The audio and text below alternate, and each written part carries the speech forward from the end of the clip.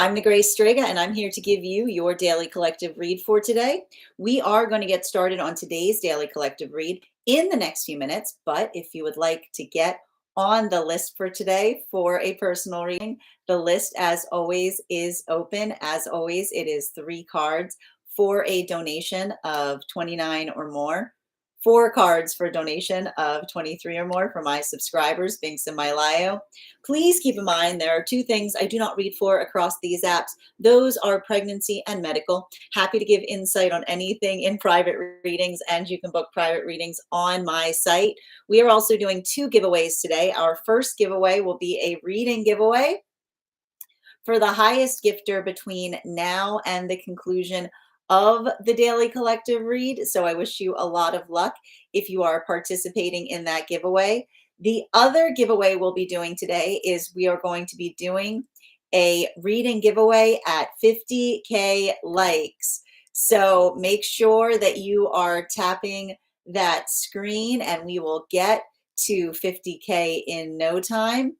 Prior to beginning our daily collective read, I will be giving you a brief recap on what we've been seeing in the cards over the last few days. Now, if you would like to catch those full readings, you can find them over on the place where we keep the videos.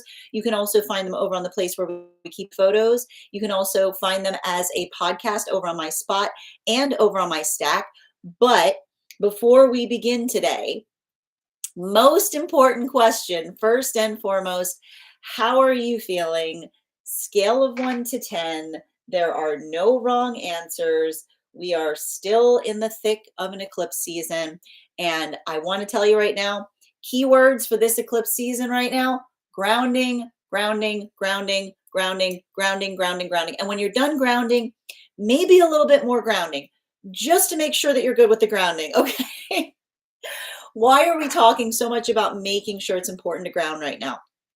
We have got an extremely intense eclipse season coming up. Okay, now, and I don't want to say that in any way to make you feel energetically panicked. Okay, but let me walk you through why we want to make sure that we're prioritizing the grounding of the self right now. Okay, eclipses, the reason we often articulate the fact that eclipses are energetically unpredictable is because eclipses themselves don't necessarily have a quality or a characteristic. They effectively take on whatever we find astrologically that is occurring at the time that we go through an eclipse cycle. I like to describe them as an amplifier. You know, it's just taking that volume knob and cranking it to 11, depending on where we find ourselves. Now, this is often why we feel a lot of that energetic intensity. Something small feels like it gets like more inflated during eclipse cycles. Now, the thing that we have to be conscientious about during this particular eclipse cycle that we're heading into is that we are effectively, there are still like, and this is just to show you the fact that Mercury retrograde is not the only thing that you have to be conscientious about that goes into retrograde. Retrogrades themselves can create that feeling of slowing down. It can create a lot of those feelings of energetic frustration. Now, one of the things that we're observing right now, pretty much everything is retrograding right now that's in Aries. So we've had a lot of this planetary work that we've been seeing that's been happening throughout this year with Aries, and this might feel like a bit of the culmination of it. I would not be surprised if you're feeling very frustrated about things, either internally towards the self or externally towards situations or circumstances outside of the self. But what we effectively identify and recognize is when we're working to facilitate the identification of how we can do something better, it allows the context by which we're able to find breakthroughs. All of this is to say, it's not the fact that we can't move through this lunation cycle that we're approaching with a sense of determination, with a sense of resilience, but we need to be very energetically conscientious as it relates to working through triggers, okay? Because again, if you're already feeling, that's why I keep on saying it's so fundamental and so important right now that you work on feeling energetically grounded at this moment, because the energy, it's not specifically changing that much between now and the next full moon cycle. It's just going to potentially intensify. So that said, if you're just prioritizing care of self right now, if you're doing whatever allows you to feel the context of feeling energetically grounded through this, the one thing I will say that is very like one of the things that we saw that was happening in a big way recently has to do with that recent moon cycle that we went through. Why was this most recent moon cycle so important? Because one of the things that we identified, and I would not be surprised as well if you told me that this new moon that we just experienced felt very similar to a full moon, because what we were effectively identifying, particularly from the space of partnership, was that was the culmination of a lot of those temperance relationships that we saw that were coming into formation during this time. Why are we articulating that the energy right now is in temperance relationships? It was working through the lesson of recognizing and understanding the value and integration point of mutual standards. Now, one of the things that was so intense that I was reading for during that recent new moon cycle is, while there may have been a lot of new energetic connections that are forming, we also see that there's a lot of karmic closure that's occurring. And this has to do with, again, both given the fact that we see that Saturn and Neptune are retrograding together, the observation and the identification point of working through the past in the context of the present, the ability of allowing that view to be energetically fortified. Now, one of the major lessons that we saw that was coming through during that recent lunation cycle had to do with the observation of what time can and cannot heal, right? Because time is a healer, but time is a healer in the space by which we allow the understanding of perspective to clarify something that we energetically went through. I did see the fact that there may have been some energy of resolution that was occurring during that recent new moon cycle, but the space by which we are identifying a lot of that work potentially had to do around circumstances or situations wherein the observation of identifying the overabundance of emotionality we may bring to something that is small, that often allows the context by which we are able to heal from it. So there could be some portion of energetic relationships that are healing in that context, but it's coming via the space of wisdom, being able to see something about a situation where you may have been overly emotional about something that wasn't necessarily energetically significant. This is often why we see that time does not erase emotions, but sometimes fortifies them, because the space by which we hold emotions in relationality to an energetic standard, it doesn't diminish in the context of time. It usually firms up, right? The observation of the emotions that hold the energetic standard allow the clarity of experience to sometimes make it easier to heal from something that we held a lot of strong emotions upon. This is the context by which we potentially see some closing out of unhealthy energetic cycles. Because if someone was feeling energetically emotional upon something that was fundamental, and someone was trying to come towards them in the space of healing with the observation of waiting for time to dissolve a circumstance or situation, it's further the understanding that time does not dissolve our standards, but rather energetically fortifies them. So for a lot of the energy doing that work, it may be feeling heavy and intense, but it may be allowing the context of healing from some trauma, because it's the observation of the energetic clarity that one is able to bring to it that allows the observation of what one is healing from. Significantly, at the same time, we see a lot of new relationships that are coming together at this time is built upon and based upon that feeling of mutual effort, the understanding that everything is possible so long as the work is mutual. And we see even now that for a lot of the energy doing that work, working through that, potentially moving deeper into partnership, is not only being built and based upon the observation of the communication of what they've been working to heal, but almost being able to predicate situations where someone from the past was trying to come back, not in an effort to want to work upon something, but almost trying to wait out another person's emotionality. But even in that context of someone seeing that and making the choice to continue forward, there may be a lot of relief that is being expressed in these new relationships in the observation of what is identified as an embodied manifestation goal, the ability to work upon something in a context that one is trying to build upon the space by which you are working to change or to grow. This brings us to a lot of the energy that's moving deeper into divine union right now. For a lot of the energy moving deeper into divine union at this time, what we're effectively observing is occurring. These were a lot of those magician relationships. You'll recall that these were the relationships that were forming from about the time of the solstice period up until the time that Mercury and Venus stationed direct behind Neptune. For a lot of these, this is actually potentially a very exciting time. I was observing that there may have been a lot of potential advancements of timeline that are actually occurring during this retrograde cycle. the ability to want to bring expediency towards a manifestation goal.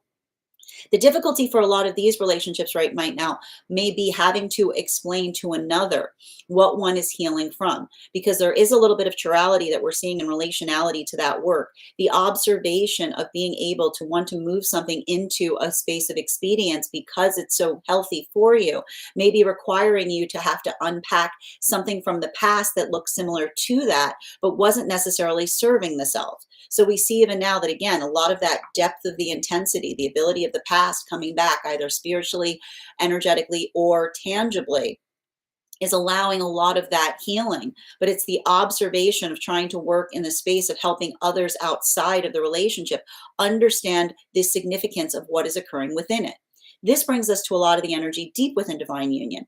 And for a lot of the energy deep within divine union or effectively occurring has to do with situations or circumstances wherein we are identifying that these are those chariot relationships. Now, one of the things I was trying to bring up is this type of energy may be feeling most difficult for the energy deep within divine union right now, because as you may be observing, while we see that a lot of this frustration is fortifying the direction of the energy moving into healthy new partnership, the energy that's deep within divine union already has a lot of that fortitude that within that. This could be working through old frustrations, either old frustrations with the self, old frustrations related to outside circumstances or experiences. But the beauty of the relationships that are working in this capacity is being able to feel energetically fortified by frustration that allows one the context in order to do something in a way that one hasn't thought of before, right? A lot of the work that we see that may be occurring for a lot of the energy deep within divine union is working upon becoming more energetically comprehensive, which is being able to articulate upon what one is trying to do in a better fashion or what one is working upon. And so for a lot of the energy right now, deep within divine union, doing that work, it's allowing the frustration to fortify and then allowing the context by which one is able to work towards an energetic resolution. I want to say it's like it's a lot of that. I want to say like it's a lot of that like work in terms of having to like kind of push through the retrograde itself to allow for the context of being able to arrive to a breakthrough. That is where we find all of the energy prior to beginning today's daily collective read. But let me know in the comments how this energy is impacting you personally. If you would like to find that full reading, you can find it on the place where we keep photos. You can also find it on the place where we keep videos. You can also find it as a podcast over on my Spot and over on my Stack. That said, we are going to get started on today's daily collective read in the next few minutes. But if you would like to get on the list for today, the list, as always, is open. As always, it is 3 cards for a donation of $29 or more, 4 cards for a donation of $23 or more for my subscribers, Binks and my Lio. Please keep in mind there are 2 things I do not read for across these apps: pregnancy and medical. Happy to give insight on anything in private readings, and you can book private readings on my site. We are also doing 2 giveaways today. Our first giveaway will be a reading giveaway when we get to 50K likes. We are already at 3.6. Thank you guys so much for tapping the screen and showing that love. Also, when you tap the screen, it encourages us to be pushed out to those who haven't received for. And we are also doing a giveaway between now and the conclusion of the daily collective read. The highest gifter will also be receiving a reading. So I wish you a lot of luck in terms of winning that as well. So good to see you, Harmony and Stephania. Welcome, Adam. Thank you for joining us, Van Helsing. I am back, Alexandra. How are you doing, dear? I hope you're having a beautiful day. Nick, thank you for joining us as well. I did, Kay. So good to see you guys. Please welcome our mod, Kay Megan, in today. Make sure to give Kay some love. I'm doing well. Oh, I'm so glad to hear you're at a 7, and thank you again. Hi there, Jillian. Happy to read for you on that. If you'd like to be on the list, list is open. Remember, the first person on the list each day will always have an additional card in their reading as well. It's been something, ground beneath my feet, not feeling great, but all for the best. Well, continue. I keep on saying, continue to work through that right now. And Alexandra, like I said, like if working on feeling energetically grounded is the focal point right now, let that fortify you. Yep. And thank you as well for the help, Kay. Hi there, Val. One, a potential partner who was wonderful. Oh dear, had to end things with you abrupt. I'm sending you so much support, Val. You're welcome. I'm going well. I gotta keep grounding. Keep on doing it. I'm telling you right now. Good to see you, Haley. Oh, and thank you for the birthday wishes, dear. I appreciate you. And Queen, thank you as well for those gifts. Grand Rising Revolt. And Ava, thank you for the gifts as well. Full moon vibes for, right? Full moon vibes for a new moon, right? It was a lot of, it had to do with the fact it was just a lot of Virgo intensity, right? And again, Virgo energy is absolutely beautiful. We love Virgo energy. The things we have to be conscientious about in relationality to working through Virgo energy is understanding that perfect is something that we work towards. It's not something energetically found. Hi there, Ava. So good to see you today. Excellent. Envy, your subscription's ending soon if you'd like to renew. And thank you again for the birthday wishes, dear. Excellent. Hi there. Hold on a moment. One moment, please. Hi there, Nisa. Good to see you as well today. And welcome, Oracle Erica. Good to see you as well, too. I know I missed you too, Julie. I'm back. I took a little hiatus. We're back again. Everything is wonderful, Julie. Just took a little vacay with the fam. I'm very emotional today. Well, and we're going to talk about that, Oracle Erica, because we got to work. Like, I'm going to tell you right now, we have to work through a lot of the emotionality that's going to come up, especially as we move towards this next full moon. It's going to be a lunar eclipse in Pisces, can bring a lot of emotionality with it. So being able to kind of process through emotions is going to be helpful. And thank you so much, Ava, for the birthday wishes as well. Thank you as well, Julie. As I mentioned, friends, we are going to get started on today's daily collective read in the next few minutes. A couple of updates before we get started today. First and foremost, I want to thank everyone who attended our recent tarot class on the Tower card. Our next class is going to be held on Wednesday, September 13th at 6 p.m. PST, 9 p.m. Eastern. We will be continuing our studies into the tarot with a focus on, I am so excited about this, the Star card. If you would like to become a part of that tarot class program, all you need to do is head on over to my Substack and become a paid subscriber. Your paid subscription to my stack is your ticket of entry into our live classes each and every month. You will also, as a paid subscriber, have access, as a paid monthly subscriber, have access to over 9 hours worth of material in the Tarot Church Library Class Archive. Now, it's not necessary to catch up. I'll be doing my best to give you an update on everything we have studied prior to beginning that class, but the material is there for you to receive. When you're ready to receive it, it's there and available to you. You can also find there a one-on-one chat with me and the other students to ask any questions that you may have in relation to anything we've learned or studied thus far. And if you become a founding member, not only will you receive a discount on the whole year's worth of classes, but you will also receive full access to the entirety of the Tarot Church Library Class Archive. That is access to over 15 hours worth of material in an ever-expanding library. You will also have access to a complimentary one-on-one mentorship class with me, where I will meet with you personally to assess where you are on your own personal tarot journey and give you the best insights in terms of how to utilize those classes to the best of your effect going towards your personal tarot goals going forward. One of the things I tried to do in these classes was make them accessible to the absolute novice tarot reader as well as the seasoned reader. There's definitely something there for everyone. Don't let your lack of experience or your robust experience prevent you from joining us in these classes. And even if you don't become a paid subscriber to my stack, I would encourage you to follow me there to stay up to date on any new offerings or services. I also post my weekly newsletter there, which will let you know about my in-person events as well as my online live schedule. I also want to let you guys know that I also post my mystic meditation articles there, which will give you a recap on what we've been seeing energetically. I just wrote one recently on this new moon in Virgo that we experience. I'll be writing one shortly about how to navigate this very intense full moon that we have coming up. I also want to let you guys know that on top of my standard life path readings, I also offer mentorship classes.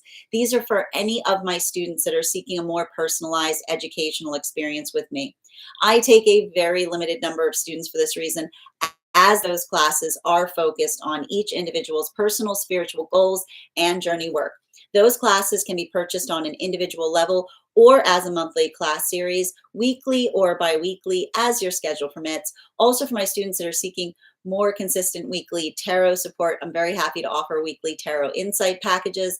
That is a package of 4 30-minute readings, again, weekly or bi-weekly as your schedule permits, so that you can stay more consistent on your personal journey. I'm also very happy to now offer dream interpretation readings. You can purchase these per dream or as a series. If you purchase the series, I would encourage you to start to keep a dream journal, as we will meet weekly or bi-weekly with that journal and utilize the tarot to understand the key themes and messages coming towards you in the dream space. That said, we are going to get started on today's daily collective read in the next few minutes. But if you would like to get on the list for today, the list is open. You will also be the first person read for, and the first person read for will always have an additional card in their reading. It is 3 cards for a donation of $29 or more. 4 cards for a donation of $23 or more for my subscribers, being semi-lio. Please keep in mind there are 2 things I do not read for across these apps: pregnancy and medical. Happy to give insight on anything in private readings, and you can book private readings on my site. Thank you so much, Dada, for sharing the live. Always appreciate when you guys share the live. And welcome to those who are joining us across the other apps. If you would also like to get on the list today, you can via my tree that has Binks in it in my bio. How are you doing today, Melissa? Melissa, thank you so much for the birthday wishes. And how are you doing there, you? Oh, excellent. Little Vamp, thank you so much for those gifts. I appreciate you. And thank you as well, Julie. And just a reminder, friends, when we get to 50K, I will be gifting a reading back to the collective. We're already at 7.7K, so make sure you're tapping that screen and we'll get to 50K in no time. Delta, your subscription's ending soon if you would like to renew. Thank you so much, Dada. I appreciate you. As I mentioned, friends, we are going to get started on today's Daily Collective. Oh, Per, good to see you as well. Great Wednesday. Before we get started on today's Daily Collective, oh, thank you, Little Vamp, for the hearts. Why don't we warm up those intuition muscles with an intuition check? I've got our animal spirit guide cards here. I'm going to be pulling one. Oh, Jacob, welcome. We're going to count back from 10, and when we get to 1, I will reveal the card. 10, 9, 8, 7, 6, 5, 4, 3, 2, 1. The air dragon. Oh, look at that little Vamp, the butterfly, the blue butterfly and the air dragon. I see it. I see it. I see it. All right, friends, let's get to it. I almost said bat. Well, there you go. Dragon bat. A dragon bat's kind of like an air dragon. We're getting there. We're getting there. So close. So close, little Vamp. All right, friends, as I mentioned, we are going to get started on today's Daily Collective Read. If you would like to get on the list, it's a perfect time to get on the list. If you'd like to secure a reading, you'll be the first person read for today. That said, no better time than the present. Why don't we get started? Welcome, everyone. Happy Wednesday. I'm the Grace Strega, and I'm here to give you your Daily Collective Read for today, Wednesday, August 27th, 2025. What do we have coming through in the cards for today? Can I please have the first 2 cards in our 5-card spread? First 2 cards we are starting our day off with today are our 10 of Pentacles in its reversal, in combination with our 5 of Pentacles in its upright. Good Lord, let's talk about it. Okay. These 2 cards together, man. These 2 cards together is what we're talking about right now. Because, my friends, we're going to have to talk about this little bit of space that we got going on right now between this new moon and this full moon that we're working through. I'm going to say this again. I'm going to keep saying this. I'm going to be like a broken record on this. You're going to be so sick of hearing me say this, but I'm going to keep on telling you. I need you to ground through whatever it is you're emotionally going through right now. Okay? There is a lot of energetic intensity that we're experiencing right now. We are going through a very intense retrograde season. Why is it so intense? Everything is retrograding in Aries. Now listen, I love my Aries babies here, but here's the thing about Aries, and we know this about ourselves. Those with Aries placements, little tiny, little, not much patience. There's not much patience. Not allowing the context of having energetic patience, working through that, right? The ability to work towards the space by which one is able to articulate and identify how one is trying to resolve or work through something. I keep on getting it's requiring a lot of that force of energetic intensity to a certain extent. I feel like the identification point of working through the frustration, but allowing the frustration to fortify one's own sense of energetic determination. This allows us to be able to do something in a more effective way. Now, what you want to be conscientious about with right now is feeling energetically triggered or working through the energetic trigger in such a way that one is able to identify and recognize what one is trying to build one's resolve upon. Now, a lot of that work that we're potentially seeing, okay, and we're just going to talk about this right now, is the space by which we are navigating into I wish I could tell you that the energy right now is going to change in the space by which we are moving towards that full moon in Pisces. But the thing is that the energy isn't necessarily changing so much as it may feel like it is intensifying. So being able to, I keep on like allowing the space by which one is able to articulate one's own frustration, but not allowing it to build into the context of feeling weighted under it, but almost feeling like one is energetically fortified by it. That is a lot of the type of work that we're seeing between now and the full moon. And I feel like a lot of that space for it is having a different impact depending on where you find yourself on the frequency cycles. Now, one of the big things that we're seeing that is occurring right now is for a lot of the temperance relationships, we saw that there was almost like a culmination point that may have been like arrived upon with that new moon in Virgo, because it's the identification point of being able to recognize what one is healing from that is allowing energy to move forward more effectively. It's not easy, is what I keep on seeing. And I keep on seeing that for a lot of those new relationships that are coming together at this time, it's like I almost feel like I wouldn't be surprised if there's a lot of emotionality that is potentially rising up within that space, because you'll remember that there's a bit of relief that we saw in a lot of those relationships in the context of being able to articulate and identify what one is trying to do in a better fashion. And so everything we keep on seeing here, I keep on getting that these new relationships that are coming together at this time, they're sharing mutual frustration. They're articulating upon it. They're working in that space that allows the context of being able to do something in in like a fundamental fashion. But that's why I keep on seeing that even in the context of that, the energy is becoming very protective, is what I keep on seeing. Being very energetically protective upon something, being able to articulate upon that protectiveness.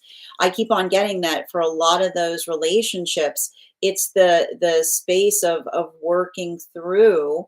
And I keep on seeing, and this is what happens a lot. I feel like there's something really significant in the space of the energy and separation, like working in the concept of identifying those points that sometimes frustrate us because it's not in the space of allowing the identification point of how we are healing.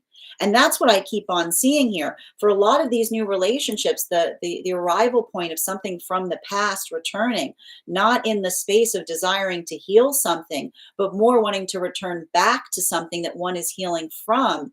I keep on seeing that for a lot of that energy, working through that intensity, working through the energetic frustration, but being able to articulate it. I keep on getting that, I keep on hearing release and relief that is happening right now in those relationships, because it is the observation of experiencing something and feeling the frustration that fortifies the energetic resolve. This brings us to a lot of the energy, and even in the context of energy in separation, doing that same work, right? That observation upon something, the identification point, and being able to see something that one is working on trying to build forth on, this is more of that same space where I wouldn't be surprised if there's energy in separation that has been putting a lot of that effort into the self.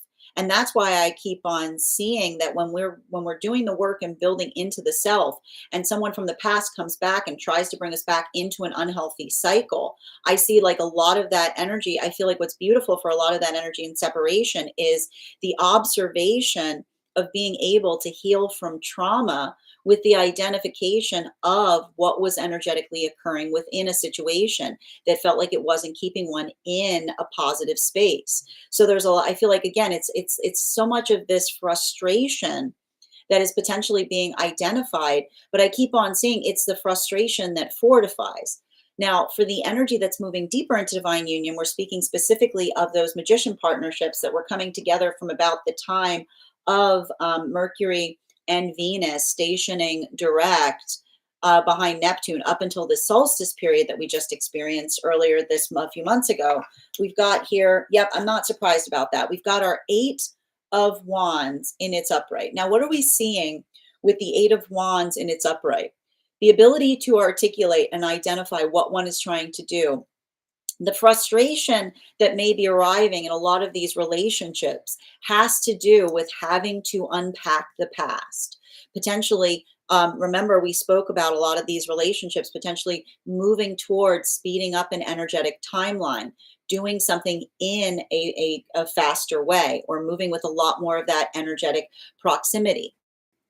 Now, for a lot of these relationships, being able to articulate and identify and refine that, this is requiring, I feel like this is a lot of the energy I'm seeing is requiring the ability to have to articulate upon history to a certain extent, to identify the difference of potential experiences in the past of wanting to rush towards something, not because it was healthy, but because it was something that one was trying to remediate by moving something into a deeper connection.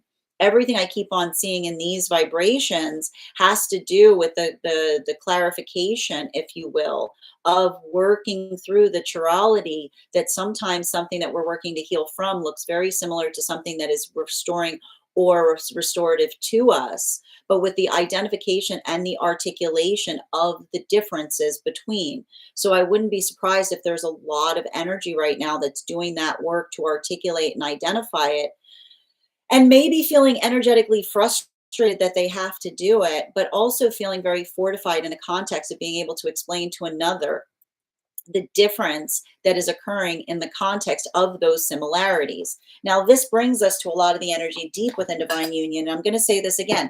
This type of energy may be feeling most frustrating for the energy deep within divine union, because you'll identify the fact that this energy, while it's frustrating, it's bringing a lot of clarification of direction. For energy deep within divine union, that clarification of direction is already there. It's not changing anything. It's more moving through the frustrations of the self. Clarification, please. We've got here our Nine of Cups in its upright and our Ten of Swords in its upright. Now, this is very intriguing because you will recall that we were seeing a lot of sword energy in our last reading. We finished the last reading that we did with the Nine of Swords. And so for a lot, I keep on saying for a lot of that energy working into, and I want to point this out, right? We've got here 8, 9, and 10. We've got a consecutive string here of numbers that is occurring. So one of the things that we're working through right now has to do with the identification point of trying to refine upon something, trying to do something in a better fashion, working in the context. I keep on seeing smoothing things out or working in the space of bringing energetic resolution to things. You know, one of the things that we're identifying that may be experienced right now for a lot of the energy deep within divine union, it could feel like a little, like it's going to feel like a little bit of like gear grinding energy. That's kind of the best way I can describe this right now for the energy deep within divine union. It's going to feel like you're really having to grind your gears, or you're really going to have, like, it feels like everything you're trying to do, like, it requires a little bit more of that energetic effort. We're not surprised to see it right now. We're going through that retrograde cycle. It's working through the energetic frustration, but allowing the frustration to fortify and determine one's own sense of resolution. So I keep on seeing that for a lot of the energy deep within divine union, like working in that capacity and just allowing the context by which one is able to articulate and identify what one is trying to do in a better way. I keep on seeing it's like frustrating, but it's energetically fortifying. Continuing to get clarification between our 10 of Pentacles in its reversal and our 5 of Pentacles in its upright. Can I get one card to clarify? We've got here our Page of Pentacles in its reversal. So what are we seeing right now, especially and particularly with the Page of Pentacles in its reversal? The best way that we can articulate upon this is recognizing and identifying. And I want to get, like, I keep on saying for a lot of the energy in separation right now, like, I just keep on seeing that there's a lot, like, there's a lot of this feeling of, and I want to say this, like, healthy, I keep on getting like healthy energetic stoppage. But the reason I keep on hearing healthy energetic stoppage is because for a lot, I keep on seeing two different modalities right now in separation. I'm either seeing situations or circumstances where this retrograde cycle is bringing something from the past back towards energy that's moving towards something in a better way. There's something very significant about working towards something in a better fashion. And so everything I keep on seeing here that's working through that is the identification point of what feels like. I keep on hearing, I keep on getting the sense of someone identifying or talking towards the lack of energetic effort that was potentially required in order to move a manifestation forward. And what's interesting about that for a lot of the energy and separation that I'm detecting is there's a lot of, like, it's interesting because I almost feel like I see some of those relationships that are coming together that were speaking towards the energetic anxiety that they may have felt in relationality to another individual working towards the embodied manifestation. Why are we effectively seeing that right now in separation? Because you'll recall that for a lot of the energy moving towards one another, that anxiety point is all I keep on seeing, the anxiety of identifying or working through something. And I keep on seeing that a lot of that energy trying to articulate to another what those doubts or those fears were. It's almost like the energy that is articulating the doubts and fears towards one another because it's expressing the relief that they feel that that is not energetically occurring. So that's what's so beautiful about a lot of those relationships is they're almost, they're not only moving towards one another with a sense of confidence, but in the process of articulating upon that confidence point, they're also communicating to one another what those anxieties were, what those fears were, what those uncertainties were that allows the space by which they're able to identify and build into that space of trust with one another. So there's something very beautiful about that, but I keep on seeing it also feels somewhat painful because it's the energy that's almost sharing with each other more of the things that they're healing from. It's like the expression point of working through the disappointments of past partnership. While for a lot of energy in separation, I would not be surprised if there's a lot of the relationships or those remember I said the healthy closure of unhealthy cycles, which is potentially the differentiation, right? Between, and I keep on hearing the space by which time allows the possibility of something to heal, but only in the perspective of feeling the alignment of what one is needs to bring to it. So that's why I mentioned that for a lot of these energies in separation, if there was a modality or moment where there was an energetic hope of restoration potentially occurring in relationality to being able to do something in a better way or being able to articulate upon it. And like I said, someone feeling a lot of emotionality upon something that is energetically fundamental towards them, while another person is approaching or coming back towards them, almost hoping that they would wait out some kind of feeling of volatility. I keep on seeing that for a lot of that energy, that feeling of stability is reaffirming their own energetic commitment towards themselves, continuing to get clarification between our Five of Pentacles in its upright in combination with our Eight of Wands in its upright. Can I please get one card to clarify? Clarification coming through right now with our Seven of Wands in its reversal. So let's talk a little bit about what's going on for the energy that's moving deeper into divine union right now.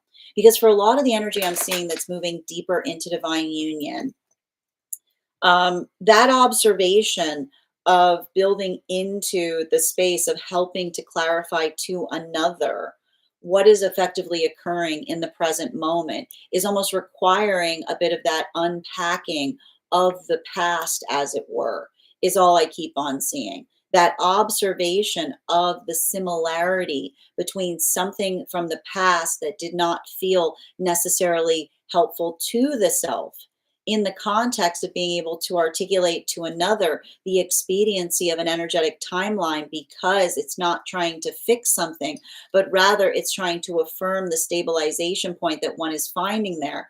I keep on seeing that for a lot of those situations, I keep on hearing it feels monumental. It feels very excited, but it's working through the energetic frustration of identifying something from the past that one, I keep on hearing it's like the energy that would rather not have to feel the need to unpack the past, but is almost feeling the ability of doing so to help clarify the difference between the present and past experience. So that's what I feel like a lot of that, like, I feel like a lot of that retrograde energy right now, for the energy that is moving deeper into divine union, it's more coming through in the space of being able to clarify to others what is energetically occurring.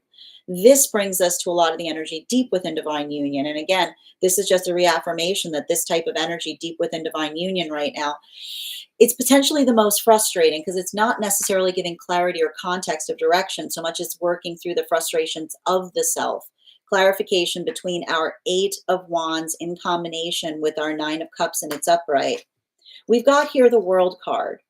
There's something very significant that we're potentially seeing for a lot of the energy deep within divine union in relationality to what feels productive, is what I keep on getting. There's a lot of this productivity that I'm identifying around circumstances or situations. But the reason we keep on seeing a lot of that productivity, as it were, has to do with the energy working towards becoming more comprehensive, doing something in a bigger fashion, doing something in a bigger way. And so, one of the things I keep on seeing that's happening for a lot of that energy deep within divine union is I keep on seeing, like, and this is a little bit of the continuation of the Aquarius full moon that we just experienced, thinking bigger than the energetic problem, allowing the context of perspective to help fortify energetic direction.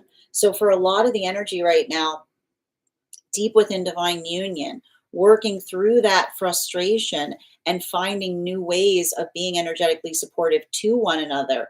I keep on seeing it's like allowing the context of a lot of expansion, but I keep on seeing it's difficult expansion. I keep on hearing it's expansion, but it feels like one is grinding your gears, is what I keep on getting.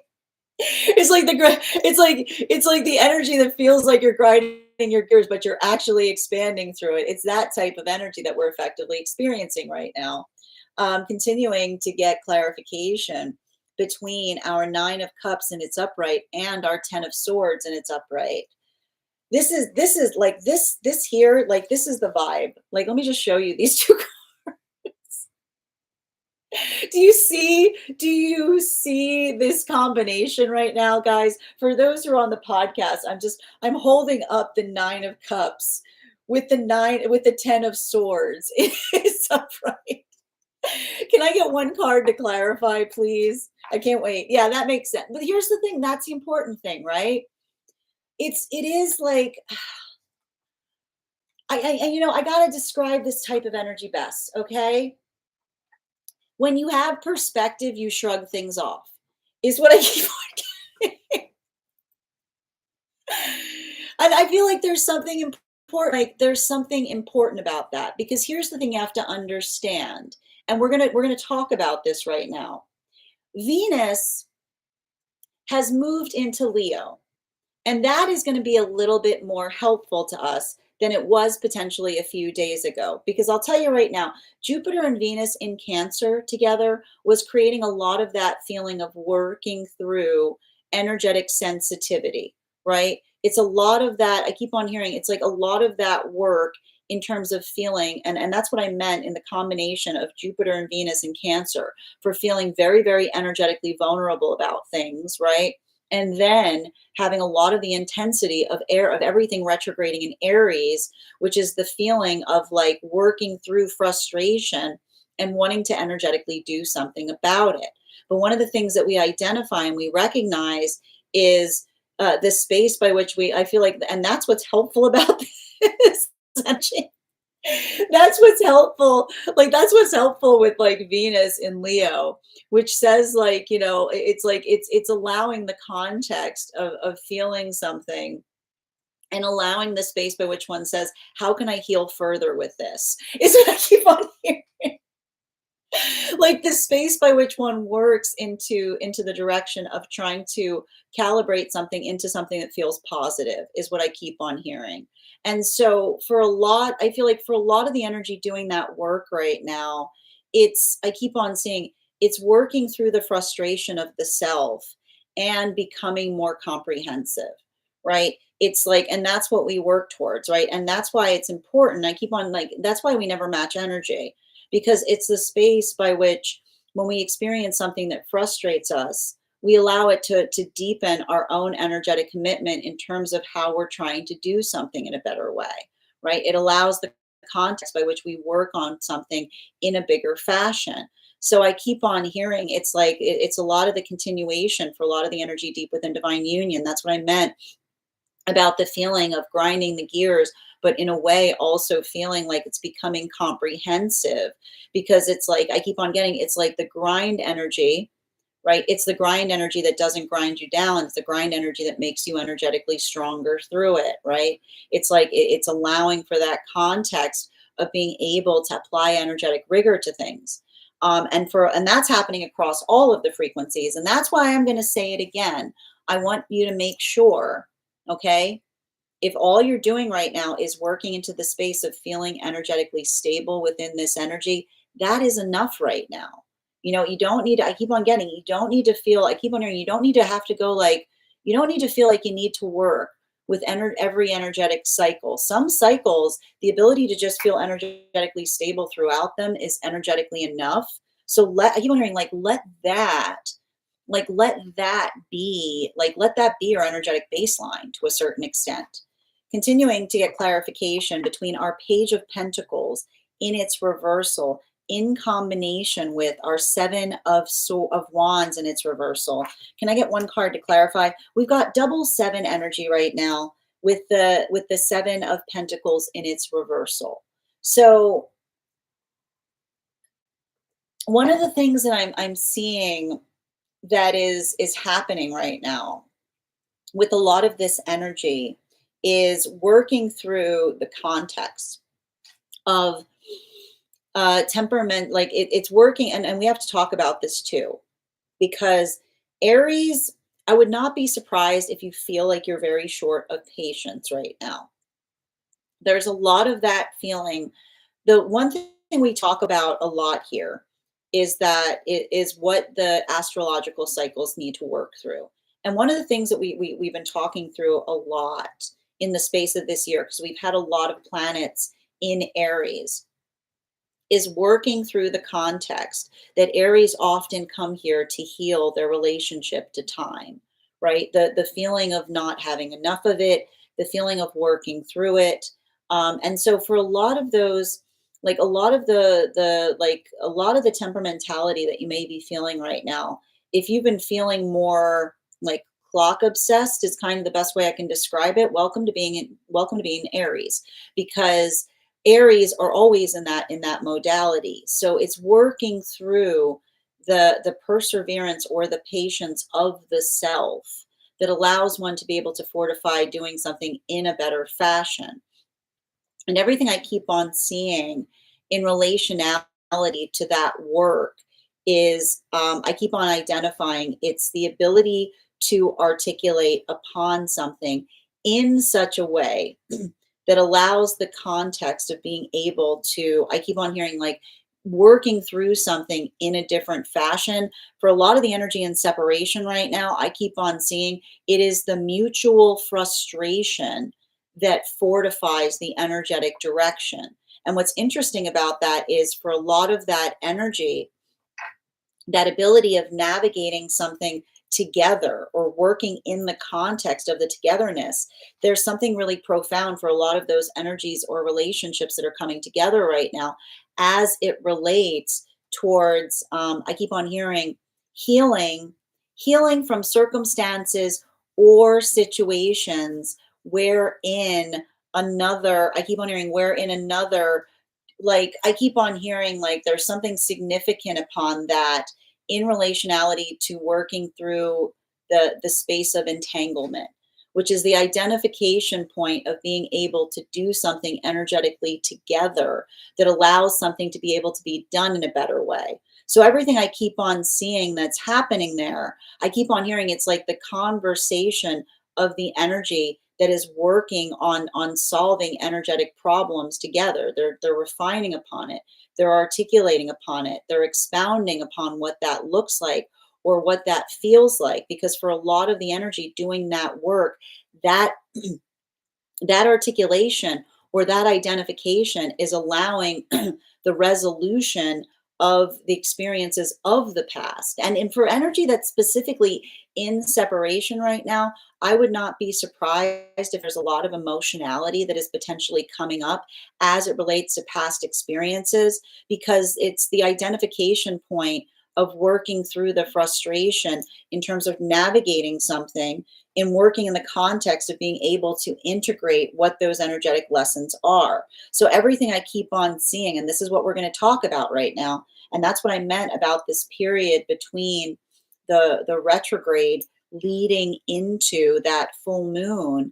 It's like a lot of, I keep on hearing, it's a lot of the stuff that comes up. It's working through the frustration and then just allowing, I keep on hearing like allowing the energetic relief, because I keep on hearing when we don't demand from situations, but we observe what is energetically occurring, we allow the space by which we can feel energetically fortified by it. And we're going to talk a lot about this because we were talking about this last week.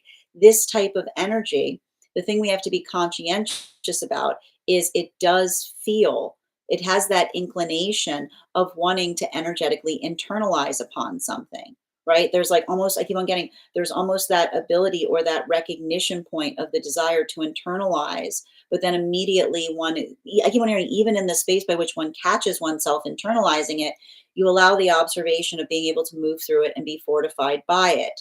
Now, continuing to get clarification between our Seven of Wands in its reversal in combination with our World card. Can I get one card to clarify? We've got here our Page of Wands in its reversal. So let's talk a little bit about that Page of Wands in its reversal. For the energy that is, how do I describe this best?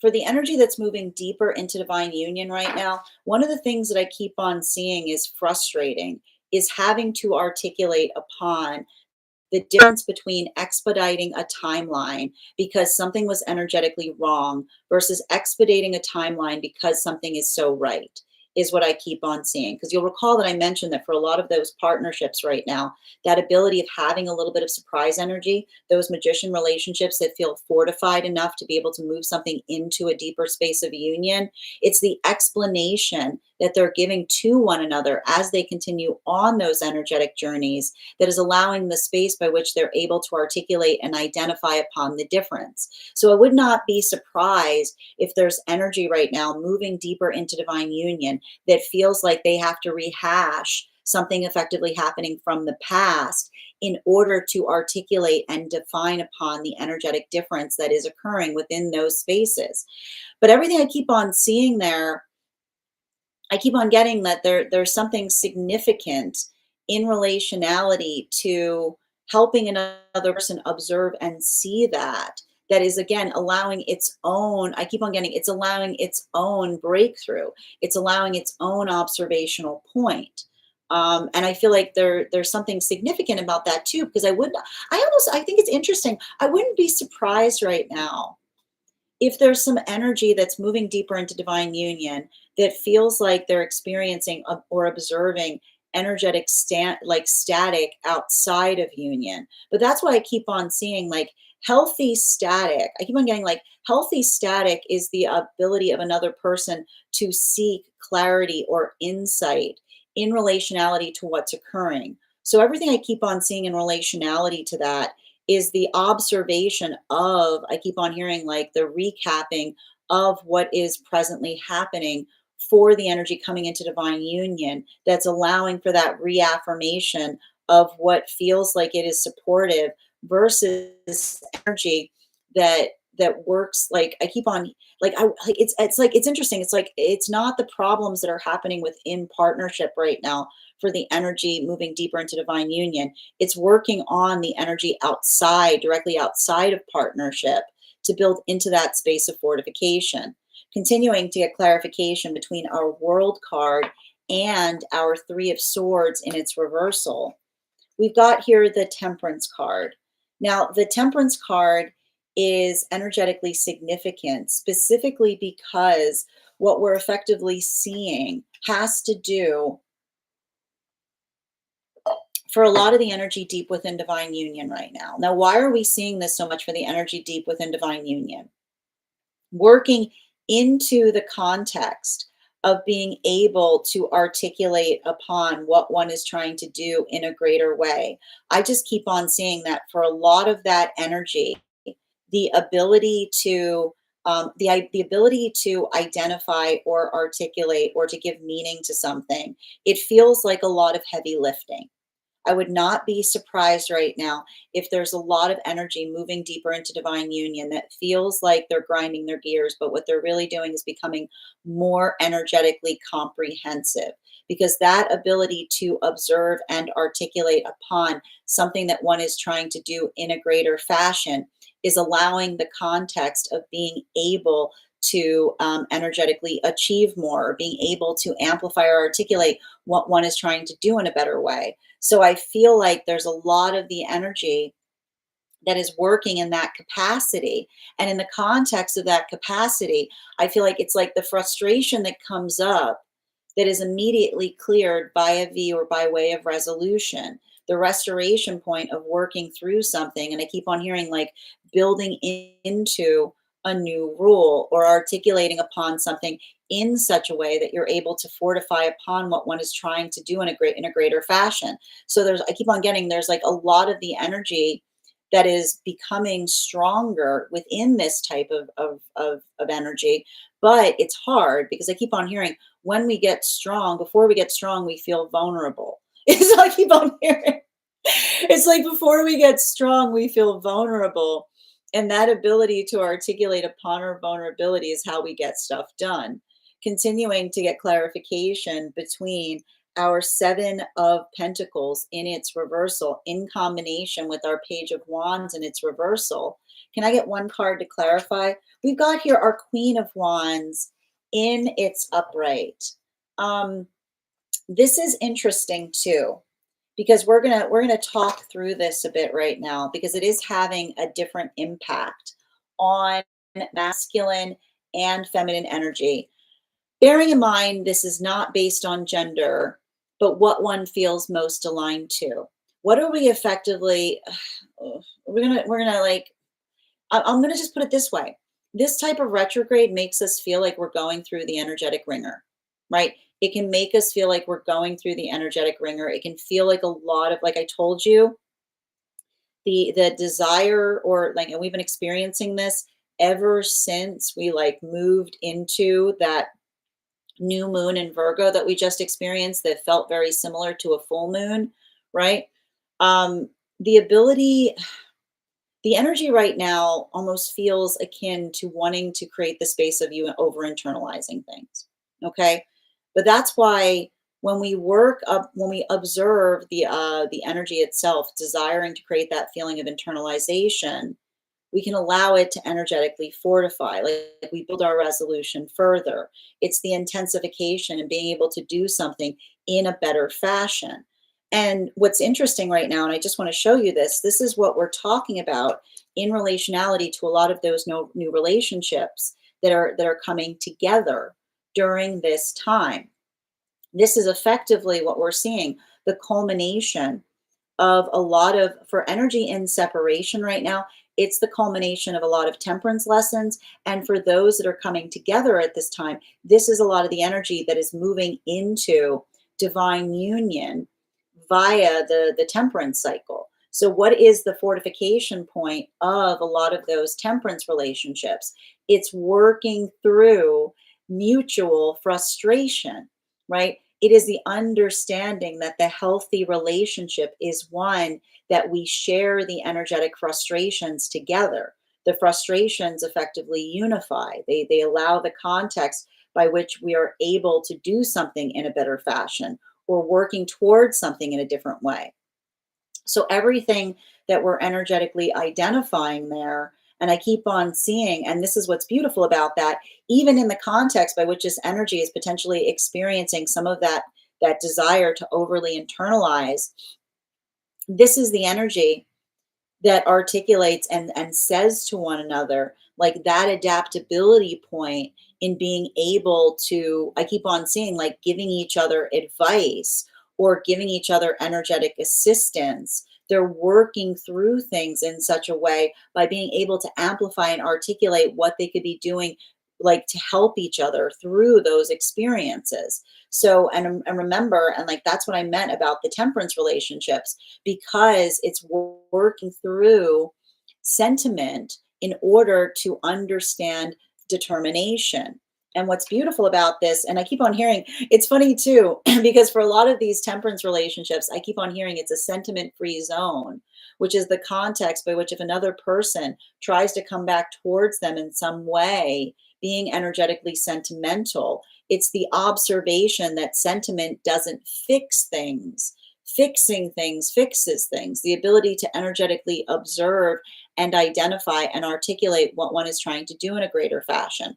I keep on seeing that for a lot of the energy doing that work, it's like I keep on like a lot of that, like it's a lot of that energy that is building into the context of appreciation. And what's beautiful for masculine energy in that modality is we see that it's a lot of that energy working through and doing that inner child healing, being able to energetically observe what one could, like this is the energy that even in the experience of identifying, like that is the energy that doesn't feel the heaviness, as it were, because it's the energy that feels the ability to be emotional towards feminine and not feel like they have to put, I keep wondering, not feel like they have to put like some kind of like not feel like they have to put some kind of like strong position in relationality to their own sense of stability. Like I feel like there's a lot of this masculine energy that I'm seeing here that is building into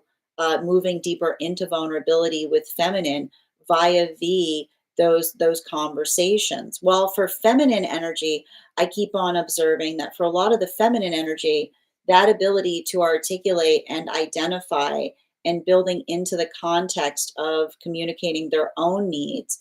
I feel like this is the energy of the feminine that is becoming energetically stronger via the communication. And for masculine, this is the masculine feeling more energetically vulnerable. Now, this is important to notate because I feel like that is potentially, and we're going to talk a little bit about this for the energy moving deeper into divine union. This is a lot of the energy that's also building into the context of explaining to others what is effectively different versus moving towards a timeline with with greater rapidity because something is right versus experiences in the past where another person may have potentially worked upon something in such a way that they were articulating upon the vulnerability of the self and trying to move something with more rapidity as it relates to anxiety and fear of energetically losing something, is what I keep on seeing. So there's a lot of, I feel like for a lot of the energy right now coming into divine union, there's a lot of potential heart opening that's occurring in those experiences. But I keep on seeing it's the heart opening that is allowing the ability to articulate to another the intensity of an energetic connection. This brings us to a lot of the energy that's deep within divine union. And for a lot of, and that's what I meant about this energy being most frustrating for the energy deep within divine union, because it's working through a lot of the frustrations of the past. It's working through a lot of the fears of the past. It's working through a lot of the anxieties of the self. But everything I keep on seeing in relationality to that is the energy that's working upon becoming more comprehensive. Because for a lot of the energy working in that fashion, the ability to articulate and identify what one is trying to do in a greater way, I keep on seeing like there's a little bit of that. I keep on hearing it's like working through the intensity and then becoming energetically stronger through it is allowing the space by which one is able to become more comprehensive.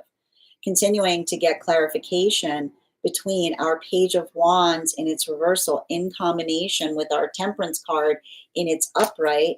Can I get one card to clarify? Wow, we've got the Empress here. So let's talk a little bit about, we've got the, when you have a moment, please. Oh, and we've got the next card. Okay, we've got our final card today. It's transverse and it's already out. One of the things that we're effectively seeing that's occurring right now, particularly and especially across the frequencies, and I want to kind of, we're gonna like pause and talk about this, okay?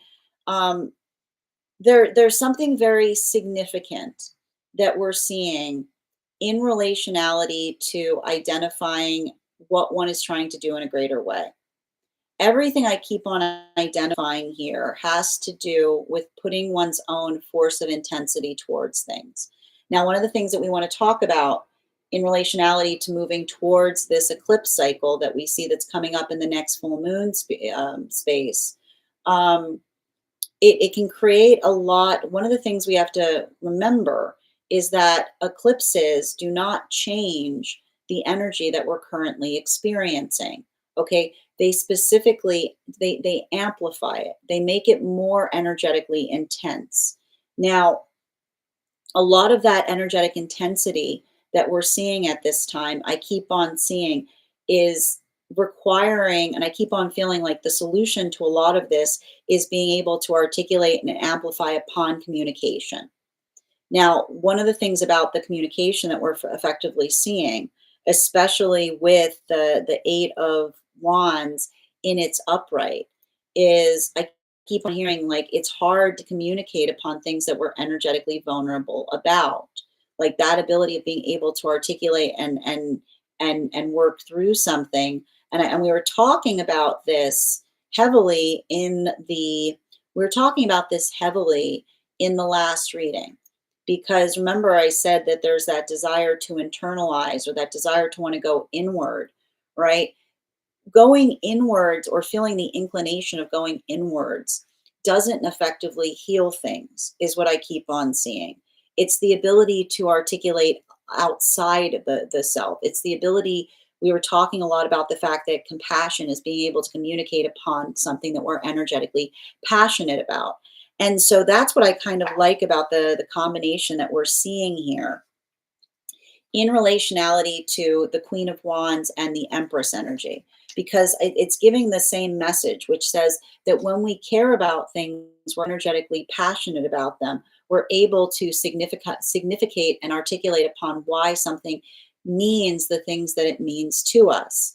So for a lot of the energy doing that work, I just keep on seeing there, I feel like there's a lot of that energy that's trying to identify what one can be doing in a better way. And I keep on hearing it's working in the context of thinking larger than energetic problems, right? And I keep on hearing the same message that when we over internalize upon things, we start like when we overly internalize things, we focus too much on them, And in the space by which we do, we're not able to identify and recognize energetic solutions. So there's something very significant upon this type of energy right now, because remember, we always get a little bit of advice from the full moon that we've navigated. Remember what that last full moon that we experienced was, which was an Aquarian full moon, which says thinking wider than the problem, allowing that ability to articulate in a way that allows us to build into the space of expansion upon it.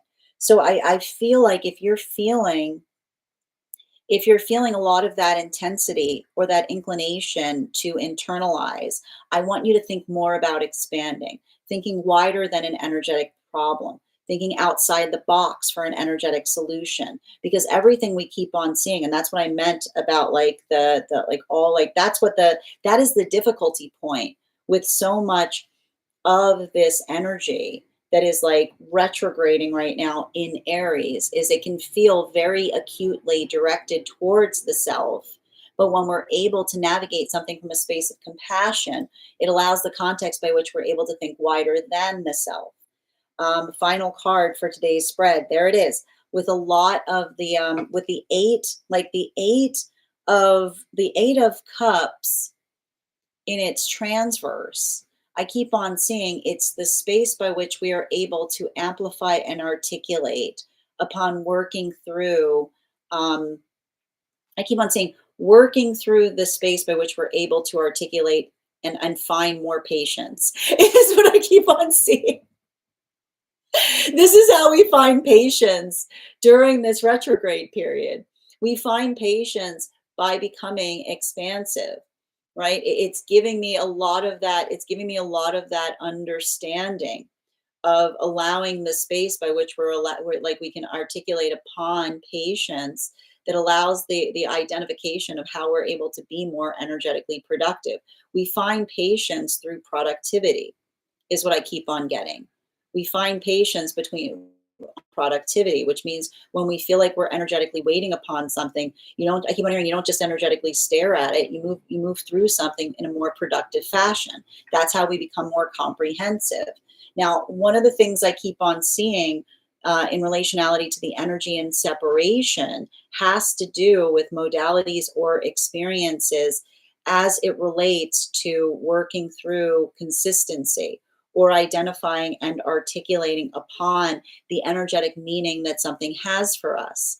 And so, what's beautiful, I keep on saying that there's a lot of the culmination that we are identifying right now, specifically and particularly as it relates to a lot of these temperance relationships, because everything I keep on seeing in relationality to those experiences has to do with the ability of being able to look at circumstances and find, I keep on hearing like finding energetic consistency. You'll recall that for a lot of those relationships that are coming together at this time, and I've got two different modalities in separation we're going to talk about. The energy in separation that is working through the appreciation of the self. This is why I keep on hearing when we feel emotionality towards something that is energetically fundamental, that never wavers, it never goes away. And often, in the context by which another person departs away from us, we become energetically more nourished by it.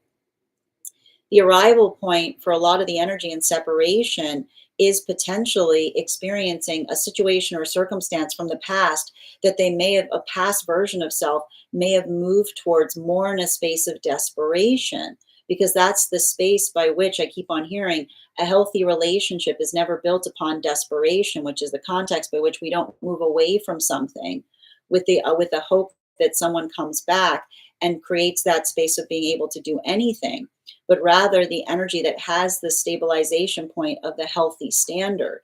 So I either see a situation of energy in separation, feeling frustrated or fortified, working through something in such a way that allows the context of being able to articulate upon what is energetically important to them. So there may be a lot of energy right now that is releasing trauma with the ability to see an energetic cycle, right? It's like I keep on hearing the cycle that is observed is the trauma that's energetically released, because it is the understanding of, I keep on seeing like the space by which a particular relationship would not be necessarily healthy for us, is what I keep on seeing. For a lot of that energy and separation, I can almost hear the energy saying, like I kept on hearing this in the reading we were doing the other day, which is the observation of someone saying, are you done being emotional? And someone saying, I wasn't being emotional, I was being fundamental, which is the space by which another person says that wasn't emotionality that you saw, that wasn't an over emotionality experience, that was me holding an energetic standard upon something that was energetic important to the self.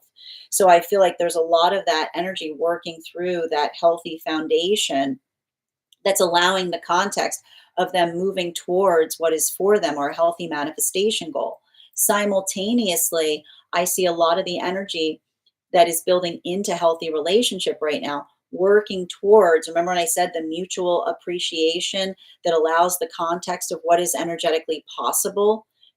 Everything I keep on seeing here is like, I keep on identifying like that is the energy that is like working to define and articulate upon what they have meaning towards.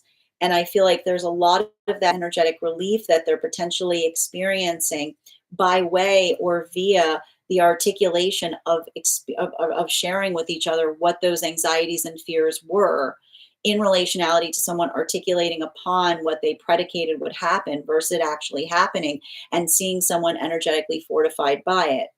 While for a lot of the energy that is deep within divine union, for the energy that's coming into divine union, correction, I'm seeing that this ability of having to rehash the past is the conversation of the difference between the pathwork of trying to speed something up because you're trying to heal it versus the energy that feels energetically restored within a context of the moment.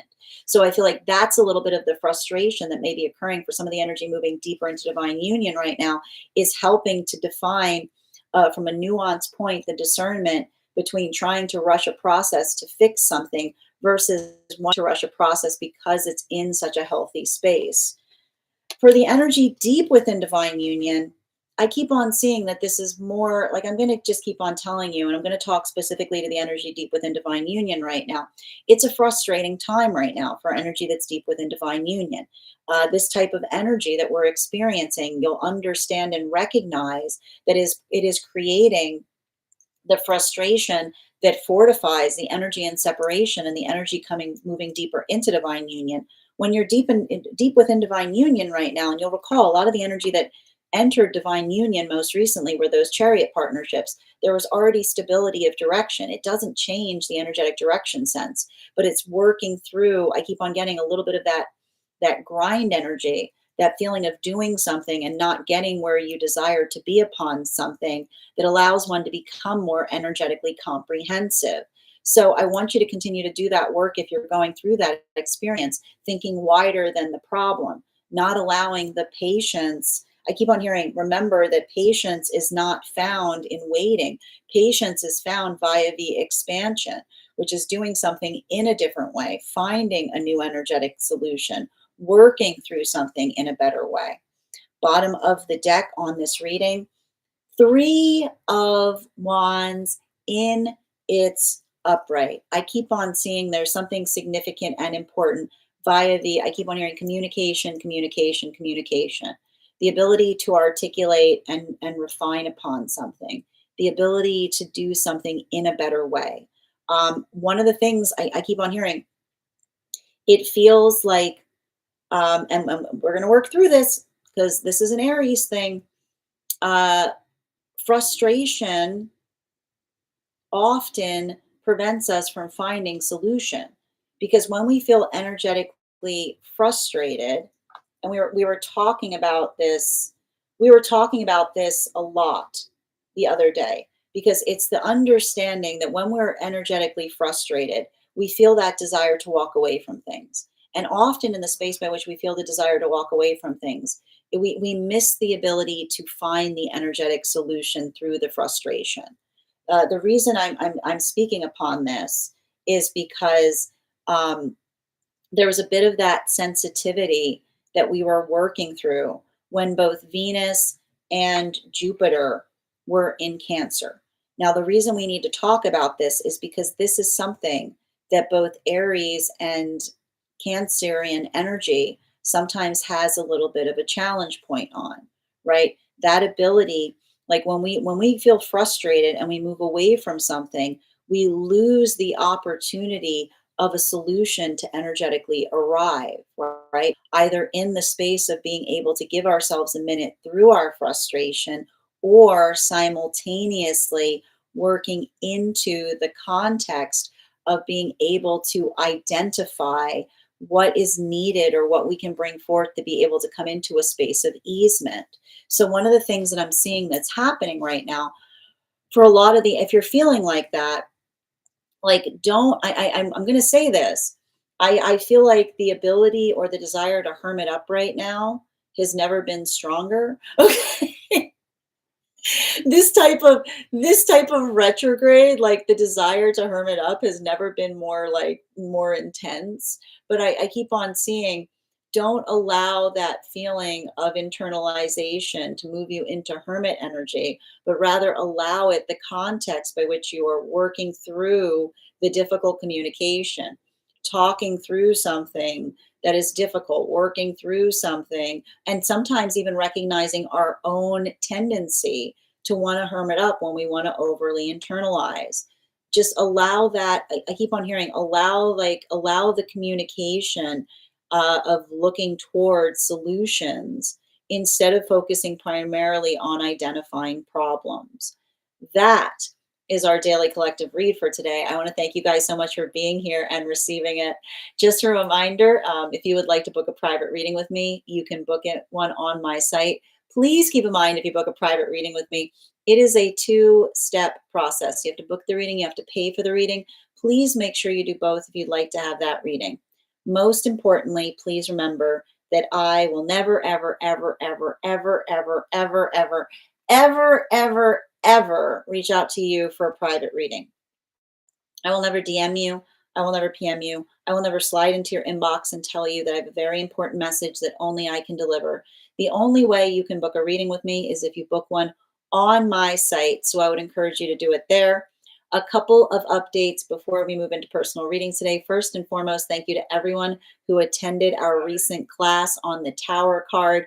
Our next class will be held on Wednesday, September 17th at 6 p.m. PST. 9 p.m. Eastern. We will be continuing our studies into the tarot with a focus on the star card. If you would like to become part of our tarot class program, all you need to do is head on over to my Stack and become a paid subscriber. Your paid subscription to Stack will be your ticket of entry into our live classes each and every month. You will also, as a paid subscriber, have access to as a paid monthly subscriber, have access to over 9 hours worth of material in the Tarot Church Library class archive. You will also have access to a one-on-one chat with me and the other students to ask any questions you may have in relation to anything we've learned and studied thus far. And if you become a founding member to my Stack, not only will you receive a discount on the full year's worth of readings, you will also receive access to the full library of the Tarot Church, which is access to over 17 hours worth of material in an ever expanding library. You will also have access to a one-on-one complimentary mentorship class with me, where I will meet with you personally to assess where you are on your own personal journey of the tarot and give you the best insights in terms of how to utilize those classes going forward towards your tarot goals. One of the things I tried to do in these classes was make them accessible to the absolute novice tarot reader as well as the seasoned reader. There's definitely something there for everyone. Don't let your lack of experience or your robust experience prevent you from joining us in these classes. And even if you don't become a paid subscriber to my Substack, I would encourage you to follow me there to stay up to date on any new offerings or services. I also post my weekly newsletter there, which will let you know about my in-person events as well as my online live schedule.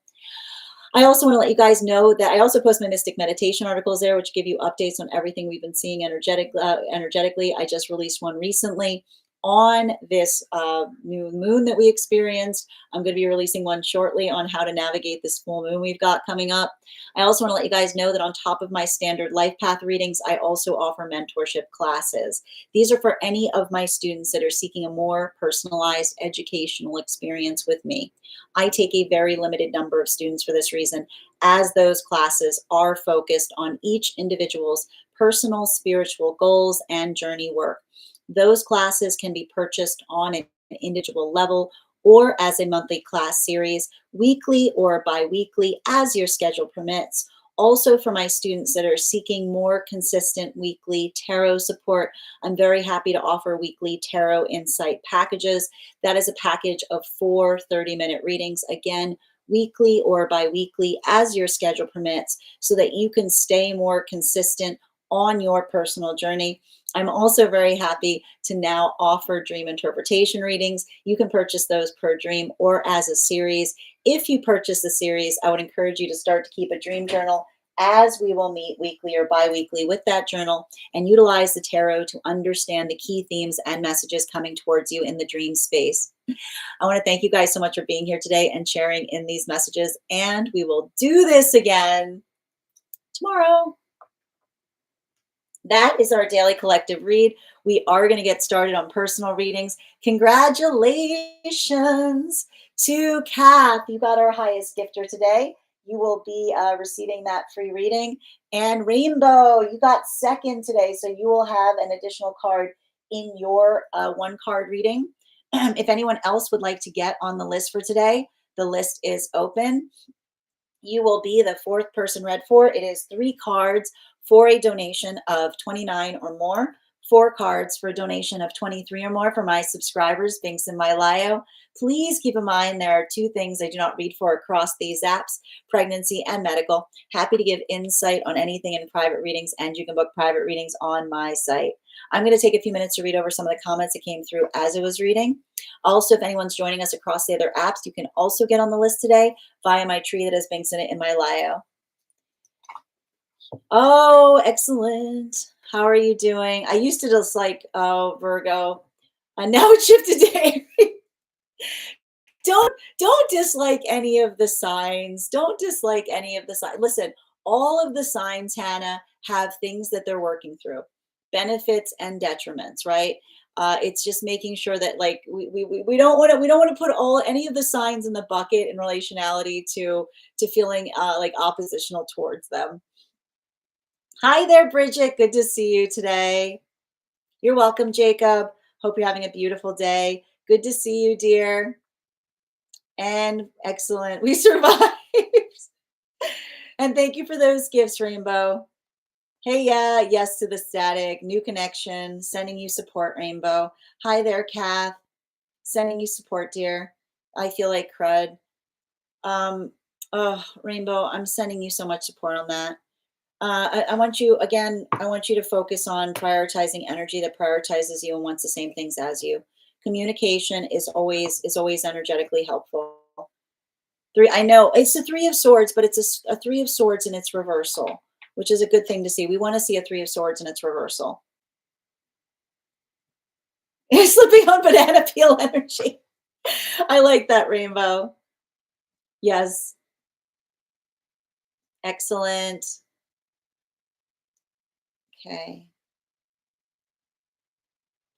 It should be why do you feel this way and how can I walk you through it? That's a beautiful way of describing it. Well, and remember what we're talking about right now in terms of like not over internalizing things, but asking healthy questions, you know, sending you so much support, dear. No. Oh, I know. Welcome, Ushu. Good to see you, dear. Yes. And I want you, again, like Rainbow, I want you focusing on alignment right now. I want you making sure that you're writing things down, honoring the space by which building into. And I feel like, again, talking towards healthy communication on your needs and finding energy that's in alignment to you in that way. That's exactly what I think is happening. They're stuck in negative thinking instead of looking for solutions. Sending you support as well, Wushu. How are you doing today, creative? Hi there, Nikki. Welcome. Grand Rising, dear. And we are back. Excellent. I know. It's been rough. I hope it wasn't too rough, dear. I'm so glad to be back. I missed you guys. Excellent. And Erica, thank you so much for helping me reach my crown goal today. Thank you, Alexandra, for confirmation. That was so comprehensive. I do my best, Linda. Thank you for being here and receiving it. Yes, Stella, I can read the list. You're the first person on the list, and you'll have an additional card today. Thank you for being on the list. And if anyone else wants to get on the list right now, you'll be the fourth person read for. All right. One moment, please. Yes, thank you, guys. And guys, please make sure to give Kay some love and thank them for their help as moderator today. I agree. Bring such beautiful energy to the chat. Absolutely. And thank you, Rachel, for the follow. Excellent. Thank you as well, Hannah. My birthday was Saturday. Oh, buon compleanno. I know it has been bonkers energy. Kath, and thank you for confirming, Kay. Hannah, yes. Did you have, what are you redeeming from? Can you give me the date that we're redeeming on? I just need the date that you're redeeming the reading from. Okay? Yes. The list right now is Stella, Nikki, and Kath. Next. Yep. So true. Especially let's not be kind. Hold on a minute. What did you say there, Rainbow? Well, I lost my spot. Be kind to our big feels. No, exactly. And I think that again, I need to stress this right now. I got to point out, like, sometimes I see this a lot with Aquarius energy. I see it a lot with Piscean energy. Sometimes those moons in our sign can be like, they can do a number on us. So making sure that we're in a healthy, grounded place is going to be important.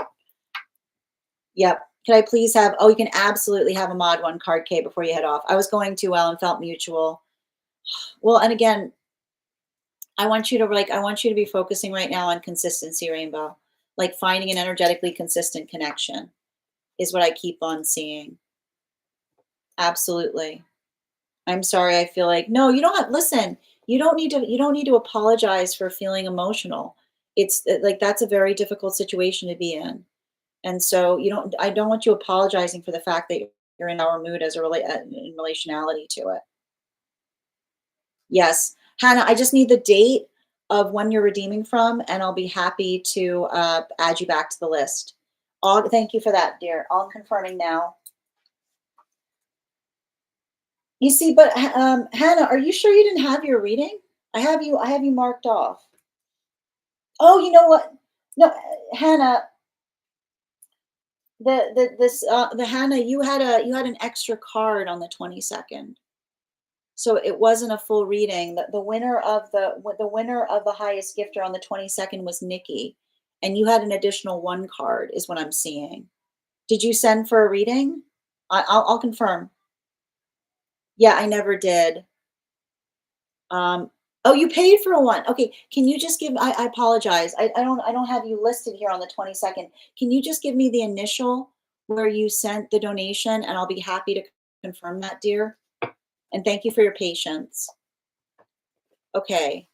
I got you, Kay. All right, one card for Kay. I don't need the date. I just need the location. And don't put the full name of the place. Just give me the initial of the place you sent the donation. Thank you. That's all I need right now. All right, let me get to Kay's one card and we'll get started. And if anybody else wants to get on the list right now, the list is open. All right. I decided one card on advice for that connection for Kay.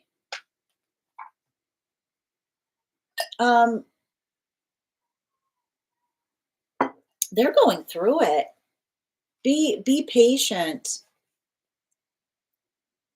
is what I'm seeing. I don't know why I'm sensing like a lot of volatile energy around someone. Um, bottom of the deck. Yeah, like I feel like it's important. Where did you leave it with someone? Is what I keep on seeing. Um, was there something volatile that was going on? Like, was there some like and the one thing I'm getting is if it's a good idea now, it'll be a good idea in 5 minutes. is what I keep on seeing, right? Because I feel like there's something like there's something about like I feel like there's something about someone working through something in some way is what I like. It's giving me a little bit of like, what was all that about kind of energy. Um, and I feel like um, I think that I keep on seeing like the ability to I keep on hearing don't make assumptions, ask questions if you do kind of communicate in relationality to like what they were going through or making sure that they're not projecting something on you is what I keep on seeing is important too. Sending you so much support on that journey, Kay. All right. Oh, thank you, Hannah. I appreciate. Oh, that'll solve it. I wasn't on that day. We have cracked the case, Hannah. We have cracked the case. That'll do it. We figured out. We figured out why I don't have you on my list. That'll solve it. Thank you for confirming, dear. All right, just bear with me a moment.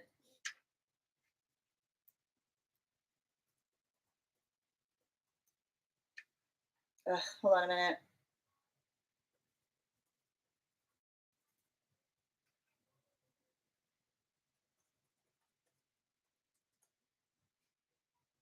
All right, there we go.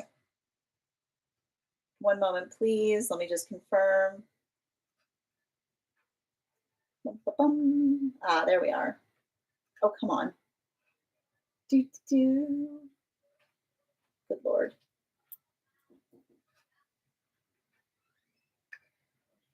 Okay. You said the 20th, correct? I'm just going to confirm now. Oh my goodness. All right. Dun, dun, dun, dun.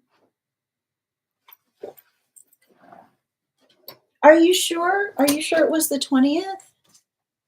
Yep.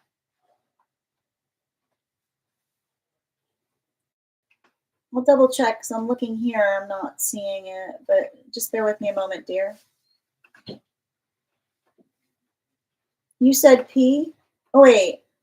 I've got you on the 19th. Is what I'm seeing. Yes, I've got you. Okay, it was the 19th. There we go. Okay, we're good. Perfect. All right, I have added you back to the list, Hannah. All right, let's continue. Where were we? Yep. Okay. Oh, New Zealand. Okay, that makes sense. It's fine. Okay, it might be the 19th. We've figured it out. It's fine. Why are you messing with me, Hannah? Okay, where were we? I'm over here. Hold on, I'm just reading back on Kay's question. Yes. My gut was telling me to wait too. Yeah. We were on good terms and then they blocked you. Oh my goodness. And that makes sense, especially with this eclipse energy. Yeah. I gotta tell you, I'm looking into that. Like when I was like, it feels like something's hitting the fan there is what I keep on seeing. Yep. My time zone. No, I see it here. I'm over here like, can someone please tell me something, anything? Okay, sending you so much support, dear. Continue to be patient. Absolutely. No, it's okay, Anna. I was kidding. All right, we found it. We solved the mystery. Okay. All right, friends, we are going to get started on personal readings right now. The first person we're reading for today is Stella. Stella, could you let me know if I believe you said that you sent a donation. So what we're going to start with is we're going to do an intuition check. So, and if anyone else wants to go on the list right now, you'll be the 1, 2, 3, 4, 5th person I had for 3 cards for a donation of 29 or more, 4 cards for a donation of 23 or more for my subscribers. Being semi-lio, please keep in mind there are 2 things I don't read for across these apps, pregnancy and medical. Before we begin, why don't we get warmed up with an intuition check? I've got our animal spirit guide card here. We're going to count back from 10, And when we get to 1, I will reveal the card. 10, 9, 8, 7, 6, 5, 4, 3, 2, 1. The seal. Thank you guys so much for participating. We'll do that again after the next reading. All right, and I'm just going to be pulling up. I just need a moment to pull up the question from Stella. All right. Okay, one moment, please. Where are we?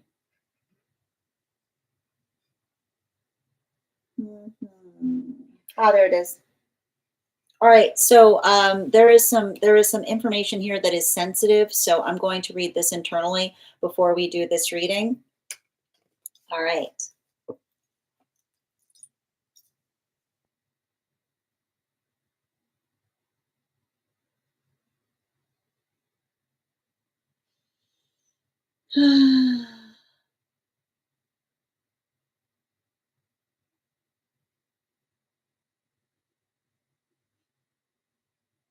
Hmm.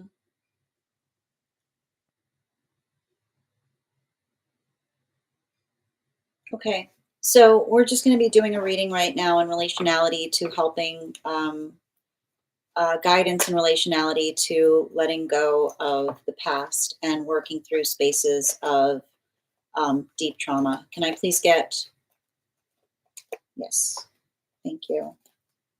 And thank you for also being the first person on the list. You'll have an additional card.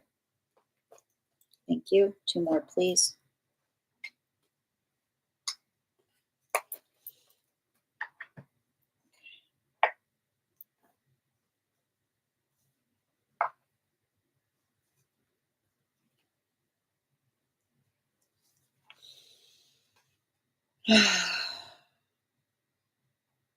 So,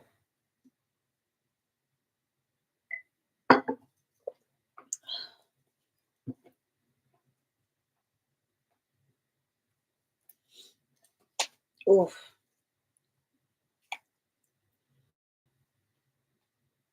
You know, every time I read into this, every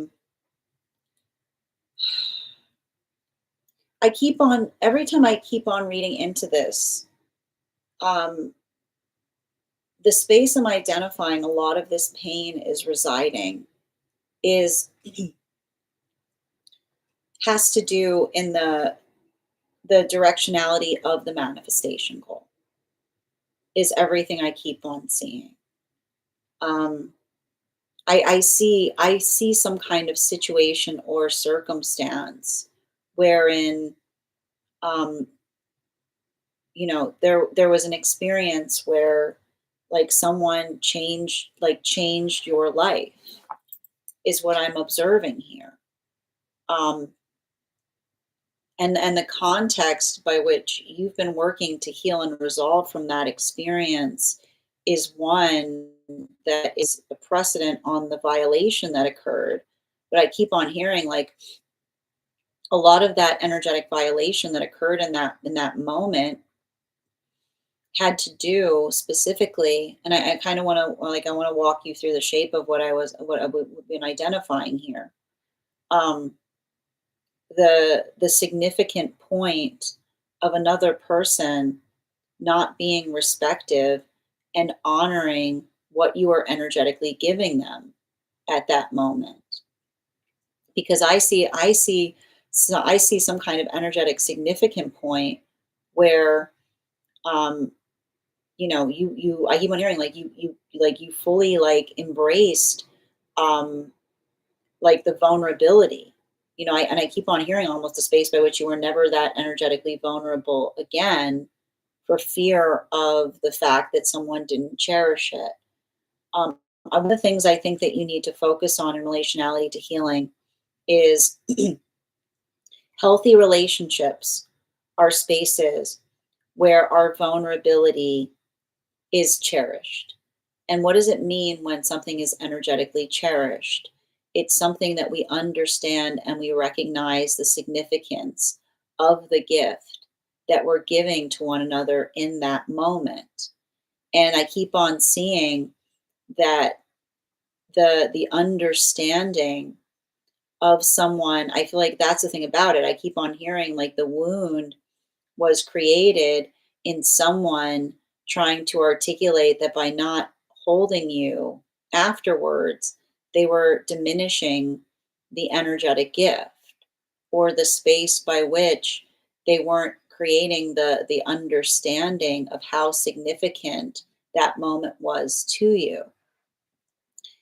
Now, when it relates to the anger that you're articulating that you're feeling, I feel like the and I actually feel like the space by which you allow the context of um, feeling energetic anger.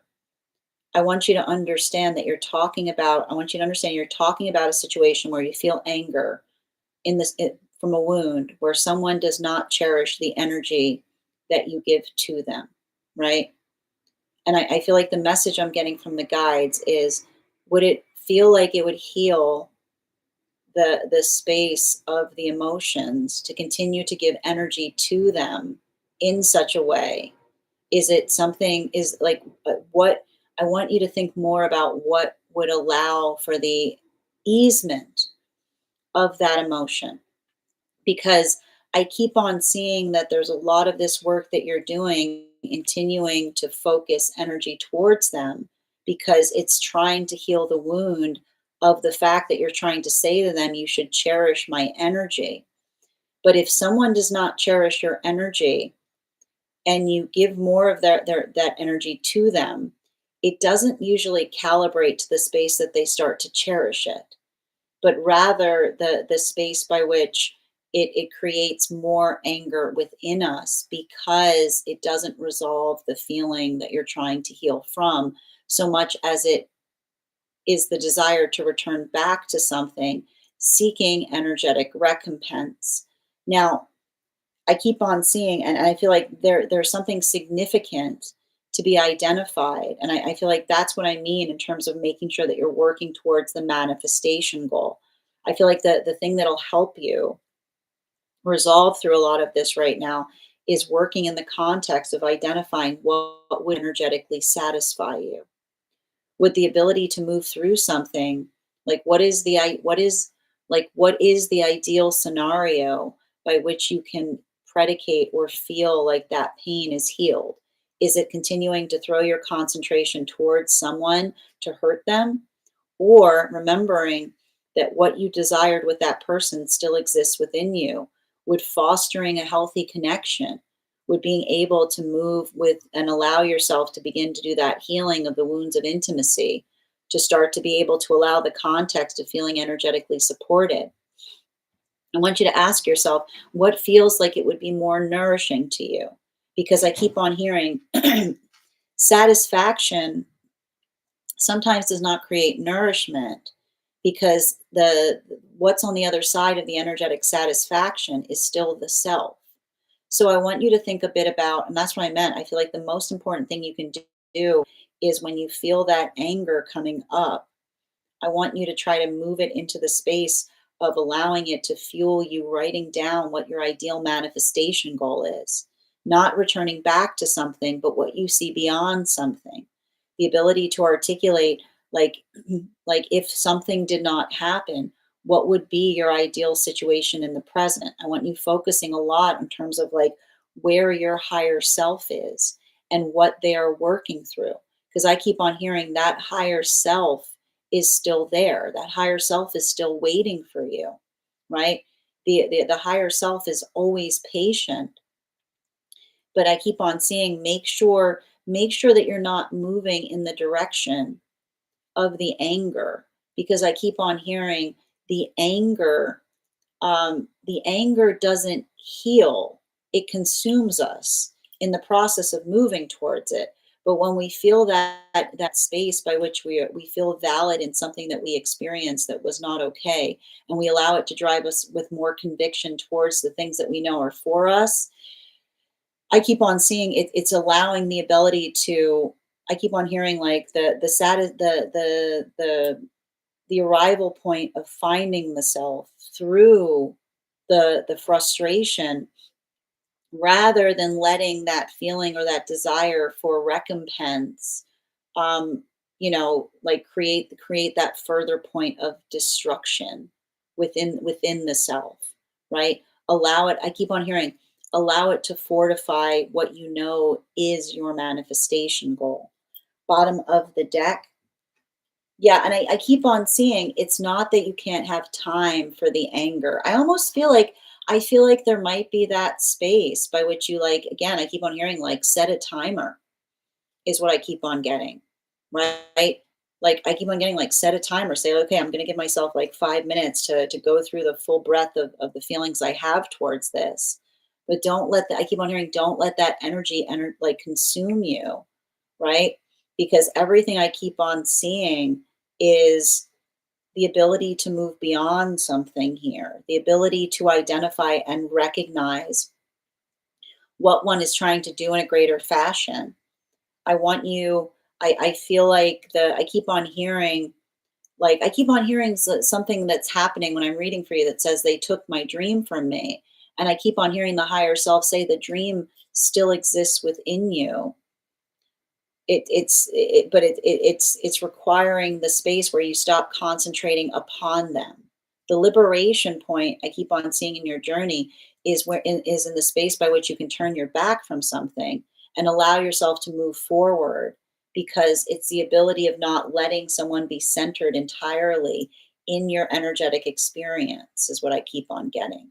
So make sure that you're writing for, I keep wondering, for every angry thought, bring forth a good thought, right? For every, I keep on hearing, you don't have to deny those angry thoughts, but make sure that those angry thoughts are proportional with, I keep on hearing, the better thought, something that would be fortifying to the self, not something that would be energetically destructive to the self. Thank you so much for having that reading with me, Stella. And if this message connected to you as well, it's very common. And I also feel like, again, I need to stress this too. If it feels like, and because you did say some things that were very, very painful in the message you sent me. If you don't feel like you're in a healthy space, I want you to make sure that you're reaching out to get support on that. You don't have to navigate these things alone. Having someone to be able to energetically support you through that, even in a professional space, can also help us as we're working to navigate trauma as deep as the one that you've been articulating to me. Thank you so much for having that reading with me, Stella. And if this message connected to you as well, it's very common for those that need these messages to be here to experience them. We are doing personal readings right now. If you would like to get on the list is open. It is 3 cards for a donation of 29 or more, 4 cards for a donation of 23 or more for my subscribers. Links in my bio. Please keep in mind there are 2 things I do not read for across these apps: pregnancy and medical. Happy to give insight on anything in private readings, and you can book private readings on my site. I'm going to take a moment to read over some of the comments that came through as it was reading. Also, friends, we're at 44K likes. When we get to 50K, I will be gifting a reading back to the collective. We are also, who's next? Nikki, I've already got your cards out. There it came out. And I'm just going to take a minute to read over the comments that came through as it was reading. And I like to point out, like, one of the messages that always comes through is if there's ever a moment or experience where we say we can't stop doing something, that's usually the space where it's okay to get help with it. And especially if it feels like you said, like, if you have that moment where it feels like you can't stop having the angry thoughts, or it feels like the angry thoughts are pervasive, it's totally okay to be able to get effective energetic support with navigating through that as well. And I keep on hearing too, I feel like some of that feeling of anger is like valid, because I feel like I almost see you like processing the grief of moving away from something out of sorrow into frustration. Yes. I did not miss not guessing the animal card.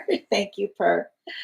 I meant boat. Boat makes sense. They both hang out on rocks though. This is true. This is true. Yes. It likes fish. I do my best, Hannah. Thank you as well. Thank you guys for supporting each other in the comments. We should be thriving in our vulnerability. Absolutely agree. If this is more of a narcissistic person, I bet they find joy even in negative attention.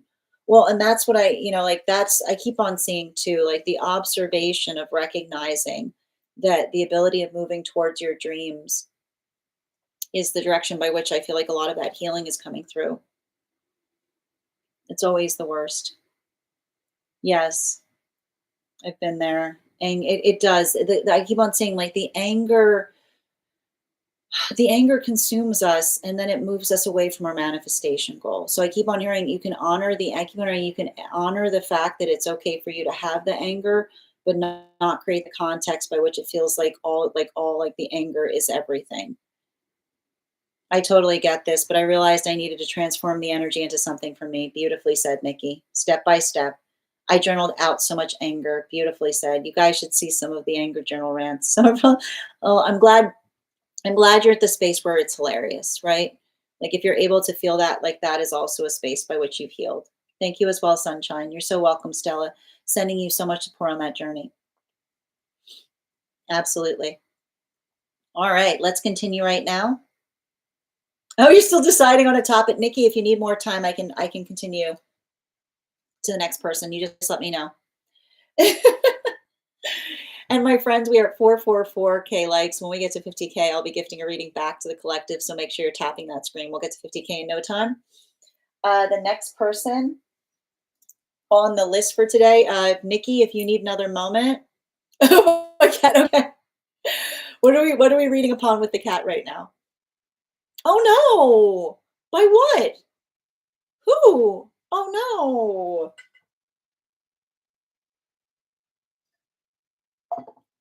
What happened? Okay. Are we doing an energy super injured? Oh no, babe. Okay. All right. So are you looking for a read on what they need right now? Oh Lord. Okay. Okay. I got you, dear. Okay. And guys, make sure to give Stella some love who just had the reading. And I'm going to pin up Nikki right now as well. All right. You guys. The poor thing. Okay. Yeah, I understand. Cool. All right, let's get to it. All right, before we continue though, let's do an animal spirit guide. Let's do another intuition check. I've got our animal spirit guide cards here. I'm going to count back from 10, and when we get to 1, I will reveal the card. 10, 9, 8, 7, 6, 5, 4, 3, 2, 1. Who wrote something in water? Well done. It was the otter. All right, let's continue right now. We got 4 cards out already.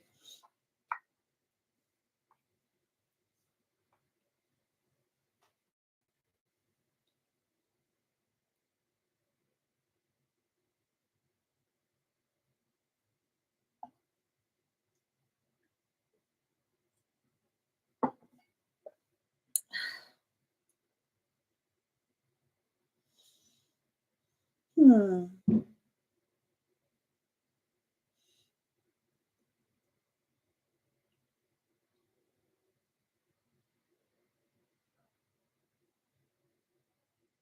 They were hunt. They I were they were like.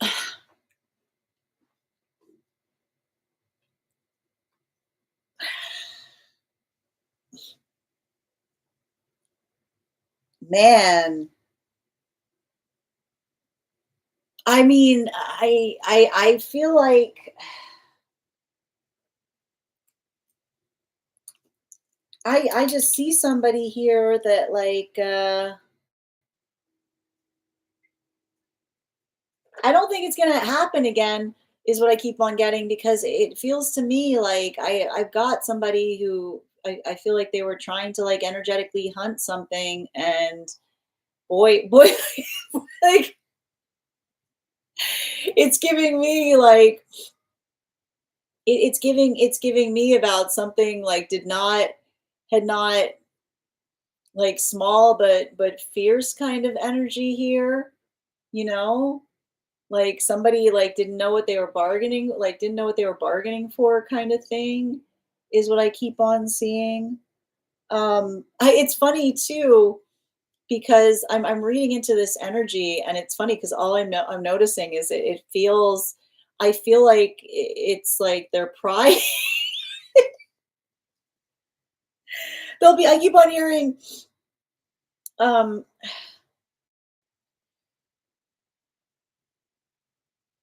I mean make sure that you're getting them like make sure that you're getting them energetically like treat because like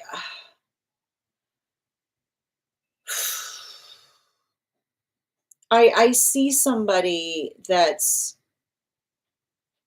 work like I almost feel like I'm reading some kind of energy here of someone that is sulking if if something is happening here. You know what I mean? Like it's interesting because I see the fact that like I'm reading into an energy right now that is kind of like working through a little bit of like energetic depression in some kind of way, shape, or form is what I keep on seeing. Um, like there is like I keep on hearing like it's funny because I keep on hearing like I keep on like reading into the energy and I keep on saying like what's right wrong and they're saying my pride they're going my pride is wrong my pride is wrong is what I keep on seeing, which is the space by which like I see somebody like who's just kind of working through a little bit of an energetic sulk point. Um, I think that in relationality to what you can bring to them, it's funny too, because I can kind of even see like, and I keep on hearing like, um, you might need to give them like, you might need to give them a little bit of space right now, is what I keep on seeing too. Because I don't know why, but there's something about the space by which they're working through the context of not feeling that they need to be energetically taken care of. I would not be surprised if this energy is um like working through something in such a way that you I keep on hearing the best thing you can give them is some space and some comfort because I am getting the sense of like them wanting a little bit of proximity to you but not wanting to be directly in like it's like a lot of the it's like I keep on seeing like this energy kind of like sheltering up right now. um yeah,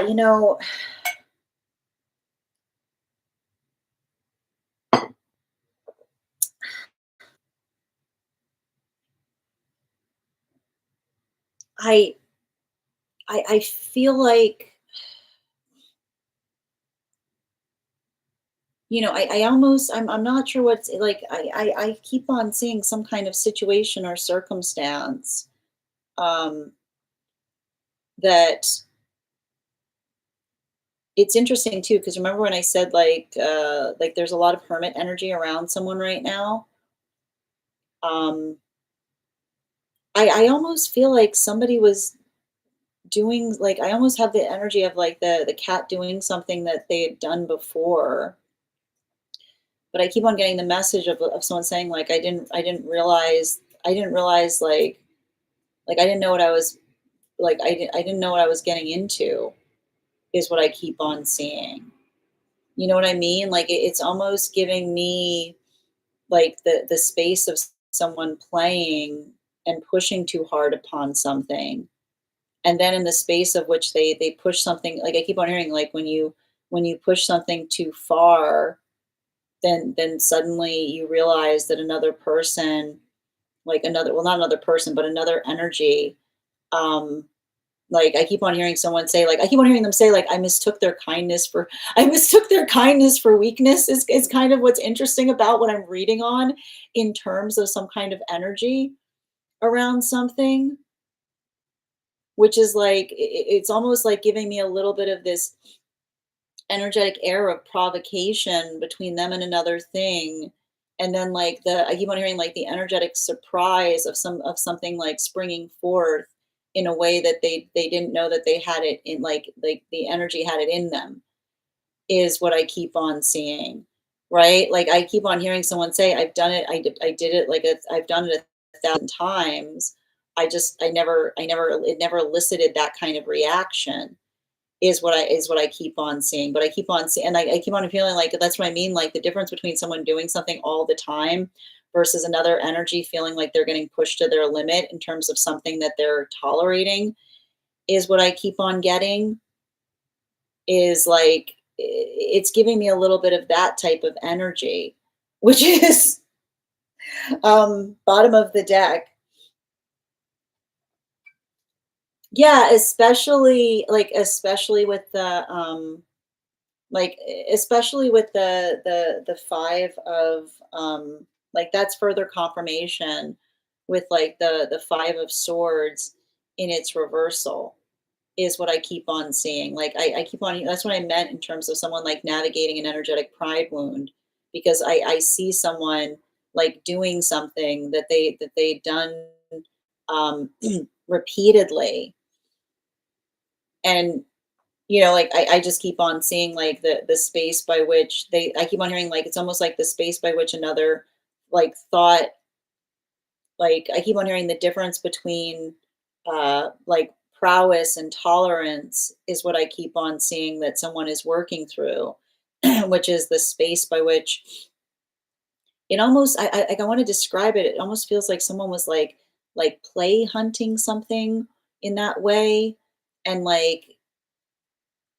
again, like not knowing or recognizing like something like coming back at them in a way instead of trying to energetically escape, is what I keep on seeing, like in relationality to something like that. Like that's the type of thing I'm seeing here, which is why I keep on hearing messages when I'm reading into this energy like I've done this a million times. I never expected that type of energetic reaction, is what I keep on hearing, you know? Thank you so much. It's giving me a lot of this like older, wiser kind of energy on someone. And that's what I meant in terms of like, I wouldn't be surprised if an energy right now doesn't want to be babied, because I keep on hearing like their pride feels wounded. So like even in the space of them being like, oh baby, they're like, don't you like, like no, like I see the energy being like, so, like I feel like there's something about them not potentially wanting to be coddled right now, because I feel like again, I keep on hearing the pride wound doesn't feel like it's coddled, where someone feels like they were trying to be tough and then they got something handed to them, is what I keep on seeing.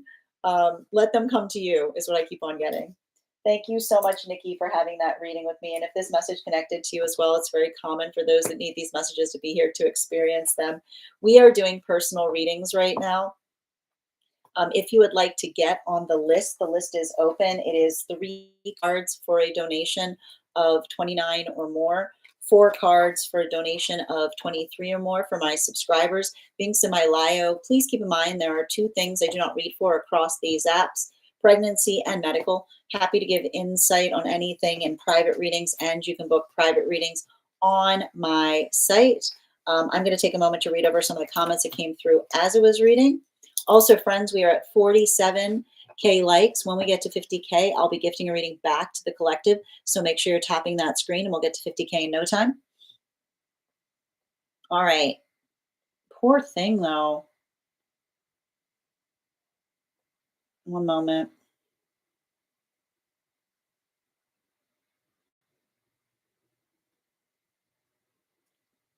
It does everything I'm reading. Like, that's what I meant in terms of like an energetic pride wound, because I keep on hearing when I was reading, it's like someone was doing something and they didn't know what they bargained for, is what I keep on saying.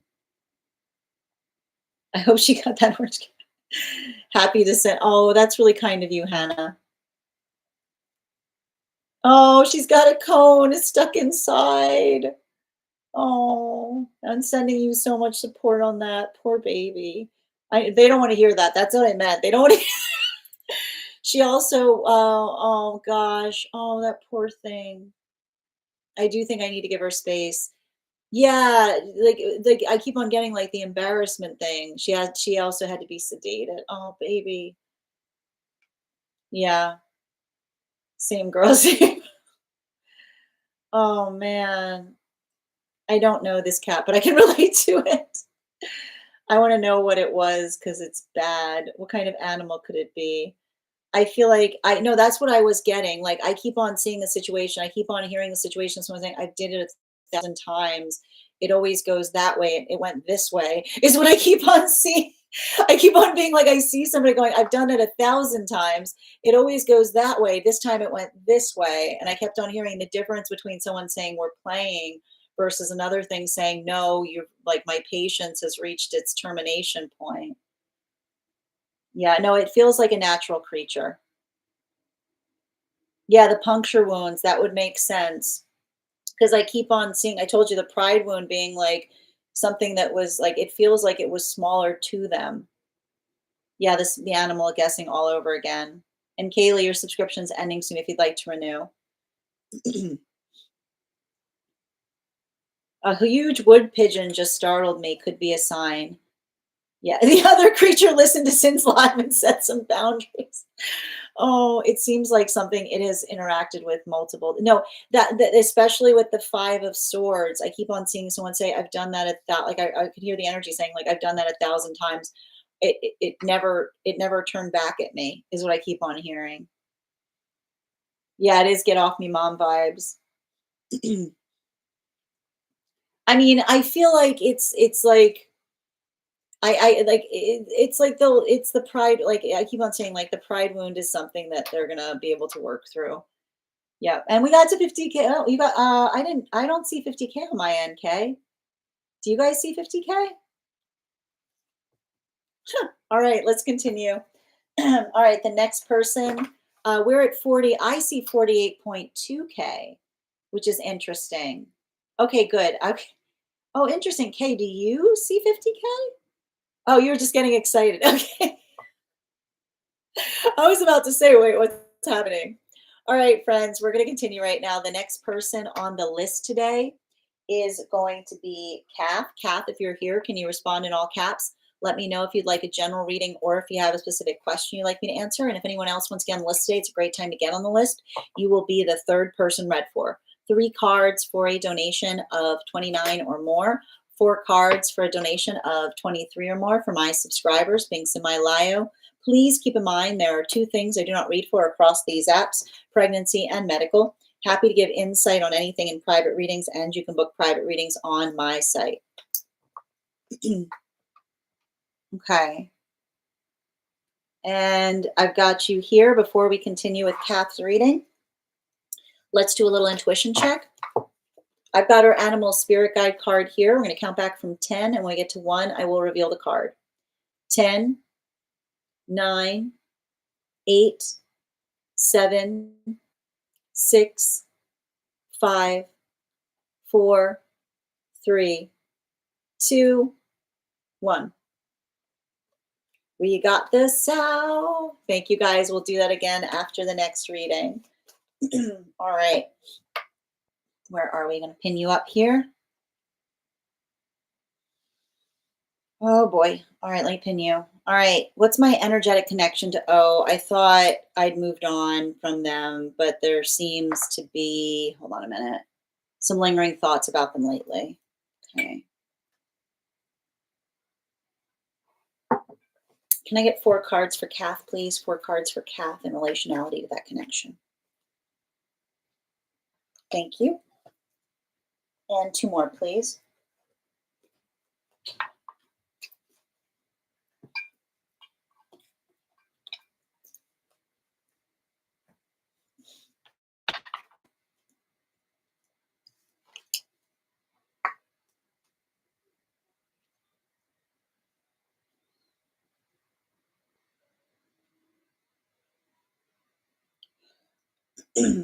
Oh man.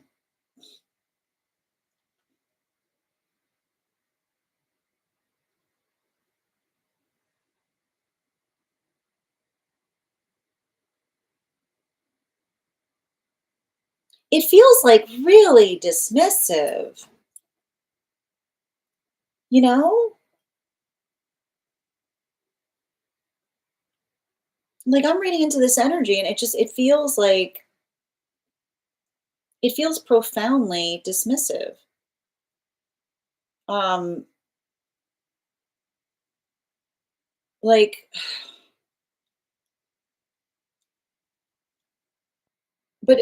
but the and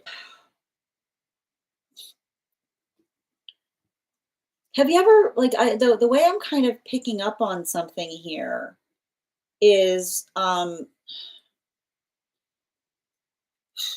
it's giving me a lot of cool energy.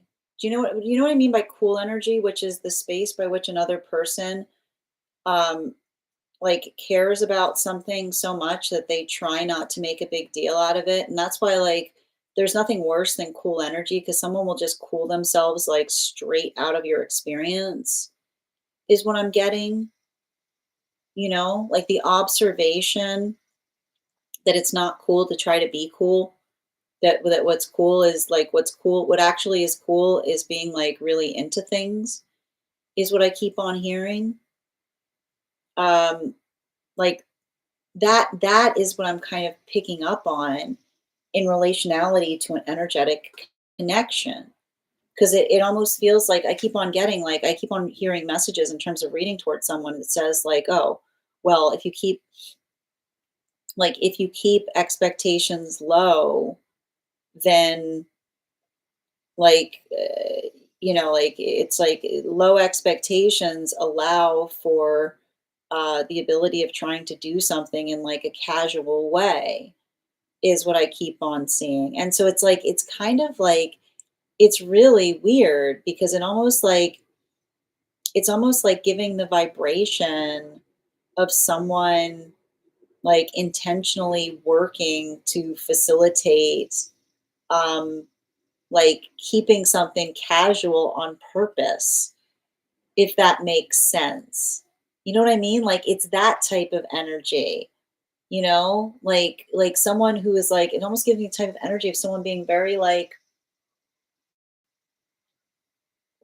someone being like very um like very intentionally like cool on things and I feel like that's what's so frustrating about it because that type of energy like just as things get intense someone pulls away like it's giving me like a lot of that space of someone who feels like they were trying to cultivate some kind of feeling of like desire in you but in like an unhealthy way is what I keep on getting. Like it's giving me a little bit of like miss me energy. And the thing is like this, like energy that's miss me energy misses everything because when someone has energetic standards and they see someone doing that, like you just look at it and you're like, you're being weird. I don't have time for it. Is what I keep on seeing like I feel like that is like I feel like they aren't used to somebody of your standard is what I keep on getting.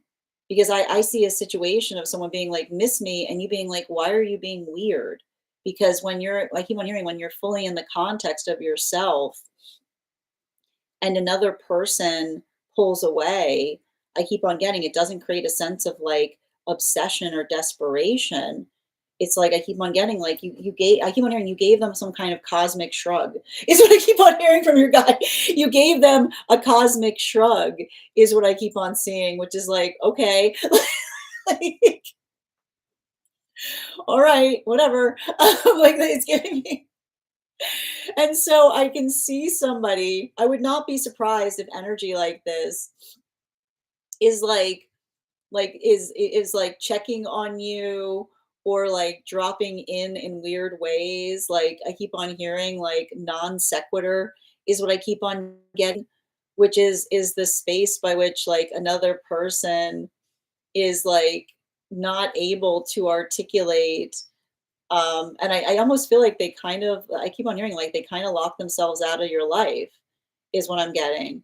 Like that's the danger of trying to be cool like that is you'll cool I told you like your guides are just saying that someone cooled themselves out of your experience, because they were trying so hard to like build some kind of periphery relationship with you, that I almost see them like trying to articulate and identify upon the fact that they're hoping, like I wouldn't be surprised if like, I feel like it's like I feel like I'm getting the kind of energy that's trying to drop hints that they would be amenable to you contacting them, is what I keep on getting. Someone that's like trying to drop hints that they would be amenable to you contacting them rather than explaining themselves, is what I keep on seeing. Instead of someone feeling like they can explain their behavior, which they can't, because I keep on feeling like they're energetically mortified by something. I feel like this is a type of energy that's going to perpetually try to drop hints that they would be amenable to you contacting them, so that they don't have to necessarily explain themselves. Uh, Type of energy exhausts me. Bottom of the deck, please.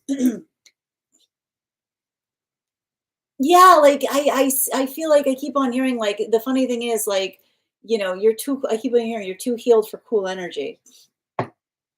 You're too healed for cool energy, which is what I keep on seeing. Like when you're in the space by like when you're in the space by which you are just like, we could just talk. You could just like, it could just be easy, is what I keep on seeing.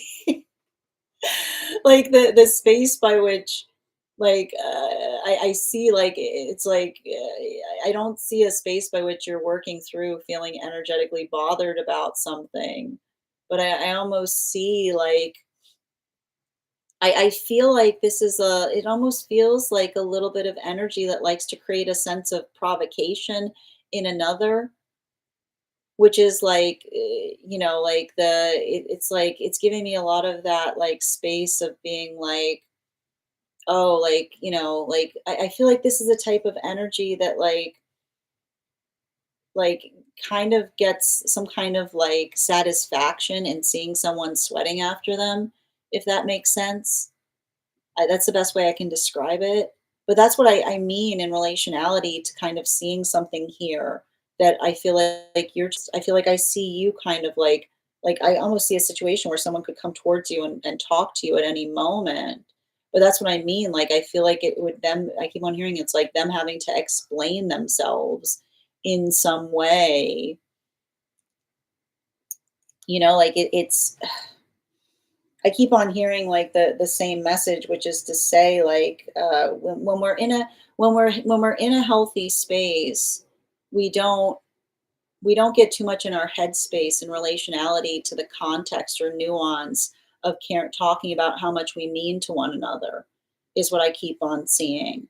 And so I feel like this is someone that hasn't like healed their own tendency of withholding in some way, specifically because I keep on hearing it's like I keep on hearing they save their emotions for a rainy day. Right?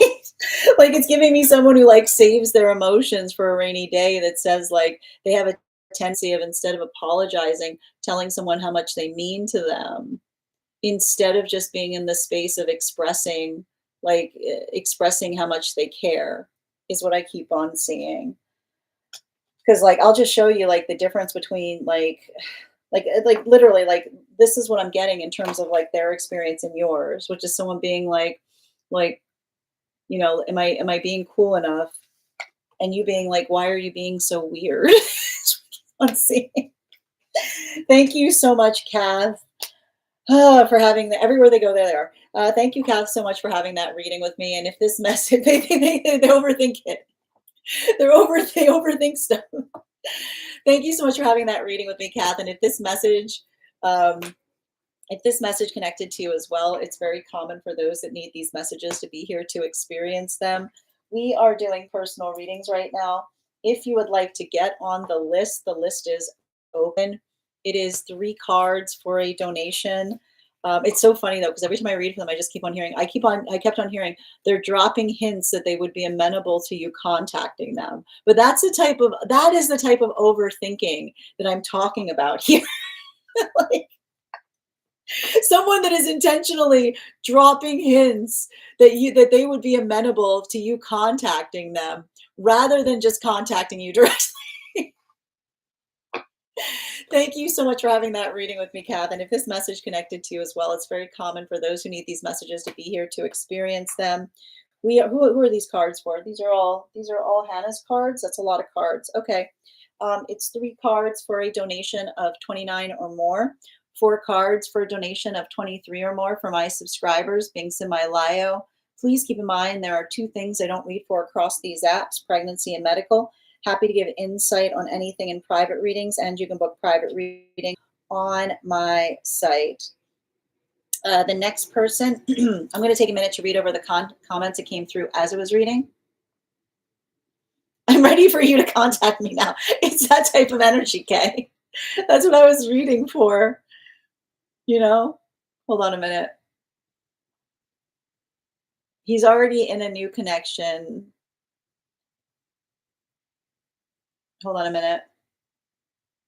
No problem, Hannah. There seems to be some, hold on.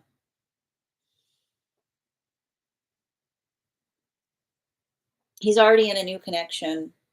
Well, that's the thing about it. Like, why am I getting this type of, you know what I mean? Like, there's a big question mark around something, is what I keep on seeing. I was way off. I get that. He's in that cool energy ever since. You definitely deserve someone who shows you the world. Tap to claim. Yeah, you should get back last year as a friend, and then I didn't bother to accept him back. Oh dear. Yes, thank you, Sin and Kath, for connecting in this reading, resonating. You're welcome, Trishina. That's definitely morning. I get my daughter. Yep. I want to get my partner up. He's already in a new connection. I mean, but it like that's the thing about it too. Like I keep on seeing it's kind of the same. I keep on hearing like a connection that gives you that like space is the priority kind of thing is what I keep on reading. Yes. Oh my God. I just gave the cosmic shrug. Cosmic shrug. Yeah, then wake up. Exactly. I guess I will keep him. It's such a necessary way for another to be. They don't see it though. I'm ready for you to contact me now. No way, I'm not contacting. Too healed for cool energy. Thank you for encouraging everyone to tap, Trishina. I can see, yeah, the bottom of the deck on that was, oh, can you guys, I'm trying to recall what the bot, if you missed the bottom of the deck, Kath, you can go over to the place where we keep the videos. You should be able to find it there. Yep. It has time for that. Nope. This resonates. Thank you, Ava. Yep. No room for it. You're welcome, Kath. To get on the list, Carly, all you do is send the donation. It'll be added to the list. Yeah, they're manifesting I like somebody who's like, I like energy that tries to manifest communication instead of just instead of just communicating. Meow, meow. I was like, I'm done. And then there's thoughts about them. No, that's, yeah, I thought it's a Mercury retrograde. Well, I feel like the reason the thoughts are coming up is someone being like, that was not the way I expected it to go. Thank you as well, Hannah. I got you, dear. We're doing a spirit led. Thank you. Yeah. I always like to point out the one that got away does not recognize that they're usually the person that did not put in the effort, is what I keep on hearing. Like someone being like, there's the one who got away. And I hear your guides being like, the one that got away or the one that you didn't put any effort into. You're just like, you know what I mean? Like it's giving me like some pathwork of least resistance. You're welcome, dear. Yes. Yeah. Spirit led. I got you, Hannah. And thank you, Julie, for the follow. Yes, we got to 50K. Oh, it was the sun. Yes, it was the sun. But that's what I mean. Like, I feel like it's the space by which, like, they weren't wrecking. I feel like you are probably the most healed person they've ever been in a relationship with, is what I keep on seeing. You know, like I feel like there was like that's the thing that I saw that was around it that was painful, which is I keep on hearing you were too healed for them, which is like them doing that and you being like, why are you being weird? You know. All right. Let's continue right now. The next person we're reading for is Hannah. I've already got your cards out, Hannah. There's a lot. We're going to go through it. But before we do so, let's do that 50K giveaway. Thank you guys so much for helping us get to our 50K milestone. If anybody else wants to get on the list right now, it's a beautiful time to get on the list. You'll be the second person read for. 3 cards for a donation of 29 or more. 4 cards for a donation of 23 or more for my subscribers. Links in my bio. Please keep in mind there are 2 things I don't read for across these apps: pregnancy and medical. Happy to give insight on anything in private readings, and you can book private readings on my site. Before we continue, Hannah, we're going to talk a little bit about this like throat chakra issue you got. I am thinking of a number right now between 1 and 35. First person I see that posts a number will get the reading. First person I see, not the first person that posts it. Sometimes I see things in a different order than you guys post them. Kath, you got it. Congratulations. We will do that again when we get to 100K. In the meantime, and Kath, let me know if you want to save that, or if you'd like to have another reading today. In the meantime, if anyone wants to get on the list right now, you will be the third person read for. 3 cards for a donation of 29 or more. 4 cards for a donation of 23 or more for my subscribers. Links in my bio. Please keep in mind there are 2 things I do not read for on these apps: pregnancy and medical. Happy to give insight on anything in a private reading, and you can book private readings on my site. It was Kath, dear. It was the number 8. All right. Before we get started on Hannah's reading, let's do another intuition check. All right. I've got the animal spirit guide card here. I'm going to count back from 10. When I get to 1, I'll reveal the card. 10, 9, 8, 7, 6, 5, 4, 3, 2, 1. Ram energy. Thank you guys so much for participating. We'll do that again after the next reading. All right, Hannah.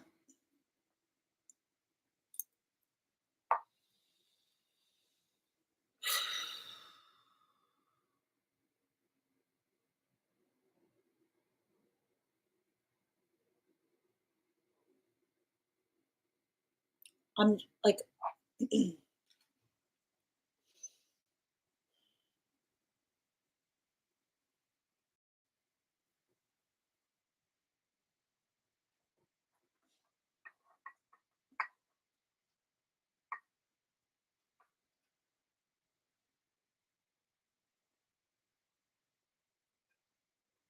hold on.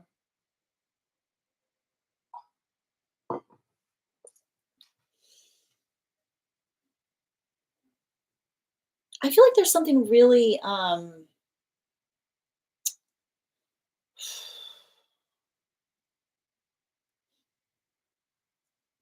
you have to honor another. I mean, I see some kind of situation that's really frustrating, but is almost kind of requiring you to I keep on hearing love is the space by which we honor each other's choices. And I also see that it's also the understanding of working through, but I also hear the space of someone saying that love is the space by which we honor each other's choices, and then we're energetically consistent in those choices, is what I keep on hearing. Like, it's not just enough to say that one is energetically honoring another's choices, but the ability for us to remain consistent in our choices is how um, we cherish one another, is what I keep on seeing. Um, I feel like there's something really important about that as it relates to connection you have, um, in terms of them being like in terms of like understanding and recognizing another person's reliability. And I feel like there's something about that that's heavy, helping you like build some kind of heavy pathwork of resolution right now, because uh I keep on seeing like something significant that I feel like is happening. Um, and I feel like it has to do with something from the past here, you know? Like I see some kind of situation by which um, you are healing from some kind of energetic connection where somebody was way too changeable is what I keep on seeing. Because I keep on hearing it takes two. It takes the ability to not only understand that love is honoring choices, but the space by which we honor choices is also in the ability of being energetically consistent within our choices, because it's the consistency that creates reliability, as well as the force of intention. And so I feel like it's interesting because I see two different things happening at once. I see you heal in a space of healing and recovering from a situation or circumstance wherein another person is too energetically fickle, is what I keep on seeing. Somebody that is too adaptable, someone that, like, and I keep on hearing, like, someone who's too fickle in their choices becomes exhausting because you can't energetically keep up, right? It almost creates a space by which you always feel that, you know, like like I keep on hearing, like, the ability to um, like stay up to speed with another person should not kind of require you to be in some kind of perpetual state of catch up. But at the same time, the one thing I'm identifying here that feels like it's positive is I see you building something with someone in a consistent fashion. I see you identifying that point of reliability. And I feel like there's something significant about that, that, and I want to, I feel like this is also like, I think that there's something here about your own journey that we need to talk about, because I do feel like I'm sensing some kind of ability to over internalize upon things, right? And I keep on hearing when we're in an unhealthy space and another person recognizes a tendency to over internalize things, it creates the ability of us being taken advantage of, is what I keep on hearing. Right? Like when we're in an unhealthy space and we have a tendency of internalizing, and an energy is not in a healthy space, then it's a perfect recipe for another person to take energetic advantage of us, is what I keep on seeing. But I feel like there's something really important that's happening for you right now that is helping you recognize what it feels to be in a space by which you understand that trust is never demanded. It's something that is earned and something that is mutually shared, is what I keep on seeing. Um, be patient with yourself during this time, because I feel like I'm sensing some kind of work that you're doing right now that feels reaffirming.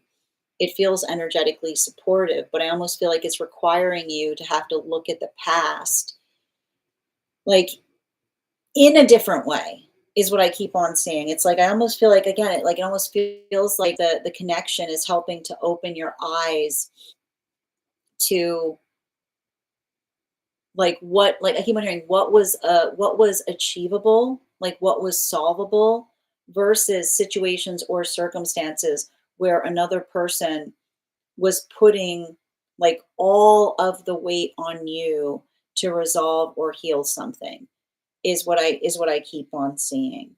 And I keep on getting, like, I want you to understand that if you're looking at the past in a way that you couldn't see it before, if you're seeing things that you wish that you could have done better, or if you're seeing things that you wish that you could have energetically adapted to, I want you to appreciate how far you've come. I want you to appreciate the fact that the observation and being able to identify and recognize something that you're working on is the sign that you're energetically working on it. Because I feel like this is you becoming more self-referential. It's you observing and articulating what one is trying to do in a better fashion. And so I keep on seeing, like, remember, um, like the past is the space, like the clarity in seeing something that we could do better in the past allows us the context by which we can do something better in the present. I don't want you to feel burdened by that past. I want you to feel energetically liberated by it, because I keep on seeing that that liberation point is the observation of seeing something that you could recognize that you can do better in the present context. You're not going to repeat those energetic cycles if you're observing them and you're working through them in different ways. I want to give you some, and I think it's interesting too, because as soon as I started doing this reading, I felt like my throat chakra like closing up. I feel like there was a lot of that force of intensity there, or that anxiety or fear of messing something up. Hold on. You don't mess something up if you articulate upon something that you're working upon doing in a better fashion, right? You don't mess things up if you see something by which you can improve upon it. So I keep on hearing, don't let the anxiety overwhelm you. Talk through it.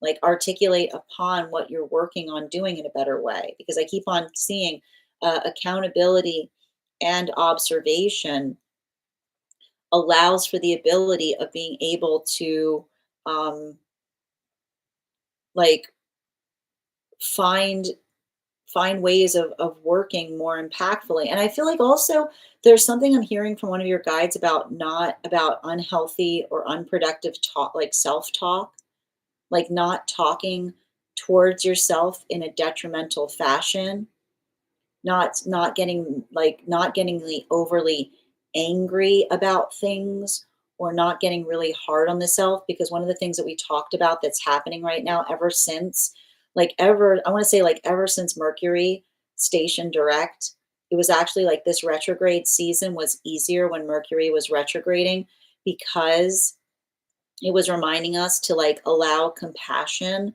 to kind of fortify new direction. Make sure that that compassion starts with the self, which is like the space by which you work to forgive yourself by being able to articulate and define something that you're working on doing better, is what I keep on hearing. Bottom of the deck. And it's so interesting because, did you notice like how much my throat chakra started closing up during this reading? Yeah, especially with the Fool energy. Um, I think that there's something that you're working through in relationality to not being energetically reactive, is what I keep on seeing. I'm not sure if you carry a lot of Aries placements right now, but that energy by which we feel triggered is what I keep on seeing. I keep on hearing our triggers never go away. Our triggers are healed in the space by which we catch ourselves being triggered, right? Sometimes all we need to do is that recognition point of being like, oh, I'm doing it again, is what I keep on hearing. Right? Healing is really just a journey of catching yourself sooner before you go off the energetic deep end, is what I keep on seeing. So if you're feeling energetically triggered, make sure that you're observing it, not absorbing it. Make sure that you're articulating upon how you're feeling. I keep on seeing making sure that you're articulating, to another person. There's something significant coming through. I keep on hearing there's no make me, is what I keep on hearing. There's no make me in healthy conversation, which is the space by which another person is not responsible for the actions by which we proceeded forward. We honor our choices in the space of another's choices, is what I keep on seeing. Um, and I feel like it's like it may, and I keep on saying, when someone tries to say like they made me do that, or what you made me do, What they're really saying is, I'm holding you responsible for my choices. So I make sure that you're catching someone if they're articulating in that fashion and making sure that they're holding energetic responsibility. I keep on hearing nobody makes us do anything. We honor our energetic choices. We navigate them with I keep on hearing we navigate them in the context of finding our own force of intention. So make sure that you're bringing that to circumstances or situations, because I do feel like I see that there's a lot of healing that's happening right now for you, particularly in the realm of healthy conversation. And I keep on hearing healthy conversation begins with the way that we talk to ourselves and the way that we talk to others around the self, is what I keep on seeing. And I feel like there's a lot of that there. I almost feel like there's a little bit of ancestral healing that you and another person are having to do as it relates to working through the context of honoring the self, or holding, I keep on hearing holding oneself to a higher standard is not selfish if it's reciprocal, if it's something that you would easily give another. Thank you so much for having that reading with me, Hannah. And if this message connected to you as well, it's very common for those who need these messages to be here to experience them. We are doing personal readings right now. If you would like to get on the list is open. You'll be the next person read for. It is 3 cards for a donation of 29 or more, 4 cards for a donation of 23 or more for my subscribers, Binks and My Lio. Please keep in mind there are 2 things I do not read for across these apps: pregnancy and medical. Happy to give insight on anything in private readings, and you can book private readings on my site. I'm going to take a moment to read over some of the comments that came through as was giving that reading. We are also at 58.2K likes. When we get to 100K, I will be gifting a reading back to the collective, so make sure you're tapping that screen. We'll get to 100K in no time.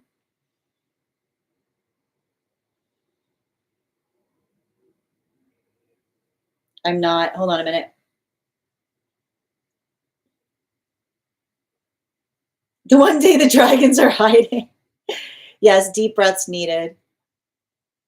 Makes sense. Yes, consistent. I'm not. I'm very fluid. Hold on. He's very reliable and stable, and I'm not used to it. And it makes my inner princess come out. I've got it. Thank you. And channeling. Good to see you, dear. Thank you for those heart me's. Carly, thank you for sharing the live. Yeah, that's my mother. And as a result, I've become like her. But here's the thing. I need to stress this. If you observe the similarity, you're not like anybody. Like the observation of what you're trying to work upon is important. He wants to build and rebuild with consistency. And I massively over internalize. Okay. Yes, trust is definitely earned. I'm learning that. Recognition is half the way already. You got this. I'm looking at the past differently, but I feel a lot of guilt. And I feel like a lot of that, I keep on hearing like working through the guilt is the observation. I keep on saying, like, if you're seeing something and you wish you could have done it better, like that is the force of wisdom coming in. You're not gonna be in the pathwork of repeating those same lessons. I'm seeing so many things I wish I had done better. And here's the thing about it too, like the observation of understanding that hindsight is 2020 because hindsight is faulty, right? The observation of being able to identify and recognize what we can do in a better fashion that allows the context by which we can fortify. I choose to accept responsibility. Him and I have a cough for both of us. Oh, we've had it for 4 weeks. Thank you. I was like, what was going on? Like, I was like, what's going on here with the throat chakra? I'm like, it was all like, and I feel like, again, it's like working through a heart opening. And like, I keep on seeing, like, talking to each other about how much you mean to one another. I need to be gentler and kinder to myself. There's so much anger. I'm a Gemini, so the retrograde season was in trigger. Well, and keep in mind, the retrograde season is still occurring right now. We still got a lot of planets in retrograde. Yes, Kuan Yin energy. I like that. I've been triggered so much over the last 8 weeks. It's a retro. You see, it's the retrograde season. It's working through a lot of our vulnerabilities. Him and my mom. Catching the triggers is healing. Major gem. Absolutely. Thank you, Sin. This helps my upright 3 of Swords and my take responsibility oracle. Yep, absolutely. Massive ancestral healing between my mother and I. Hold on a minute. Cassandra's her name. Oh. Sending you support, Hannah. And Liz, your subscription's ending soon if you'd like to renew. You're so welcome, Hannah. Hi there, Donnies. Yes, the force of wisdom. When you said that about wisdom, a white butterfly flew by. Oh, that's amazing. Yes, they are my messengers. Beautiful. Solar flares also. That's that throw. Yeah, did you see it? As soon as I started talking about the past, every time I was talking about the past with you, like getting energetically choked up, you know? Like just allowing that, like letting that observe. And I keep on hearing like that's where that's inner child healing that you need to do around something. You can't if you understand more than the person you were then, appreciate how far you've come. And thank you again, Hannah, for having that reading with me. All right. The list is open if anyone else would like to get on the list today. In the meantime, let's get to one card readings for subscribers. If you are a subscriber and would like a card pulled, go ahead and put your question in the comments. If you would like to become a subscriber, oh, you did, Kat. Never mind. Hold on a minute. Hold on the one cards. Hold on. The one cards. We've got another reading coming in. The past. I keep on saying, don't let the past be a block. Like it. Again, you see that? The past is not a block. The past is where things begin, which is I keep on saying, if you're observing something from the past that you wish you could do better, like that's why the present is a gift right now. Okay. All right, just bear with me a moment as I pull up Kat's reading. Kat, could you let me know if we are doing a general reading or if you have a specific question you'd like me to answer?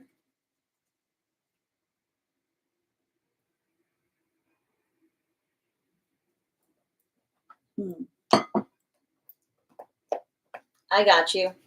Ooh, okay. You're so welcome, Hannah.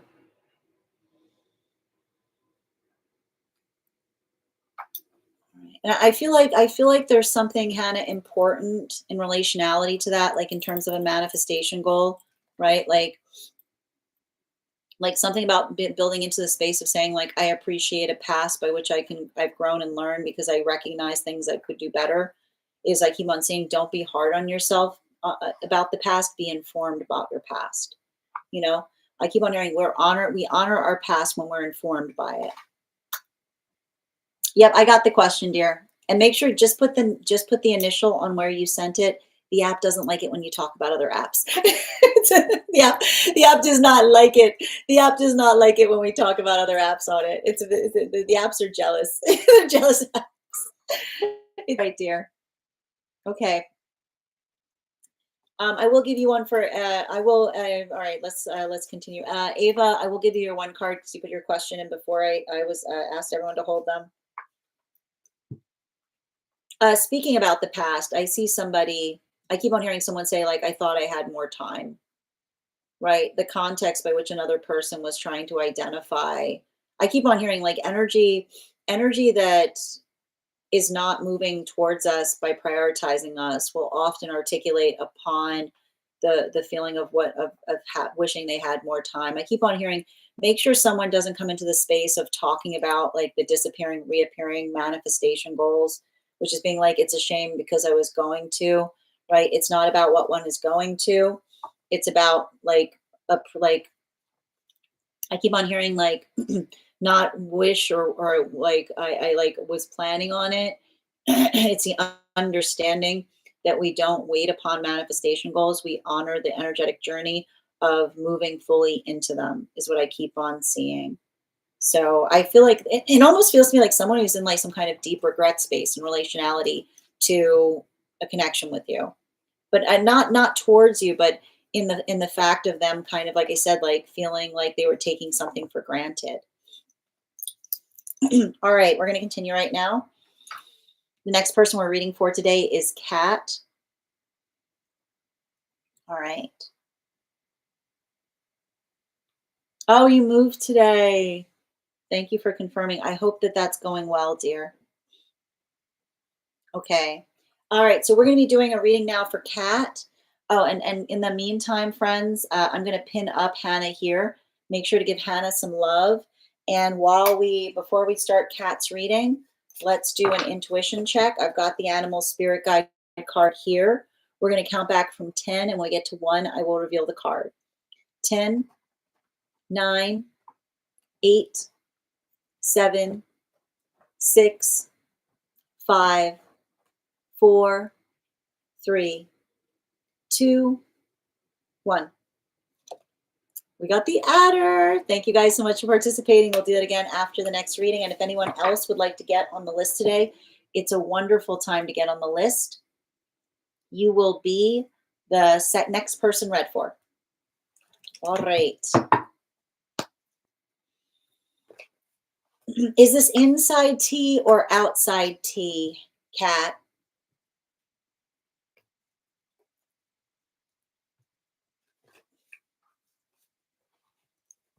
What are you apologizing for, Wushu?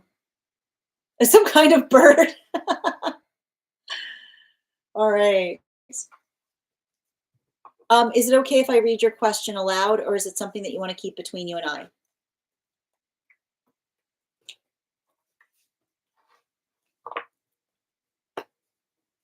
Inside. Okay, got you, dear. Thank you for confirming.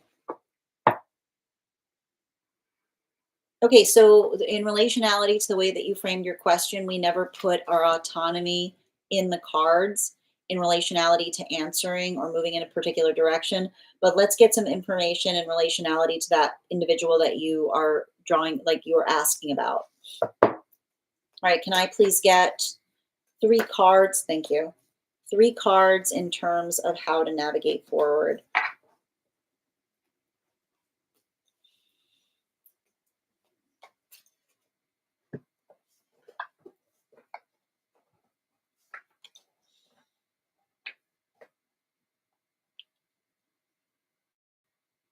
I mean, it says to me like you've already been patient with someone, is what I keep on seeing here. I'm identifying like I'm identifying something here. Like I mean the question is like I keep on hearing like a healthy relationship, patience is met with progress. Like the ability to identify and recognize like what one is hoping on doing in a better fashion. um it's the amplification of being able to articulate upon what that is what I keep on seeing. And I keep on hearing like it is, if there's something here that feels like it's on repeat, you know, like this is giving me. I'll tell you right now what you need to do with someone. I feel like you need to say to someone that they either make plans ahead with you or they don't have plans with you. I keep on hearing healthy energy does not require us to perpetually repeat ourselves, is what I keep on seeing.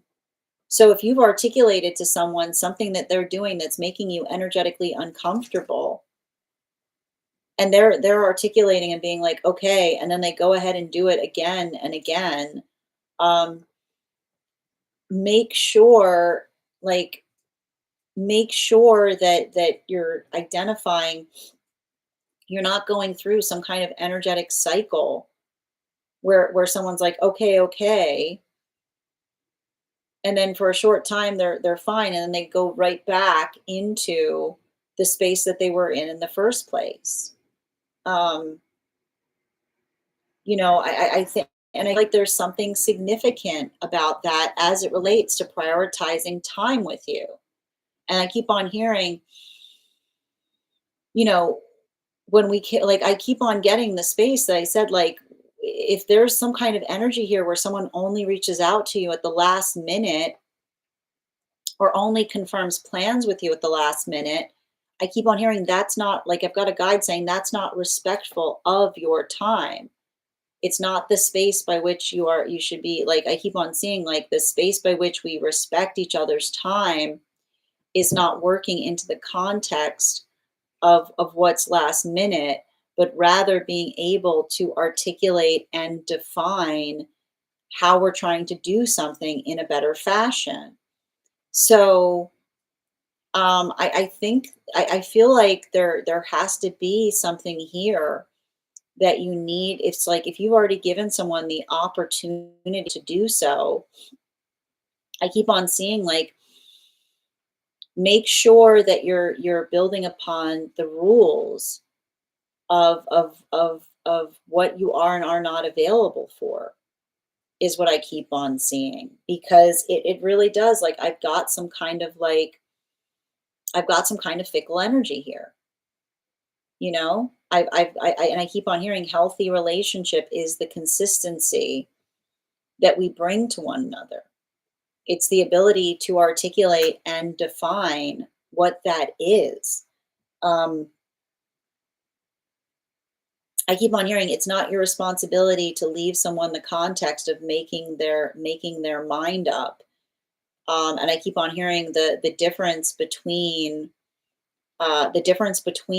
a um, like the difference between a gaffe and like perpetual behavior, like make sure someone is just like respecting what you're saying and not just I keep on hearing like none of this like through in one ear through the other as it relates to articulating upon what those energetic standards are. And I keep on hearing, especially if you've already articulated to someone something that makes something difficult for you.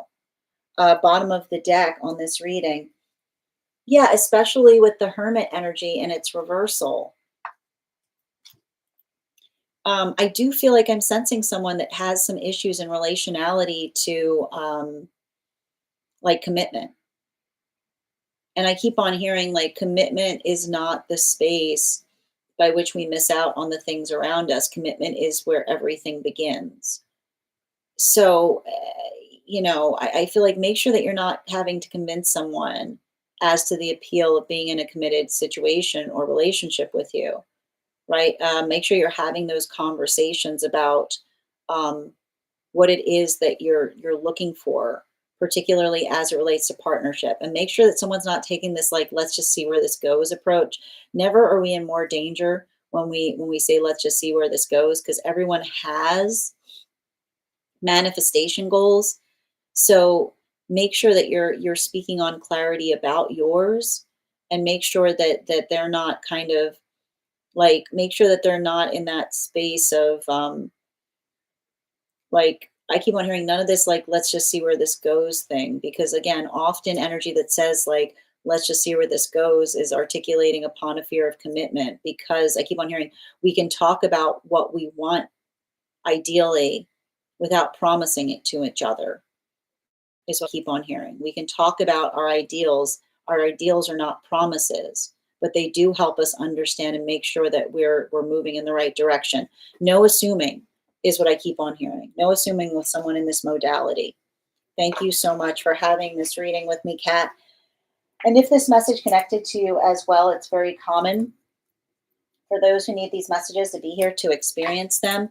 We are doing personal readings right now. If you would like to get on the list is open. You'll be the next person read for. It is 3 cards for a donation of 29 or more, 4 cards for a donation of 23 or more for my subscribers, links in my bio. Please keep in mind there are 2 things I do not read for across these apps, pregnancy and medical. Happy to give insight on anything in private readings, and you can book private readings on my site. I'm going to take a moment to read over some of the comments that came through as I was reading, but if you'd like to get on the list today, you'll be the next person read for. We're also at 63K likes. When we get to 100K, I will be gifting a reading back to the collective, so make sure you're tapping that screen.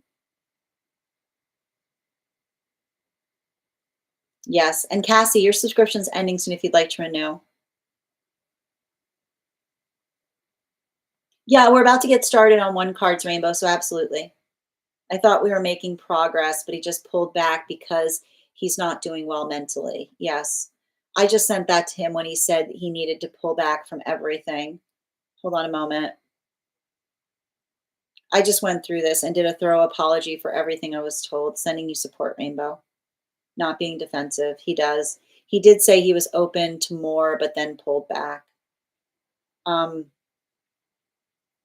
the one thing I will point out is the one thing I am seeing is I keep on seeing like we can not be in a good space but still be energetically consistent. is what I keep on seeing. So, and I keep on feeling like one of the things I'm reading upon that with Kat is um, the difference, like healthy energy tells us if they need is not does not leave the amount of time they need open ended, right? It's not the space by which someone says I need time. It's the gift that we give one another in terms of saying like I need a day, you know what I mean, or I need 2 days, right? The ability to articulate and define what one needs with like in the context of being energetically finite about it instead of there being some kind of question mark upon it is what I keep on getting, you know. I hope that helps, dear. All right, let's continue right now. So we're going to get started on one card readings for subscribers. If you are a subscriber and would like a card pulled, go ahead and put your question in the comments. If you become a subscriber, just hit that subscribe button and you'll be added and available to have a one card reading. Rainbow, you've got 2 cards coming towards you today. And if anybody would still like to get on the list for a full reading, the list is open. Can I get 2 cards? Understanding wants to be done. Okay, can I get 2 cards in relationality to that energetic connection?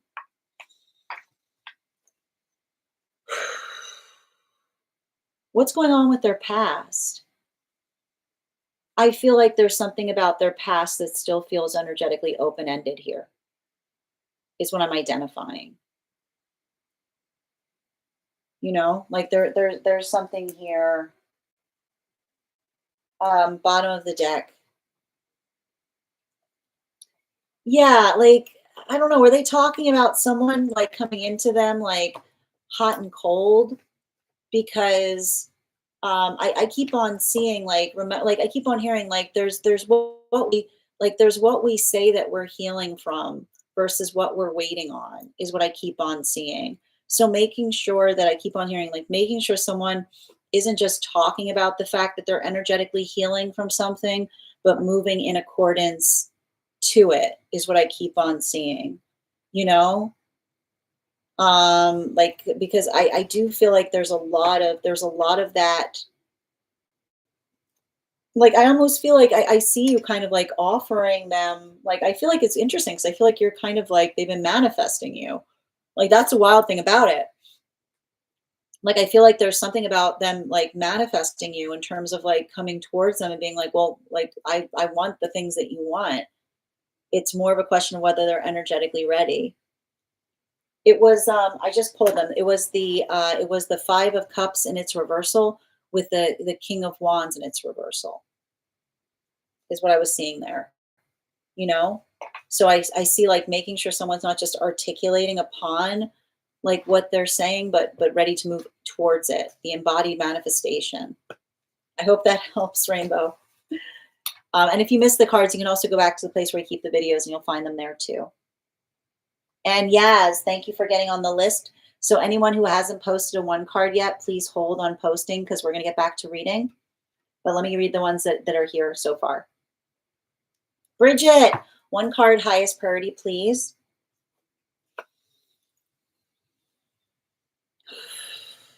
Just, I feel like there's something right now, like continue to, like, I keep on hearing, continue to work towards making consistent decisions is what I keep on seeing. And I keep on hearing, trust your own energetic instinct. Bottom of the deck. Yeah, particularly and especially with this 3 of Pentacles, I I feel like I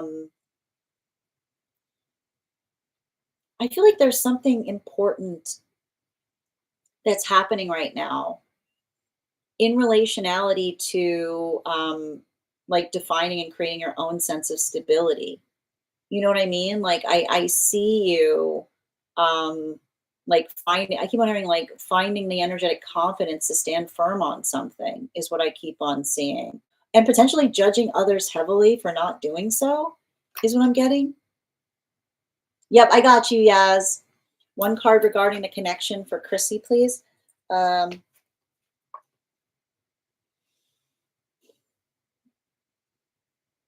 I see somebody trying to prioritize some care of the self right now, like trying to facilitate or working on healthy changes. Bottom of the deck.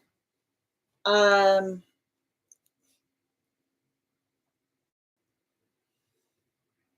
yeah, I almost like I feel like there's something here about somebody having a tendency of like working themselves to exhaustion. You know what I mean? Like this is giving me like I feel like there's like it's giving me like some kind of energy of tendency of like overindulging and then coming into a space of like healthiness is what I keep on seeing. Like I feel like it's like them trying to find some kind of consistent routine that works for them. Um, is what I keep on identifying. Nikki, one card, please. Highest priority. Yeah, the lovers. Um, I mean, this is saying to me, I feel like this is there's something really important right now as it relates to your own sense of priority or what it is that you're energetically prioritizing. You know, I feel like there's something I feel like you're doing a lot of work to help others understand like what it takes to build into a healthy relationship. And bottom of the deck on this as well. Yeah, like the page of pentacles, you know, I feel like you're setting the standard via V not being reactive, but observing the energetic position that another person is placing you in.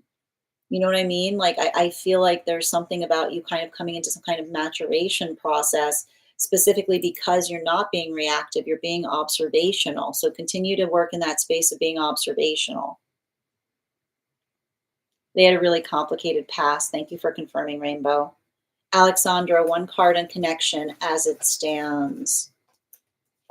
Um, I see somebody like who has too much of a tendency of over sentimentalizing the past.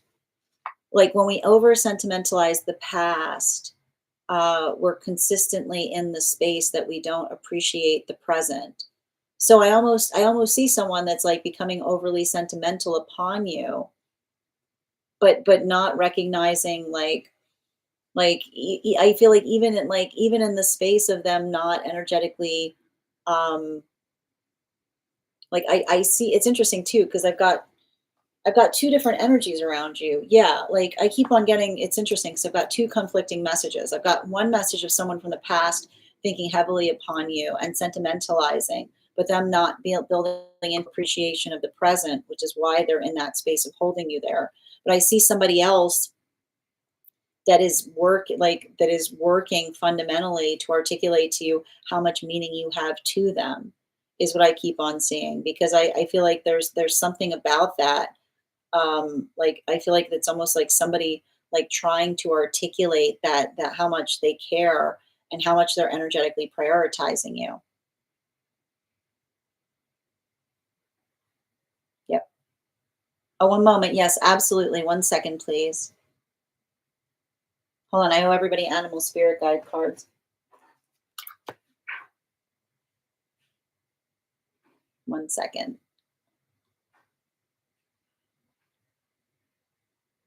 And Heather, your animal spirit guide card. I've got to like so especially with the dog energy is I feel like I keep on seeing like it's very much what I was repeating in relationality to saying it's one thing to articulate the things that we desire. It's another thing to move towards them. And I think it's interesting because I keep on seeing like you are like moving towards someone in the space of a manifestation. But like they have to like get over their own anxiety and fear that's potentially preventing them to be able to move. Wow, let that be confirmation. Like moving in accordance with what it is that they are effectively articulating that they desire, right? Like I feel like it's like somebody who's like their fear of letting go of the past is what's preventing them from moving forward. And Bridget, one card highest priority, please, animal spirit guide. Yeah, especially with the otter energy, you know, like I see you almost looking towards a situation, having to say to someone, like just because you can do something should you. It's about, I keep on hearing, it's moving in accordance with like doing something from a space of honor, or trying to do like, I almost feel like you're trying to help someone understand what it means to do the honorable thing, is what I keep on hearing. And Yaz, I've got you, dear. Chrissy, one card regarding connection, please. Like I said, the frog energy, you know, I feel like whatever it is with that connection, I see somebody who has a hard time building consistency, right? There's a lot of that. Like I keep on seeing like someone, like when we are just doing, I keep wondering, when we're just like um following our bliss inconsistently, it can sometimes create a lot of feelings of uncertainty in terms of how we got to where we are, is what I keep on seeing. So I feel like I see somebody who's like trying to find their higher purpose. And Nikki, your animal spirit guide card, there's that cat energy. Um, you know, there's something very important though I'm seeing there, Nikki, as it relates to like, it's interesting too, because there's almost like a message coming through in relationality to the experience of the cat. Remember how I said the space by which someone said I was just playing, and someone else being like, it's not funny, like the ability of someone like pushing on someone and thinking it's okay, until someone else reaches back and says, that's not, I don't experience it in the playfulness point.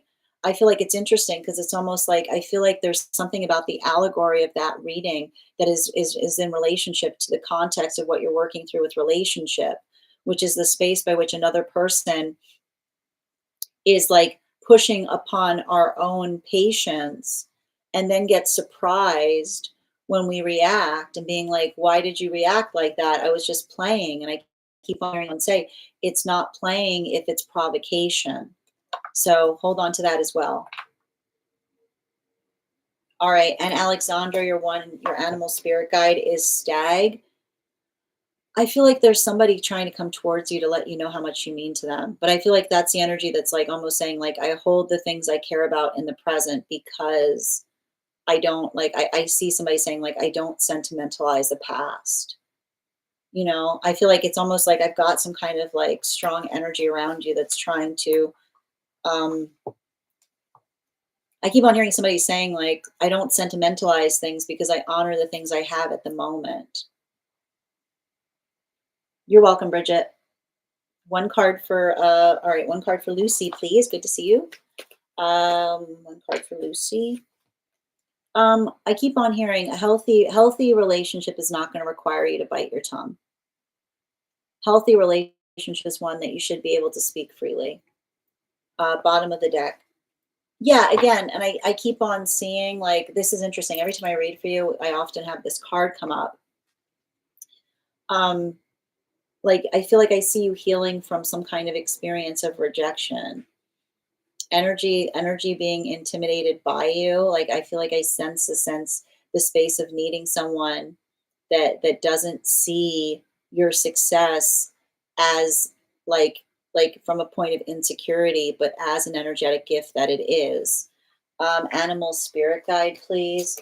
Yeah, especially with the blackbird, right? Like I keep on hearing, like, you're like, a healthy relationship is not one that they're going to take your professional ambition personally, is what I keep on seeing. It's the energy that wants to celebrate that, isn't like isn't going to criticize or be critical with you upon it, is what I keep on seeing. You're welcome, Chrissy. Hold on a minute. I know the kitty finally came out. You see, you wanted that. Sounds about right. You're welcome, Nikki. All right. And Yaz, if you're here, can you let me know if you'd like a general, if you have a specific question you'd like me to answer?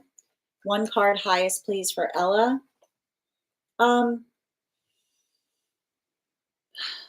I feel like there's something important in relationality to um, being able to, I feel like there's something important in relationality to you being able to, um, giving somebody some time, is what I keep on seeing. If there's something like, it has something to do with making sure that another person isn't projecting something on you, but being able to be energetically supportive and saying like, look, I like, if there's anything you need, know that I'm here. Bottom of the deck. Yeah, you can't help another person through their shadow work, which is the space by which if another person's projecting their shadow work onto you, you can say like, look, um, like I feel like it's almost the space by which I keep on hearing compassion is not the space of just having to be nice, but saying like, look, I care about you, but respectfully, I don't tolerate that, or it's not okay for you to speak to me that way, right? I keep on hearing compassion is the space by which we are able to articulate upon what our standards are. So make sure that I keep on hearing like, make sure that you're amplifying your own energetic standards, but not assuming intention behind another's, like someone else working through their shadow work. Animal spirit guide, yeah, the stag energy, right? I keep on hearing giving someone the benefit of the doubt, giving them the opportunity is what I keep on seeing, like being able to be energetically consistent upon something to help someone else see and identify what they could be doing better is all I keep on getting. Or articulating to another how much they mean to you is what I keep on hearing. I keep on hearing it's nice to hear it, even though rather than assuming. All right. My question for the reading will be different. Okay, no problem. Yes. All right. I'm waiting for your question to come through. Okay, hold on a minute. Oh, there it is. Interesting, like two different people or two different sentiments. No, it feels to me like two different people. I see someone from the past sentimentalizing you, and I see someone from the present that wants to come towards you and show you and show you how much you mean to them. Yeah. You're welcome, Alexandra. Highest priority messages and more specifically, oh, why I keep crying lately. Okay, I've got you. Yes, I see you there, Yaz. Thank you as well, Ella. Okay. One moment. And I'm going to pin up Yaz there. Make sure to give Yaz some love. And if anyone else wants to get on the list right now, you will be the second person read for. Can I please have, yes.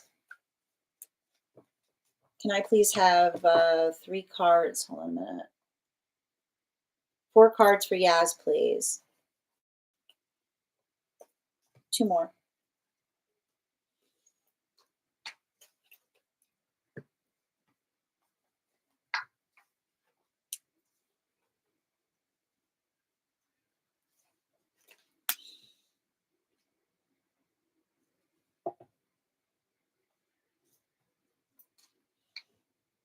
Wow, there's some karmic stuff here.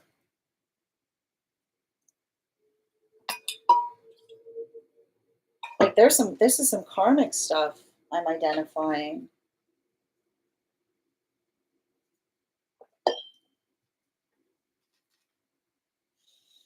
Um, I feel like you've closed out a cycle, you know? And it's interesting too because I feel like I'm identifying some kind of energetic breakthrough you've been going through. Like I would not be surprised if you just had some kind of accomplishment um, in some kind of way, shape, form, or fashion. Because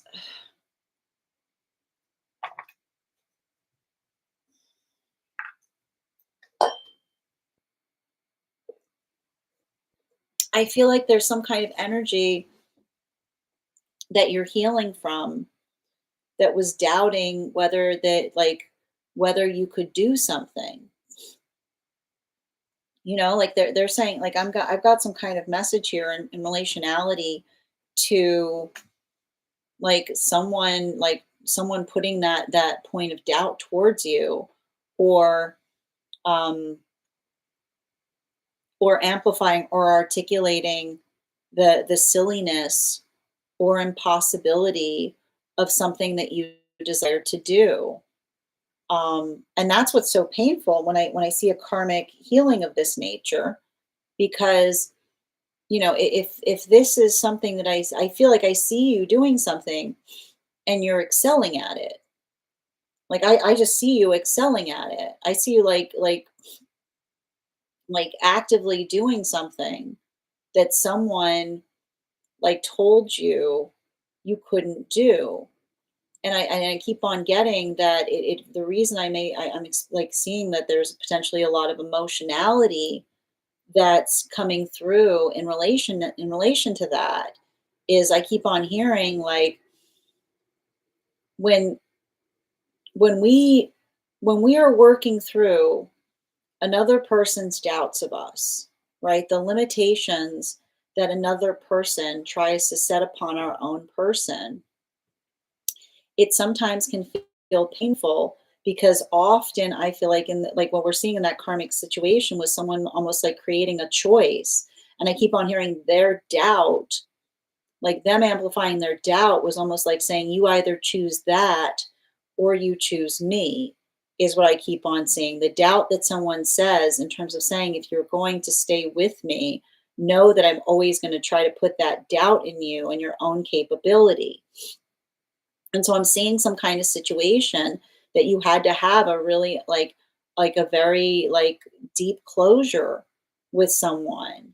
And I keep on seeing like the feeling of working through something. And I keep on hearing, it's like I keep on hearing somebody say, did not make you have a choice. It's like they didn't say it in words. They didn't say choose that or choose me, but it was the space of you having to put proximity in someone that doubted your path. And that's often what it feels like. This is why it's so difficult to be around someone who's very negative, or participates in a lot of negative self-talk, because it's the space by which we care about someone but say, I can't stay here. I can't thrive in this type of energy, because it's like I feel like the guides have almost articulated to you and said, you stick around here, that doubt's not going to go anywhere. It's going to make it impossible for you to be able to work towards the achievements that you need to have, because I keep on hearing you can't get anything done in the context of another person constantly telling you you're not getting anywhere, right? So I feel like I see you having had to put some kind of energetic distance between someone. And I see even now, like I see you like reaching towards that culmination, having those benchmarks, having those accomplishments that are occurring in that context. And now the reason I'm getting a lot of that emotionality that's coming up is because it's the observation of someone who can't celebrate it with you. It's the observation of someone that can't celebrate it with you. It's like the distance, and I almost feel like I would not be surprised if you're feeling that karmic connection, because I can almost hear the energy saying, like, I'm sorry I ever doubted you, but I also see that energy, like I keep on hearing your success is an energetic bell that can't be unrung between you, because like I see somebody that's working through the full weight of seeing you accomplish something, while at the same time remembering every time they told you that you couldn't do it, or something you were doing was energetically silly, is what I keep on seeing. I want to give you some bottom of the, and if you're feeling a lot of that emotionality, I would almost say, if you're, and I want to point this out too, if you're feeling that emotionality and you're saying, where is this coming from? I feel like it's almost the space by which you have to look at something and say, is that yours or is that theirs? Because it feels very much, I don't feel like it's coming, like you said, like, like, I feel like you saying, like, even the space you saying, like, whose tears are these? You know what I mean? Like the space by which you're articulating and saying, I don't know where this emotion is coming from. I feel like it's a lot of that energetic karmic clearing I'm seeing in relationality of someone who's like, who I keep on hearing they recognize that they could have arrived with you into that space of victory, but instead I keep on hearing they ostracized you is what I keep on getting. You know, they made you energetically, I keep on hearing like they recognize like the fact that the doubt is what separates. Bottom of the deck, yeah, especially with the temperance energy, you know. I keep on hearing somebody working through like the space of saying like um everything. I keep on hearing someone say everything everything they did to you, they did to themselves first, which is, it feels to me like somebody was feeling very insecure about some of your dreams, or the space by which they thought that you pursuing their dreams would move you away from them. And I keep on hearing it feels like it was some kind of self-fulfilling prophecy, right? Because the space by which another person works through something and says you can't do that, versus the difference between them saying you can't do that, but versus I'm afraid for you doing that, is the difference between them taking ownership of their fear versus trying to project it upon you. And so everything that I'm identifying there is the space by which someone was actually working through the insecurity of seeing you kind of moving towards something that they felt was going to, you know, like I almost hear them saying, I knew you could do it all along, but I was too afraid of you doing it because I was afraid that I would energetically lose you in the context of it. So it almost feels like someone that was trying to like energetically diminish your own sense of self is what I keep on seeing, right? Like the anxiety of saying to another person, you can't do that, instead of, I don't want you to do that because I'm afraid of energetically losing you.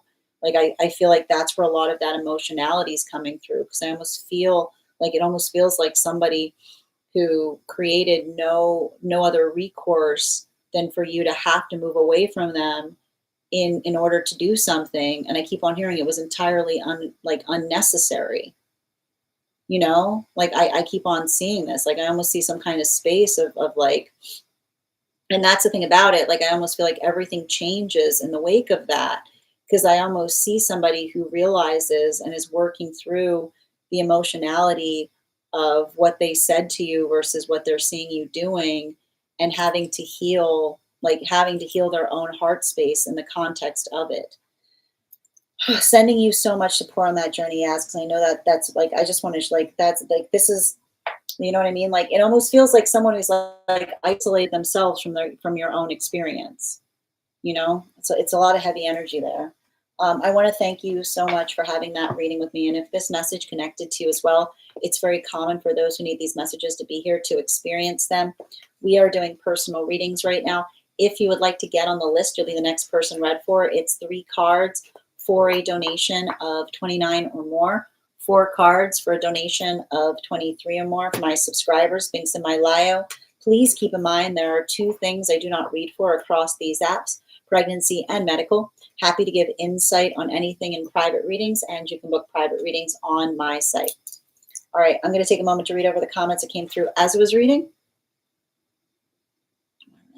And Sloth Princess, thank you for sharing the live. Always appreciate when you guys share the live. You're welcome, Chrissy.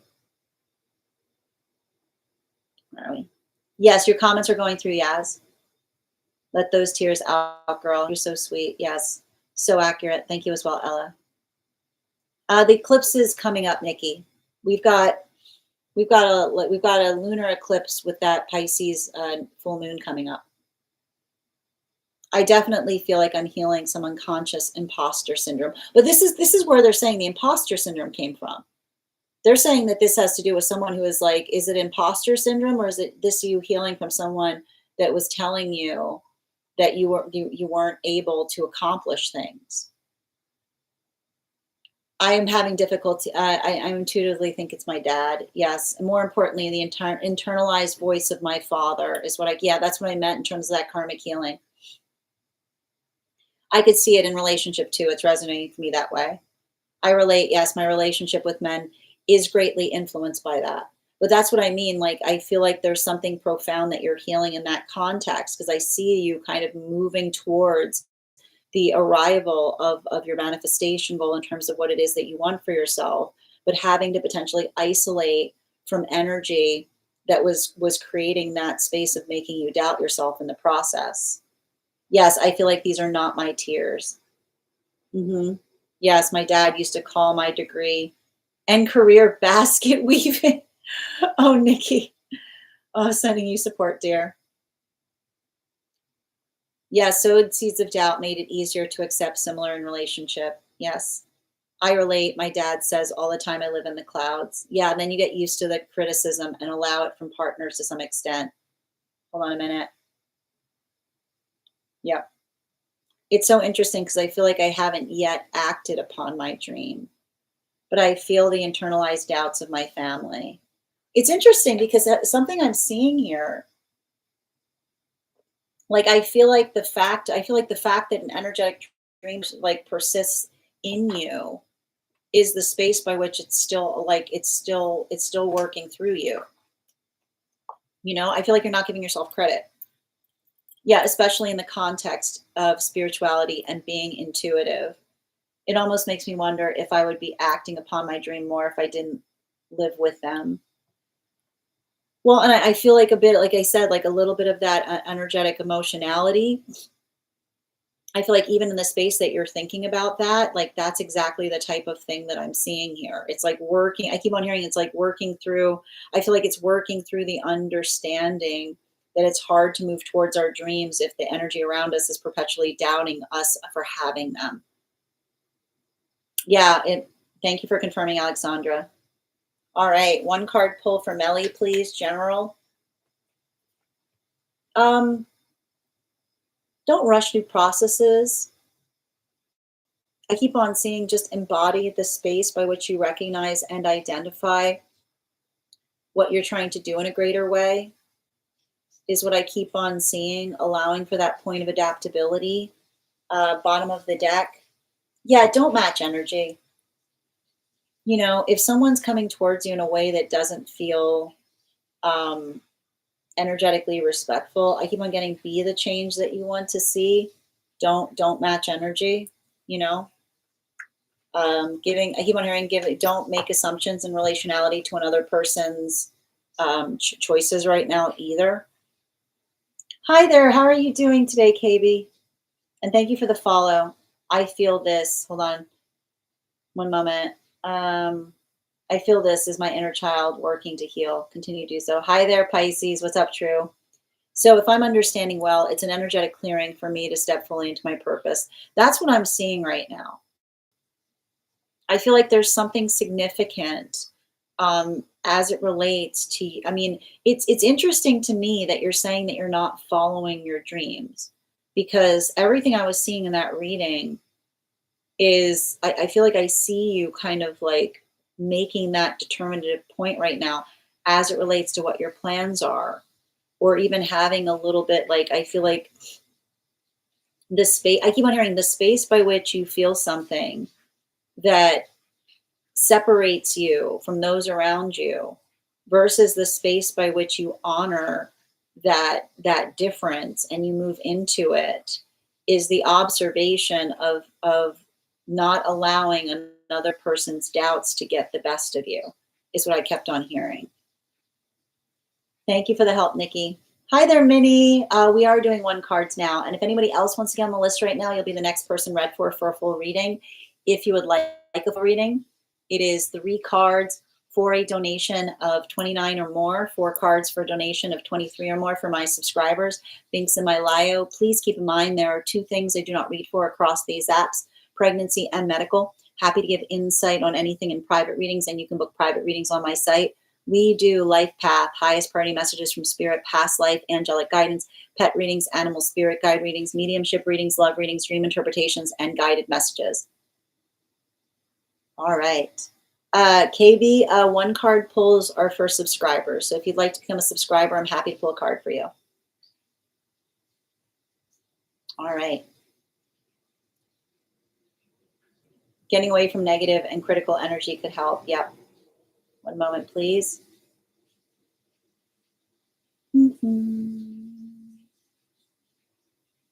Minnie, one card, highest priority guidance on road trip. Ooh, one card, please. Um, have the day you're having, not the day that you expect. Thank you for getting on the list, Mickey. All right.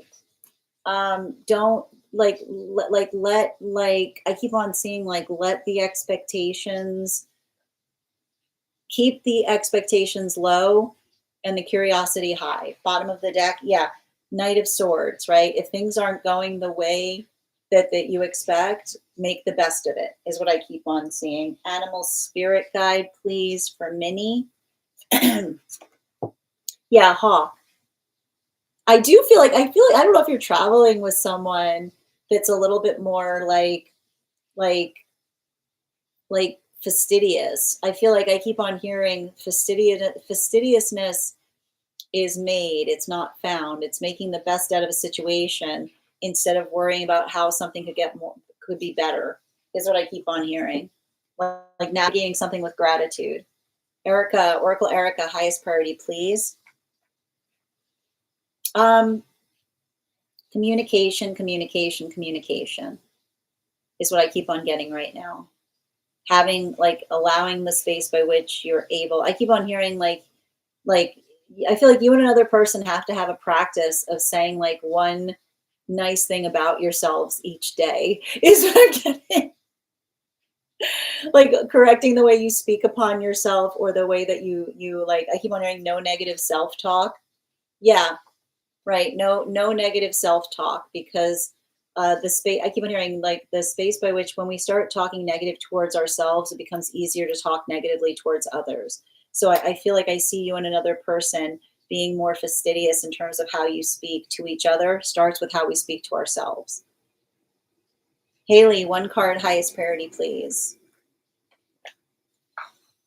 Um, make sure that you're not being triggered. Just observe what it is. Like observing a trigger is how we heal a trigger. It's not the fact that the trigger goes away. It's when we catch ourselves doing it. So bottom of the deck.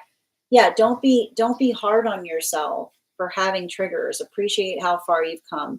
And again, if you're feeling a lot of this intensity right now, I want you to chart your progress. I want you to write down your accomplishments. I keep on hearing for every negative thought, a positive thought. One card, animal spirit for Haley. Yeah, the raven, right? Don't let yourself get too much like this type of intensity. It can create that feeling of energetic frustration or over internalizing things. Make sure that you're navigating situations with a sense of perspective. Hi there, Ruby. One card on why I keep seeing a sign. Spirit should hopefully know which one. I feel like there's something about this sign in relationality to stopping doing something is what I keep on seeing, you know? Like it's feeling it's interesting because I know it's 10 of sword of wands and it's reversal, but it's feeling very queen of swords. And I keep on hearing we become queen of swords when we stop putting up with things that are energetically beneath us, is what I keep on saying. Yeah, exactly. Like a lot of the five of pentacles, I mean the six of pentacles, which is the space by which you're able to say to another person like respectfully, you can't speak to me that way, or respect like when you can say respectfully and still not be okay about something. It's not about being nice all the time, is what I keep on getting. You're welcome, Yaz. I definitely feel like I've energetically decided this was going to be my path. And I feel like the space by which you've done so, like something about that emotionality is like, I feel like that's like the arrival point in terms of recognizing like how it's going to signify in the energy around you. Hold on a minute. Someone get on the list. I need another reading. You got on the list here. One card for Carmen, please. Can I please get one card for Carmen? Wheel of Fortune. I feel like this is you just like, I feel like just thinking bigger than the problem or being energetically practical. Yeah, again, the hangman, this type of energy right now that we're going through creates that space of wanting to over internalize. Don't take anything personally right now. right? Just I feel like don't take something personally. Just be productive through it to help. And I feel like helping someone else get a sense of another person's perspective on something is what I keep on hearing. Animal spirit guide. Yeah, especially with the earth dragon energy, you know, like giving the gift of giving someone another person's perspective is what I keep on hearing is valuable. Absolutely. Nikki, I'm still working on the actions following feelings and decision. Continue to do that work, Yaz. And Genuine, your subscription's ending soon if you'd like to renew. Nikki, yes, I got you, Ruby. Sorry, animal spirit guide, please, for Ruby. Yeah, the dog energy, which is like, I feel like there's something about the sign saying honor yourself, honor your own energetic commitment to the self. And one moment, please, for Carmen.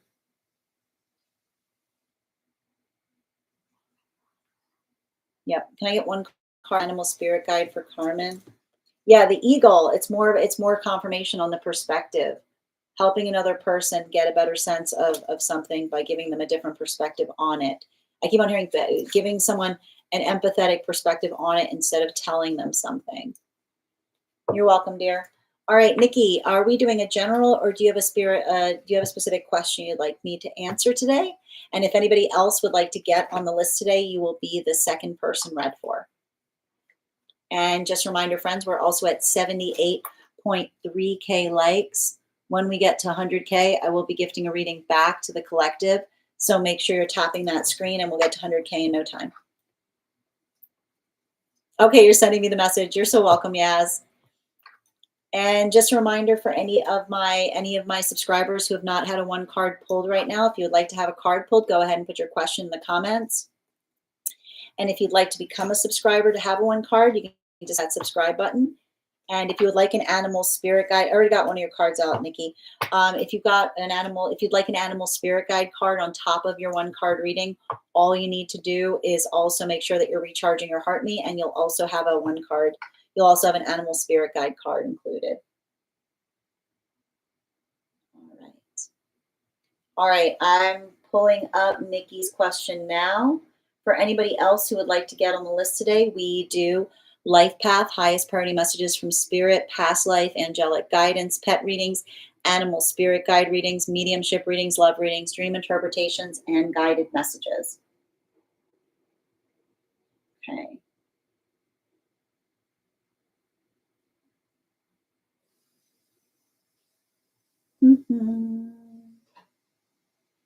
Where'd you post this question? Oh, I see it. Hold on. Is this inside tea or outside tea, Nikki?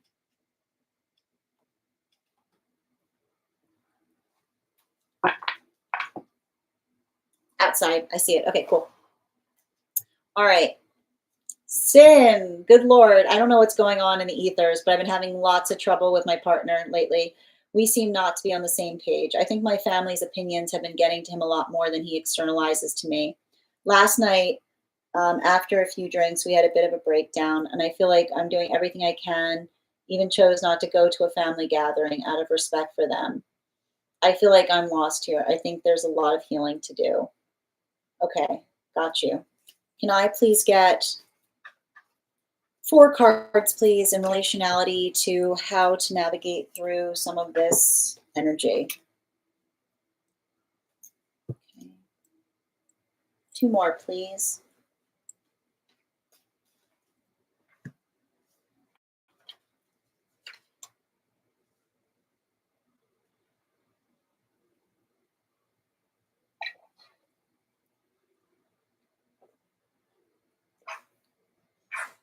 I feel like there's something important that's happening in relationality to I'm seeing a situation that feels like it's very energetically triggering to another person. And I feel like it has to do um, with some kind of path work of feeling like an energetic outsider, or feeling like that something about another person's presence is causing like difficulty or energetic frustration to you. Like I'm just identifying, like I'm identifying, like I see somebody who like is working through a lot of that. And we go through this a lot, right? In the space that someone isn't being energetically respectful towards us, it creates that feeling that we are causing pain to another person, is what I keep on seeing. And I almost feel like, I feel like the one thing you might have to kind of calibrate for is the space by which I almost sense somebody who's working through some kind of internalized feeling about fearing that, and this is what's important, like the sense by which you articulate that they're not creating undue difficulty within your own experience, is what I keep on seeing. Because I have some kind of, like, I see someone who has a tendency, I told you, and again, it has a lot to do, it has a lot to do with the, remember how I said that this type of energy right now has a tendency of making us want to over internalize things?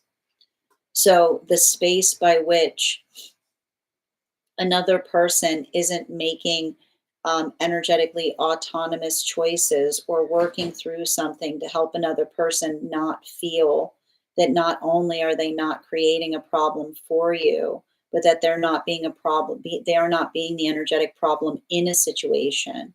I feel like that reaffirmation of helping another person through that, or articulating upon the space by which you're able to, like, I keep on seeing, like, not letting, I keep on hearing, like, not letting another person's um, choices impact the relationship, is all I keep on seeing. It's like, I feel like it's the space by which you need to, like, almost articulate one's own sense of commitment towards what you're building together, is not, I keep on hearing, is not, I keep on hearing it's not, I keep on hearing it's not damaging the relationships around you, it's revealing things about them, is all I keep on hearing. Making sure that you're articulating to another person that that they are not damaging anything, but rather they are revealing things in the process of building into the connection. Because I keep on hearing when I'm reading for this right now, the word damage. And I keep on hearing, like, the space by which another person is saying that they're not, like, there's no damage being done. The damage that is occurring is the ability of another to be seen, and the ability to energetically navigate something in such a way that reaffirms, like, one's own sense of commitment or purpose to what is energetically important, is what I keep on seeing. So I feel like there's something, make, I feel like, make sure, if you're working in the context of building into healthy relationship, I keep on hearing healthy relationship, our presence does not cause friction, but rather it fortifies our own sense of direction. It allows the context by which we're able to articulate and amplify what it is that we're trying to do in a better, in a better or greater way. I did mention too the fact that, like, a lot of the energy that we're seeing right now, this intensity, like, I want to kind of say, like, it's going to continue to build up to a certain extent. So I feel like what I'm really seeing is making sure that, and I keep on hearing, like, no negative self talk, which is no negative self talk towards the self, right? Which is not the space by which we work through something and start to talk negatively towards the self, but also in the context of being able to articulate and amplify what it is that we're trying to do better. So, um, I do feel like, and again, like, the one thing I keep on seeing about this is, like, making sure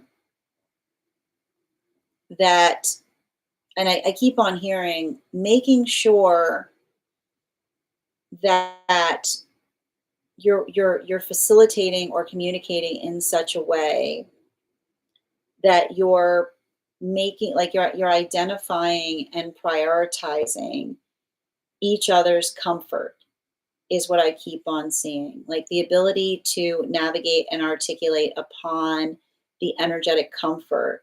I keep on seeing like that ability of being able to prioritize that and that ability of being able to amplify that. Um, I keep on hearing too, it's like the space by which we are able to, like, I keep on seeing like the conversations that we're willing to have with another versus being able to say to another person, I keep on hearing, enough of this is what I keep on seeing. Like the space by which we say, like, enough of this is the identification point and being able to articulate an energetic limitation that we effectively set upon something. But then, even in the space by which we're able to articulate and amplify that limitation, allows its own modality of being able to arrive to something that feels like it is significant and important. So, a lot of that work that I'm seeing right now, um, make sure that you're articulating upon each other's needs.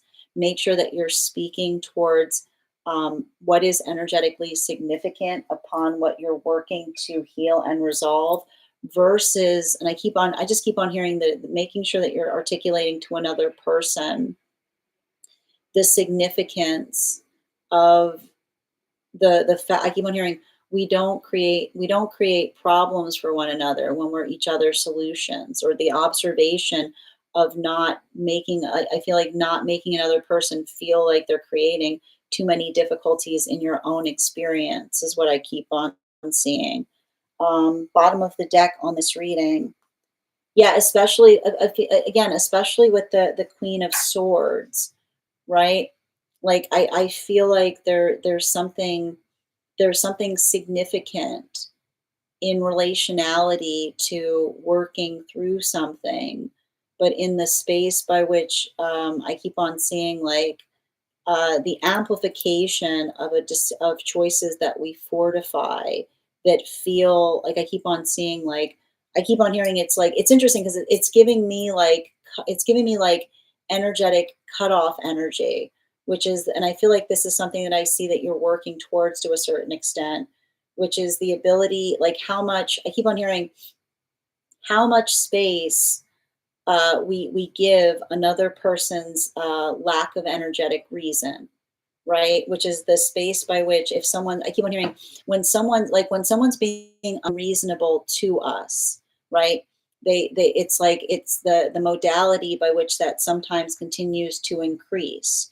And often when another person is being unreasonable and we allow more and more space for the unreason, it's like the unreasonableness starts to energetically, like, center, right? The energy, it's like it's giving me the space of understanding, like the unreasonable energy, like, will become like the squeaky wheel, if you will, right? It's like it's all that one is speaking about, or all one is able to navigate. Because even in like articulating upon the frustration of something, that in itself becomes its own form of something, or someone becoming energetically centered.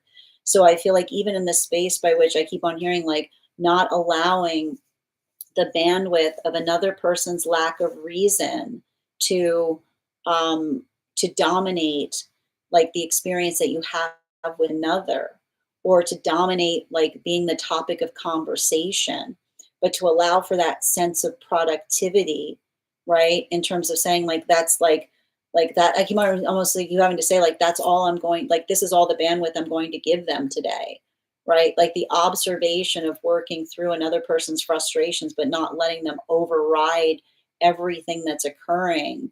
I feel like even in that space, it's making sure that you're prioritizing, like, what feels energetically positive, instead of working through the energetic hurdles that you're experiencing in relationality to the connection. So I keep on hearing, like, make sure that you're in the space of giving each other affirmations, make sure that you're supporting each other, make sure that you're cheering each other on. And don't, I keep on hearing, don't let another person's lack of reason take center stage in the energetic relationship. Thank you so much for having that reading with me, Nikki. And if this message connected to you as well, it's very common for those who need these messages to be here to experience them. We are doing personal readings right now. If you would like to get on the list is open. I've got 3 spots left for today before the list will be closed. 3 cards for a donation of 29 or more. 4 cards for a donation of 23 or more for my subscribers, links in my bio. Please keep in mind there are 2 things I do not read for across these apps: pregnancy and medical. Happy to give insight on anything in private readings, and you can book private readings on my site. I'm going to take a moment to read over some of the comments that came through as I was reading. Also, friends, we're at 81.3K likes. When we get to 50K, I'll be gifting a reading back to the collective. So make sure you're tapping that screen. We'll get to 100K in no time. All right, just bear with me a moment.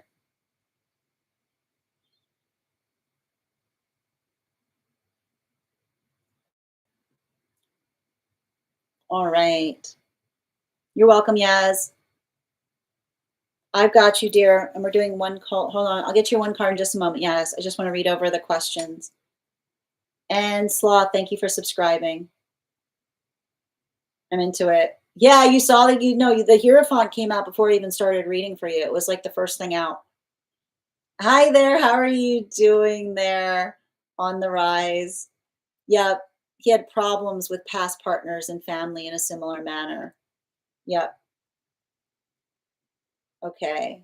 I think he feels like and I feel like you have to reaffirm to someone that they're not creating problems in your life.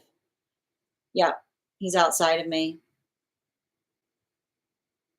I love how Autocrack finds something to change in every sentence to make me sound dumb.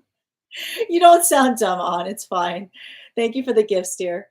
Um, yeah, he's being a problem. But I mean, also you have to understand that this type of energy, it's getting the best of all of us. It's very intense. It's very frustrating. It creates a lot of that feeling of over internalizing things. So I keep on seeing, like, helping another person, like, navigate situations proportionally right now is also significant. It's true. It is revealing. I'm just tired. I feel like everything around me has a problem. My cat, oh my gosh, Nikki. I feel overwhelmed. But here's the thing, I keep on saying, like, articulate the overwhelm, but don't let it overwhelm you. And Silver, thank you for the follow.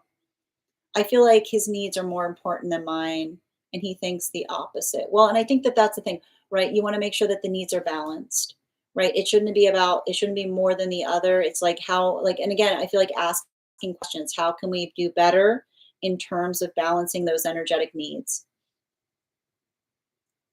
Oh my gosh, you rescued a frog from the paws of your kitty.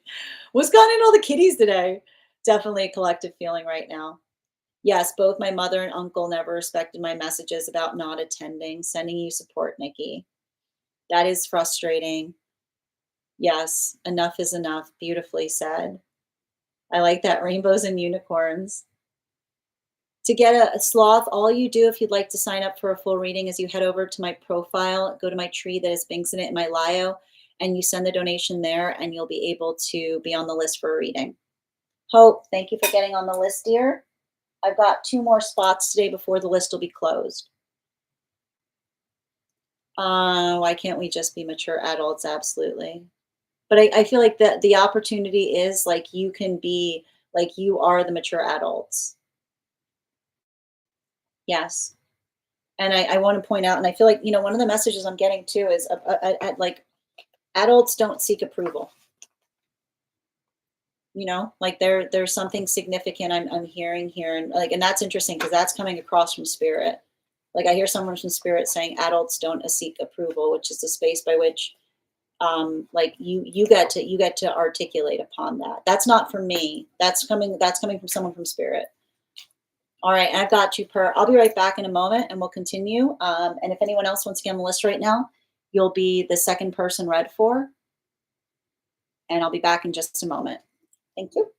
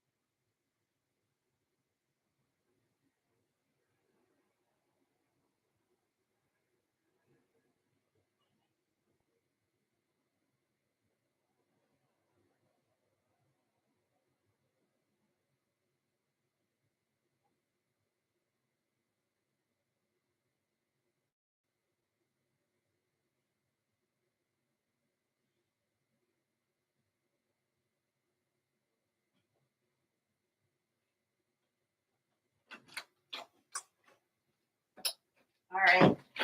Where were we? Okay.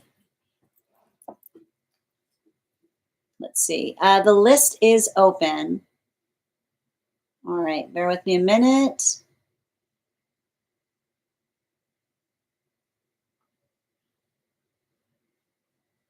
I'm tired, Grandpa. I know. I love when Bridget says that. Yes. Let's go to Cabo. I'm okay with that. Yes, definitely after Pepper recovers. I've got you. Thank you for confirming, Per. Yeah, that it was definitely feeling like it was from 12:12 on the clock. And yes, Melly, the list is open. Perfect. Okay, my animal card. All right, just bear with me as I pull up your question, Per. All right. All right, let's get to it. Hold on a minute. There we go. Where were we?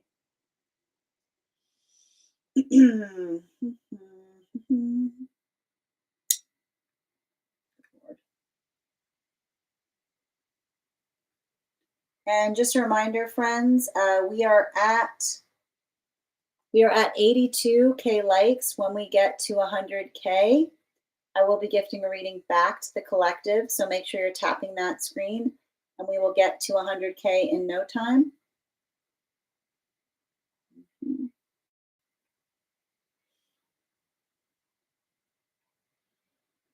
Hold on a minute, Per. I'm just trying to pull up your question. There it is.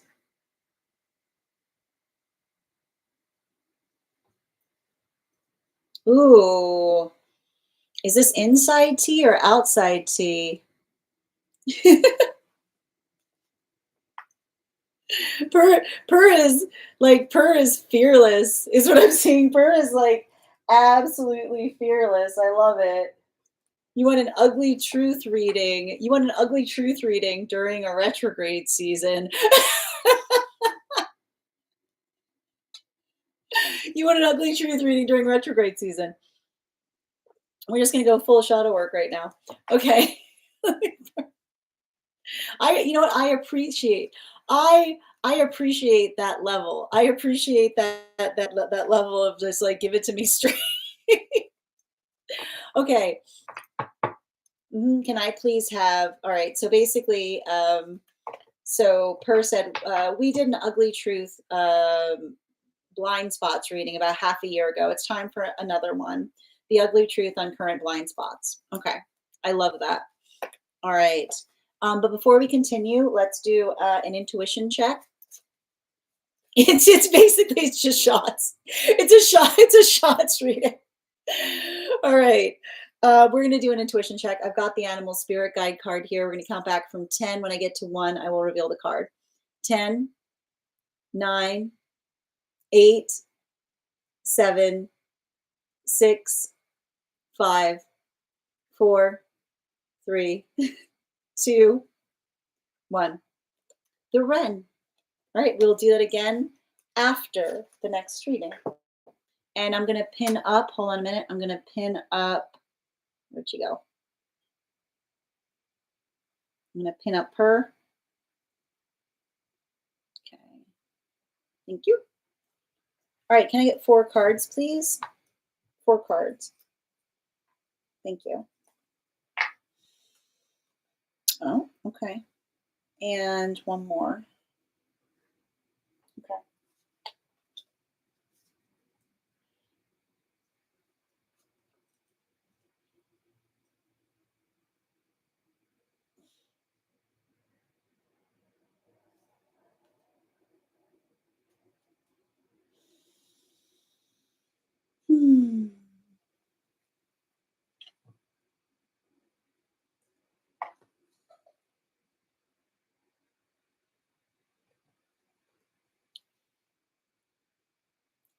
If you want to balance partnership, you have to become more comfortable with letting people take care of you.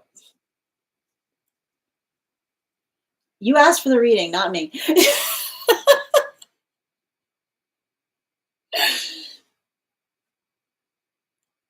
If you want if you want a healthy partnership,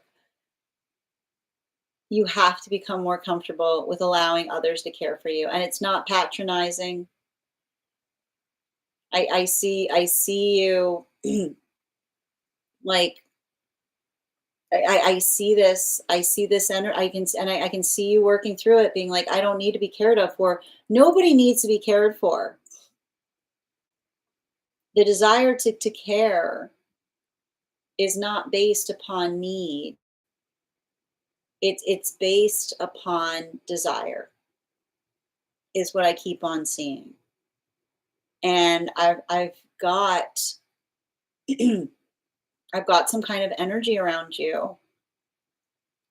And it does feel like a bit of an ancestral wound, right? It's give I see there's I keep on getting it's a little bit of this ancestral stoicism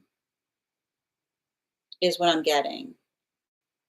But I keep on hearing it's not stoicism to articulate and define what we mean to each other.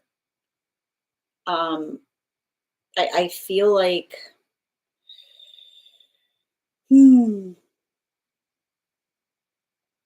I see some kind of circumstance or situation of,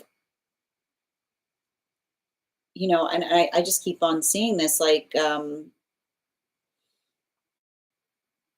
I think that you're already doing this, like you're healing from your cringe, you know? I don't know why I'm getting a little bit of this like what is there like a little is there like an anxiety here on PDA kind of stuff? Is what I'm getting? Like I'm getting here like someone who's like I keep on getting a little bit of this like sit up straight energy in relationality to relationship. Um, which is somebody like almost like I see like somebody like working through another person, um, being caring and feeling like another person is like laying it I keep on hearing some kind of like core memory around somebody like doting on someone, and I hear somebody saying, oh, they're laying it on a little thick, which is the space by which another person was trying to say that giving someone care was energetically performative, is what I keep on seeing. But I feel like that's what I mean in relationality to you healing in some way, because I don't know, I almost see this like I almost feel like there's something about your ability to receive care which says like I keep on hearing it's not somebody like laying it on thick, is what I keep on getting. It's somebody who like deeply I keep wondering it's somebody who like deeply cares about you and isn't afraid to show it, is what I keep on seeing. And I feel like this has a lot to do with you healing from a karmic experience too.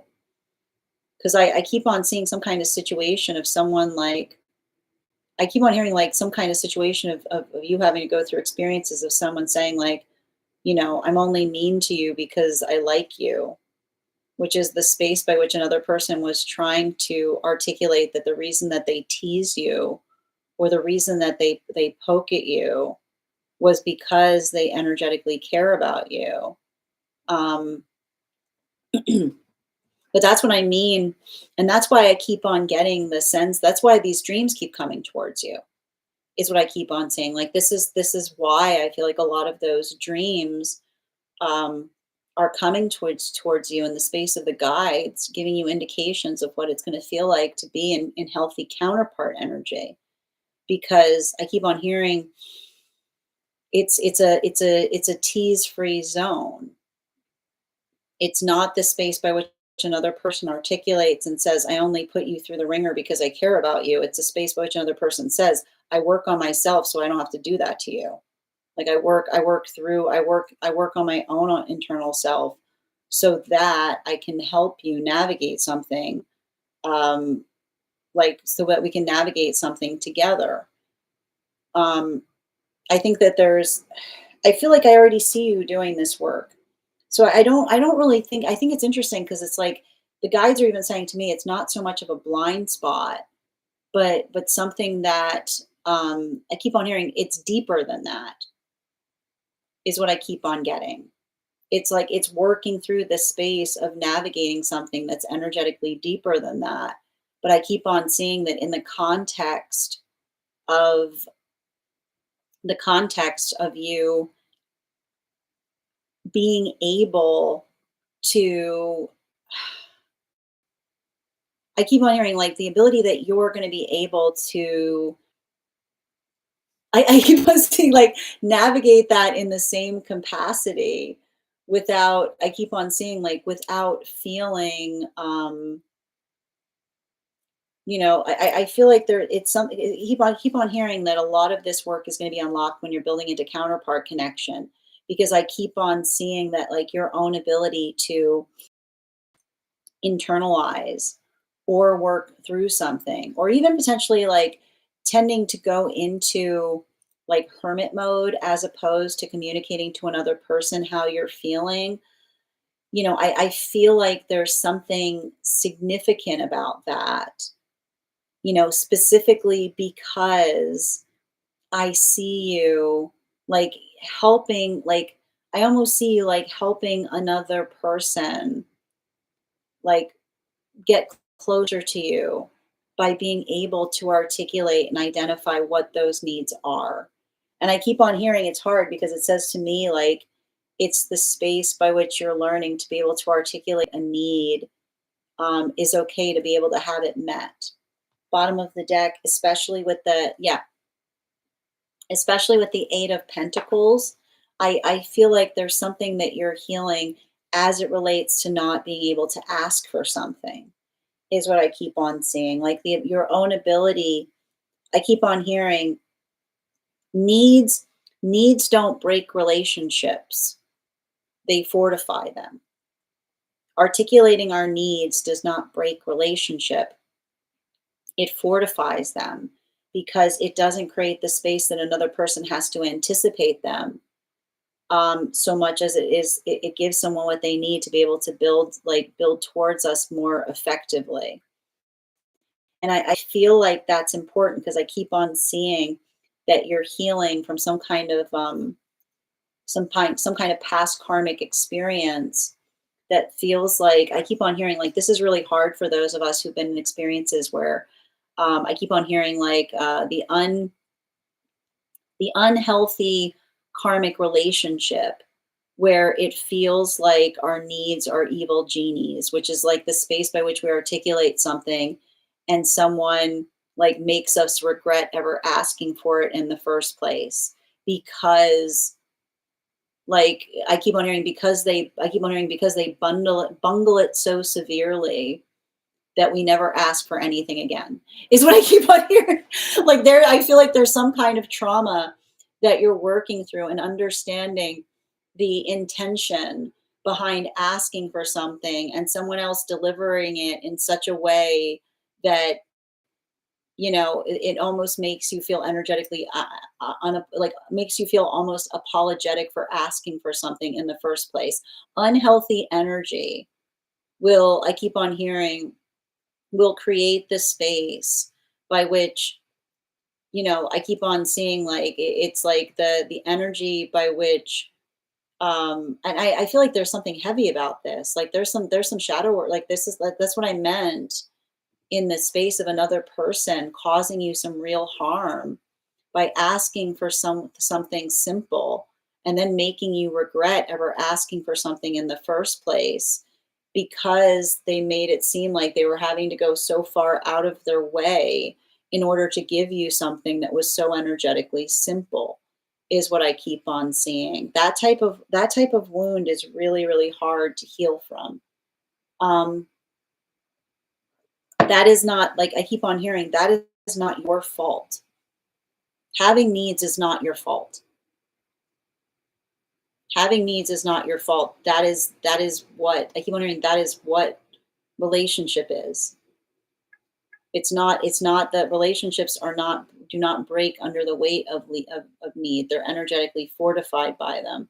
And so the space by which we ask for something and another person makes us feel sorry, like I feel like I almost feel like have some kind of work of you being like asking for something and someone giving it to you being like, I'm going to make you like I'm going to make you sorry forever asking for that. You know what I mean? Like that type of thing, like that healing from that energy of working through this space of not, that is someone that does not want to be bothered, is what I keep on hearing. That was not your fault. That was someone who profoundly didn't want to be bothered, and they were prioritizing their comfort like over your energetic desire. So don't, I keep on hearing like the more that you're able to understand the weight of a healthy relationship can stand the test of a need and isn't does not crumble beneath it.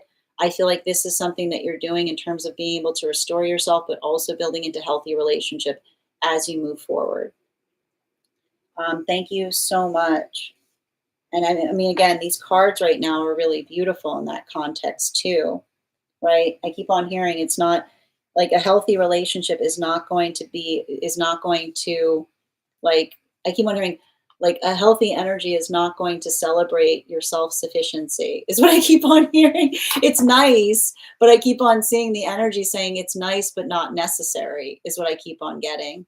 Thank you so much for having that reading with me, Per. And if this message connected to you as well, it's very common for those who need these messages to be here to experience them. We are doing personal readings right now. If you'd like to be on the list, I've got one more spot today before the list will be closed.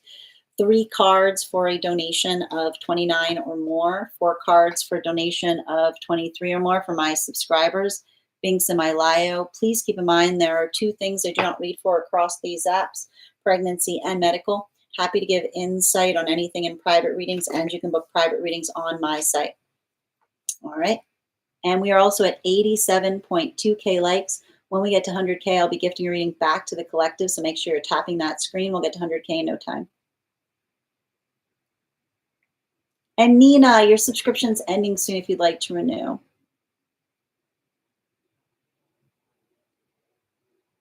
Oh, 1 second. No fraud. Dumb bird. Yes. Oh my God, I'm getting there. Yep. And I felt like that. Hold on. And felt like a slap in the face.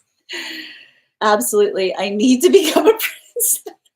But here's the thing, you're being open about it, right? Like you're allowing the space by which you're recognizing it. I'm always the one caring for others. Per, why did you have to get us for this reading? And expect nothing less. Me too. Yes, it might run in the family. I always feel so guilty when I ask a partner to do something for me. And Nina, your subscription's ending soon if you'd like to renew. I'm definitely trying to heal from the cringe. I get that. Yes, healing from the ick. I feel this, but I also feel like Eve, I could do that better because I've been doing it for myself. Yes, struggle with letting go of control. Exactly. Hyper independence. We all love her. Yep. Oh my God, my partner just said that yesterday. I was like, what? And then he was like, wow, that sounded terrible. And energy, thank you for sharing the live. Always appreciate when you guys share the live. You're totally right, as always. I do my best, Per. Thank you for having that very intense reading. And Vaughn, thank you for the follow. How are you doing, Cool Beans? One of the keys to healthy partnership is open and honest conversation. Absolutely, Nikki. Really hard, slowly but steady. Tap to claim, Per. And thank you for encouraging everyone to tap, Nikki. Yes, that part. Well, I'll let you try, but I could have done it better. No need to do that again. It actually began in childhood. The adults wanted me to be independent, and I overdid this. Yes, I struggle with that. I'm imagining handing ornaments with my ex, and it was like, just let me do it. Oh, okay. Where are we? Hold on a minute. Yes, totally true. It's probably intentional in some way. You won't bother them again. Thank you as well, Per.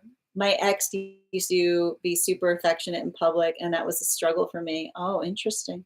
But we definitely helped me heal this wound a bit. That's good to hear. All right, we're going to continue right now. It's hard, right? Like, and that's the thing about it, like, especially in relationality to to things like that. It has a lot to do, like, again, those are the type of readings, like getting into the bottom of like intimacy wounds. All right. The next person we're reading for today is Hope. Hope, if you're here, can you respond in all caps? Let me know if you'd like a general reading or if you have a specific question you'd like me to answer. And if anybody else would like to get on the list right now, you'll be the third person read for. I've got one more. Ooh. All right, well, that's the first one coming out for Hope. If anyone else would like to get on the list right now, you'll be the third person read for. I've got one more spot today before the list will be closed. We're also at 88.7K likes. When we get to 100K, I will be gifting a reading back to the collective. We do here life path, highest priority messages from spirit, past life, angelic guidance, pet readings, animal spirit guide readings, mediumship readings, love readings, dream interpretations, and guided messages. Hi there. How are you doing today, dear?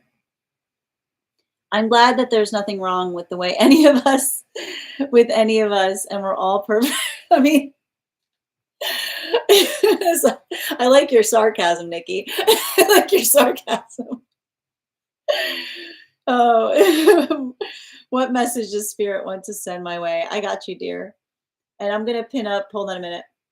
I'm gonna pin up. I'm gonna just put up Sloth Princess there. Can I please get? Can I get? Can I get 3 cards, please? Highest priority messages from Spirit. Oh wait, before we do anything, we have to do another intuition check. All right, I've got the animal spirit guides cards here. We're going to count back from 10, and when we get to 1, I'll reveal the card. 10, 9, 8, 7, 6, 5, 4, 3, 2, 1. The hair. Thank you guys so much for participating. We'll do it again after the next reading. I've also pinned up Sloth there. Make sure to give Sloth some love. All right, can I please get 3 cards for Hope, highest priority messages, please? And one more, please.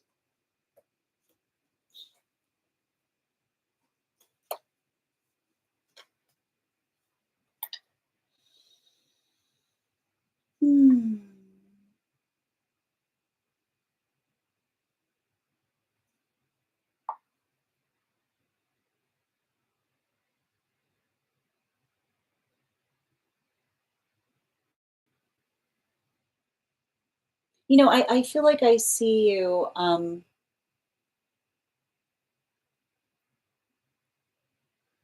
I feel like I see you healing in relationality to an energetic connection.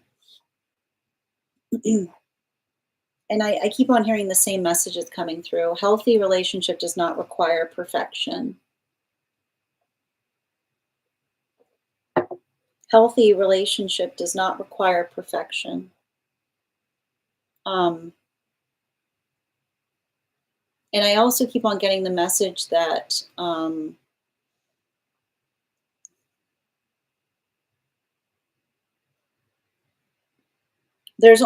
feel like I keep on hearing there's only one thing that time fixes in relationality to needing time to fix something. Time only fixes situations or circumstances wherein our emotions are not energetically proportional to something that is happening, which is the space by which another person moves away from us, right? Like if there's, I keep on hearing, if there's the only way that we've been talking about this heavily for like the last, like during this entire partnership cycle that we've been experiencing, the space by which we work through our own, I keep hearing like the space by which we work through our own explosiveness, the space by which we become too energetically reactive. This is the only thing that time can fix. And the only way that that is fixed is when we recognize that the emotionality that we brought forth to a situation or circumstance was not proportional to what was happening.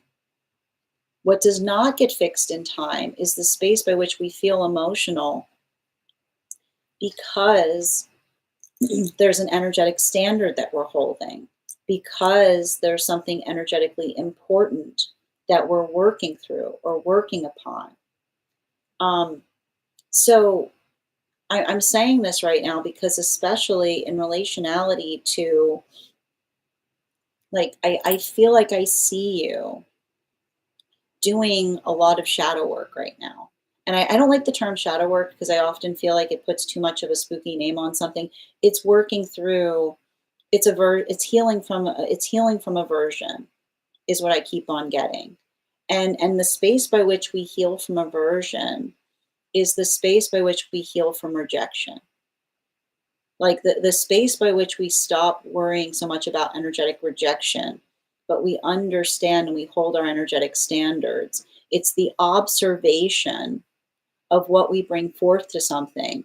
And it allows the space where if another person moves away from us in the moment that we're holding an energetic standard, we don't resolve or dissolve the standard because it's there, but rather we observe the circumstance or situation with a sense of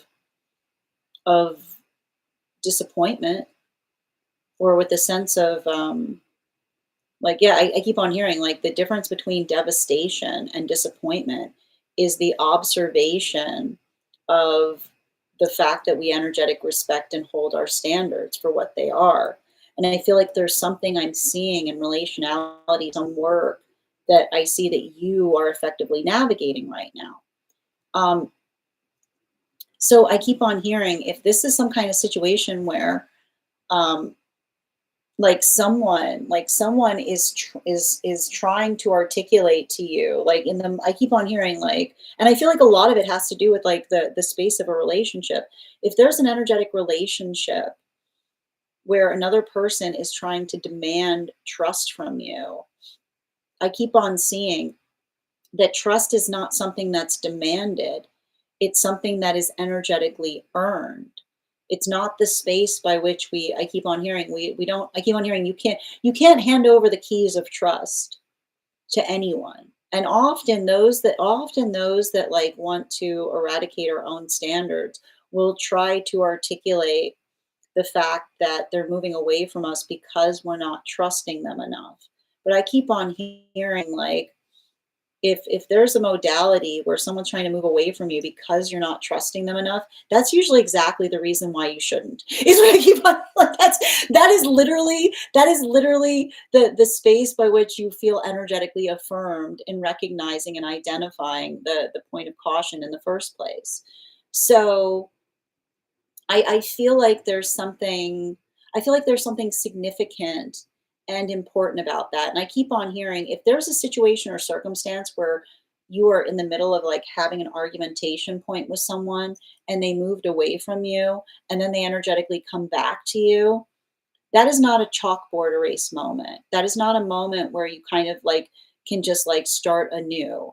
That is a bookmark. You pick back up exactly where you left off. Because I keep on hearing energy does not get to restart with you. And often those that like don't want to articulate what it is that they want, but then will often like move away from us when we start asking what something is, and then they reappear and they say like let's start again, like making sure that someone isn't just wasting your energetic time by not being clear as to what their intentions are. Or, and I keep on hearing, healthy relationship is always fortified by direction. It's never I keep on hearing it's not confounded by it. And it's not bringing a problem to a situation to ask the direction that something is going unless there is no direction. Bottom of the deck, yeah, especially with the 10 of cups in its reversal. Everything I'm seeing here, make the things that allow the context of a healthy relationship will be articulated as the problems in an unhealthy one. So the space by which another person, it's not needy to have needs. As long as the need is fixed, that's a standard. Your emotions do not damage relationship unless the emotions are all over the place, right? Unless they're unless they're unpredictable or unprecedented or not around something that's energetically important. So I keep on seeing like don't let someone confound your sense of direction, and don't let someone create the space of saying that you haven't earned the right to know their manifestation goal. Never are we in more danger than we say, let's just see where something goes, because everyone has an intention that they want to bring forth towards something. So if you're in the space of being able to communicate upon that, it's not too much to ask that from another person. Thank you so much for having that reading with me, Hope. And if this message connected to you as well, it's very common for those who need these messages to be here to experience them. We are doing personal readings right now. If you would like to get on the list, I've got one spot available today before the list will be closed. 3 cards for a donation of $29 or more. 4 cards for donation of $23 or more for my subscribers. Links in my bio. Please keep in mind there are 2 things I don't read for across these apps: pregnancy and medical. Happy to give insight on anything in private readings, and you can book private readings on my site. I'm going to take a moment to read over the comments that came through as was reading. Also, friends, we are at 89.8K likes. When we get to 100K, I'll be gifting a reading back to the collective. So make sure you're tapping that screen. We'll get to 100K in no time. I'm very glad there was nothing wrong with any of us. It's amazing, isn't it? Yep. Anything else? Yep. This reading was like a calming force. I loved it. I'm so glad per manifesting. Oh my gosh. I imagine the angel for some reason. So I get it. Yep. Yes. In a world, are we comparing a hair to an angel? Yes. I'm struggling with distance relationship. Thank you for confirming. Thank you as well for receiving this message, Nutty. Sloth, completely in it right now, trying to integrate my shadow. On point. Thank you for the confirmation. You're so welcome, dear, and I hope that helps you on your journey. All right, let's continue right now. I know we are very close to 100K. All right, the next person that we are reading for today is Melissa. Melissa, if you're here, can you respond in all caps? Let me know if you'd like a general reading or if you have a specific question you'd like me to answer. And while we wait for Melly's question, let's do another intuition check. I've got the animal spirit guide card here. We're going to count back from 10, and when we get to 1, I will reveal the card. 10, 9, 8, 7, 6, 5, 4, 3, 2, 1. It was the cat. Type of bird. We can't listen. There are too many birds in this deck. You cannot say type of bird. There are too many birds. All right. Yes, cat will do. You got it. Well done. Good job, Gaspar. All right, where are we? Okay, I am pulling up. 1 second, please.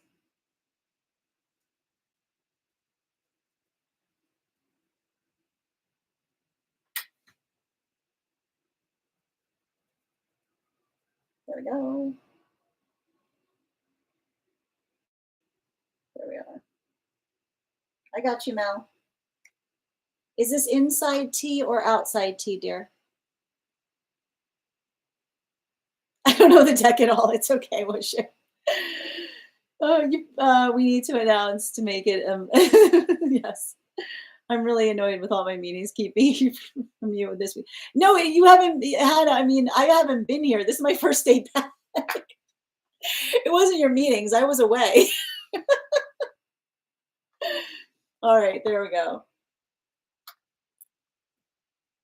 Inside today. I got you, dear.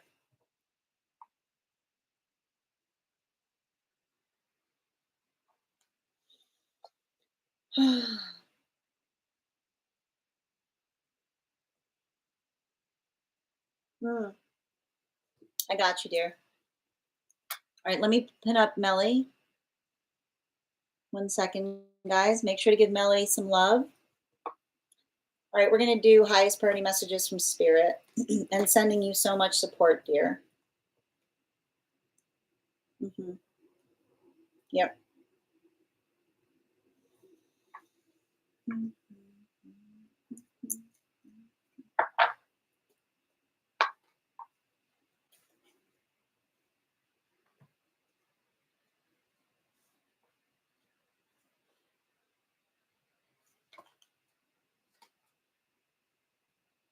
Oh, wow.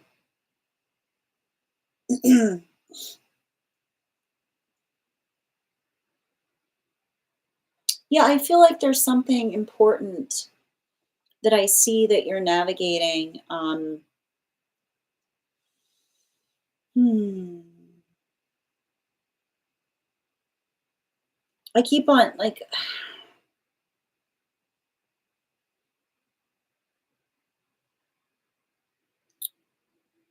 I would be very curious. I don't know if we've talked about this. I would be very curious when the time like your last Saturn return was, because um and I'm going to kind of walk you through what I'm seeing in relationality, because I keep on hearing like the question you're really asking is what's changed, you know? Because I almost feel like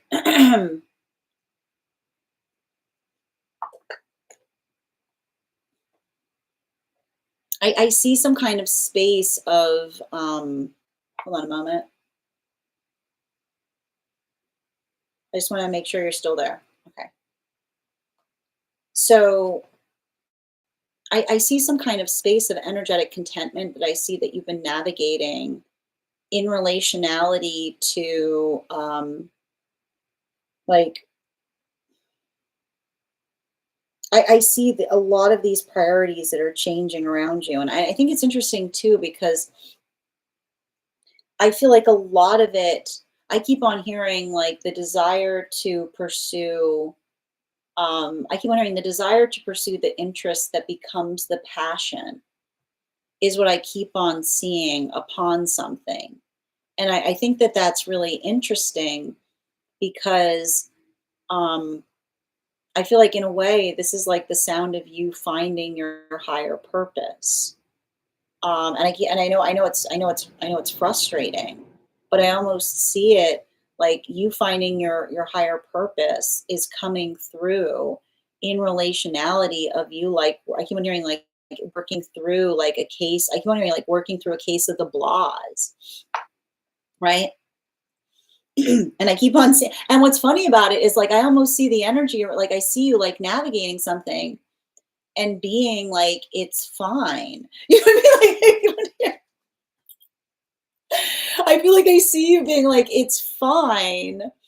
But it's like I keep on seeing it's like it's not about like, and I keep on seeing like the past version of you um was like working through like I keep on I feel like I feel like there's something about the past version of you just working towards like something that feels, I keep on hearing like something that feels um energetically painless as opposed to something that you feel passionate about is what I keep on seeing is what I like, and like that's what I meant in terms of like allowing the case of the blahs to help you find your energetic purpose. I feel like you're very much like everything that you said to me in your message already feels like you're moving very much in the context of following your intuition, which is the space by which you're not looking to make a giant change, but you're starting to build into that pathwork of what your manifestation goal is. And I feel like, in a way, I want you to think, I want you to think a bit about this space of what you, I want you to think a bit about where you are right now, not so much as a blah point, but as the ballast that's going to help you get to where you're going. I keep on hearing it's not blah, it's ballast. It's not blah, it's ballast, which is the space by which you're able to say, this is something, there's something I have that energetically supports me enough that I can do something that excites me, is what I keep on hearing. And I want you to write that down somewhere. The blah becomes ballast, which is to say, this this is not necessarily something that excites me, but it allows the context of being able to build upon that plan in relationality to what you're feeling, like what that energetic pathwork of purpose is. Because everything I keep on seeing upon this, like I keep on, like I feel like I keep on hearing this is the energetic hard part, because I see that you're already, like, I feel like I see you kind of like I see you like stuck between two energetic realities in the space of being able, I keep on seeing like the call in terms of your energetic purpose that's there, but also like building into the energetic security of what it is that you've created for yourself. So let, like I keep on hearing, let that intention guide your direction. Like move, I keep hearing move with intention and with purpose. Build those milestones for yourself, because everything that I'm identifying in relationality to that is everything I keep on seeing here is you um, being able to work into a space that I keep on hearing, like you almost like looking at something and saying, well, I'm not feeling particularly, I'm not feeling particularly excited here, but I identify and recognize what it is that I'm working towards here. So I keep on seeing that your own ability to identify what those energetic benchmarks are is allowing the space by which you're able to, I keep on getting like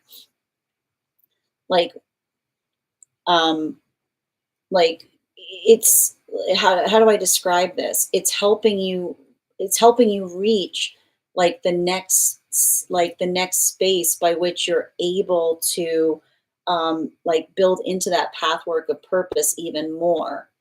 And so I feel like the important thing to recognize right now is not being too energetically reactive. Like I want to describe this even now, like there's a lot of that heightened sensitivity that we're energetically experiencing right now. It's like a lot of that space of just being like feeling that desire to like want to be energetically done with something. Don't, I keep on hearing like, don't be done with something, be energetically intentional as it relates to where, like what's fortifying your direction.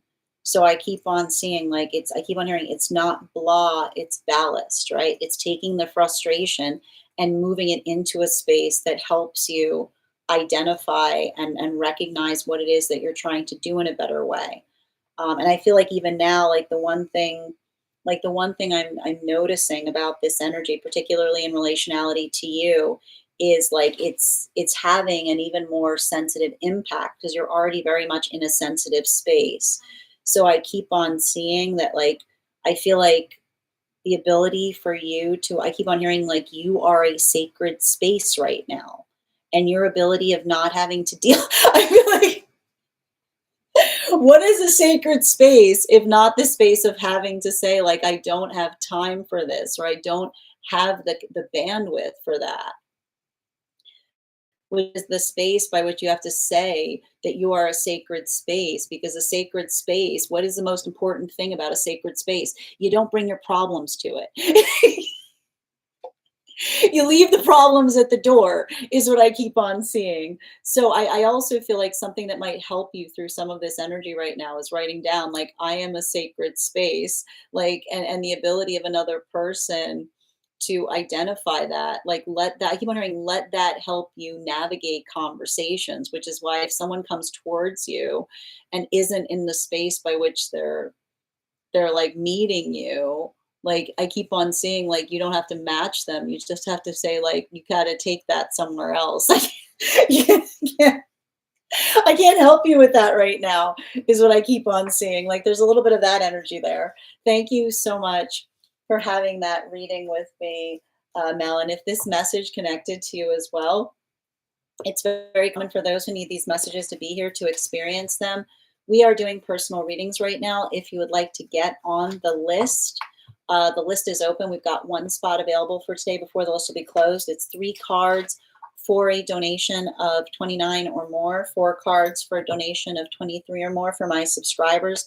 Binks in my Lio. Please keep in mind there are 2 things I do not read for across these apps: pregnancy and medical. Happy to give insight on anything in private readings, and you can book private readings on my site.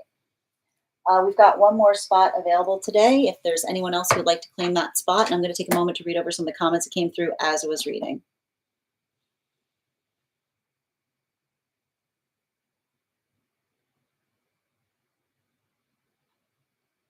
Oh, wow, that's wild, Wushu. Inside today. Yes. I'm not missing too much then. And yes, we are almost at 100K. You're so welcome, Melly. I can see the frustration. Yep, absolutely. It's fine, but I can see, yeah, I can see the fineness, but working through the blahs. That makes sense. And Kirby, thank you for sharing the live. Always appreciate when you guys share the live. I feel like that came to mind before. This position allowing me to build. I keep on hearing like that's how you're going to get through it right now. It's not blah, it's ballast. It's allowing the context of understanding and recognizing what you need to get to where you need to be able to like make that next step. And I feel like in a way, like I keep on hearing like articulate and define to yourself what that comfortability point would be, you know? And I keep on saying it's not the fact that you're not going to make a leap, but it's identifying. I keep on hearing the way that we make a leap is identifying the circumstances by which we would be ready to make one is what I keep on seeing. I would love to say that moving forward and take that and take it elsewhere. Exactly.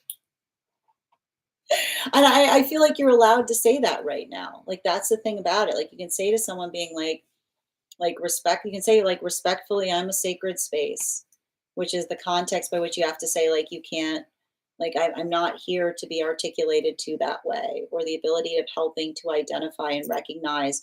I feel like when you like you can say to someone like, it's like it's I keep on hearing as long as it's reciprocal, it's not selfish, if that makes sense.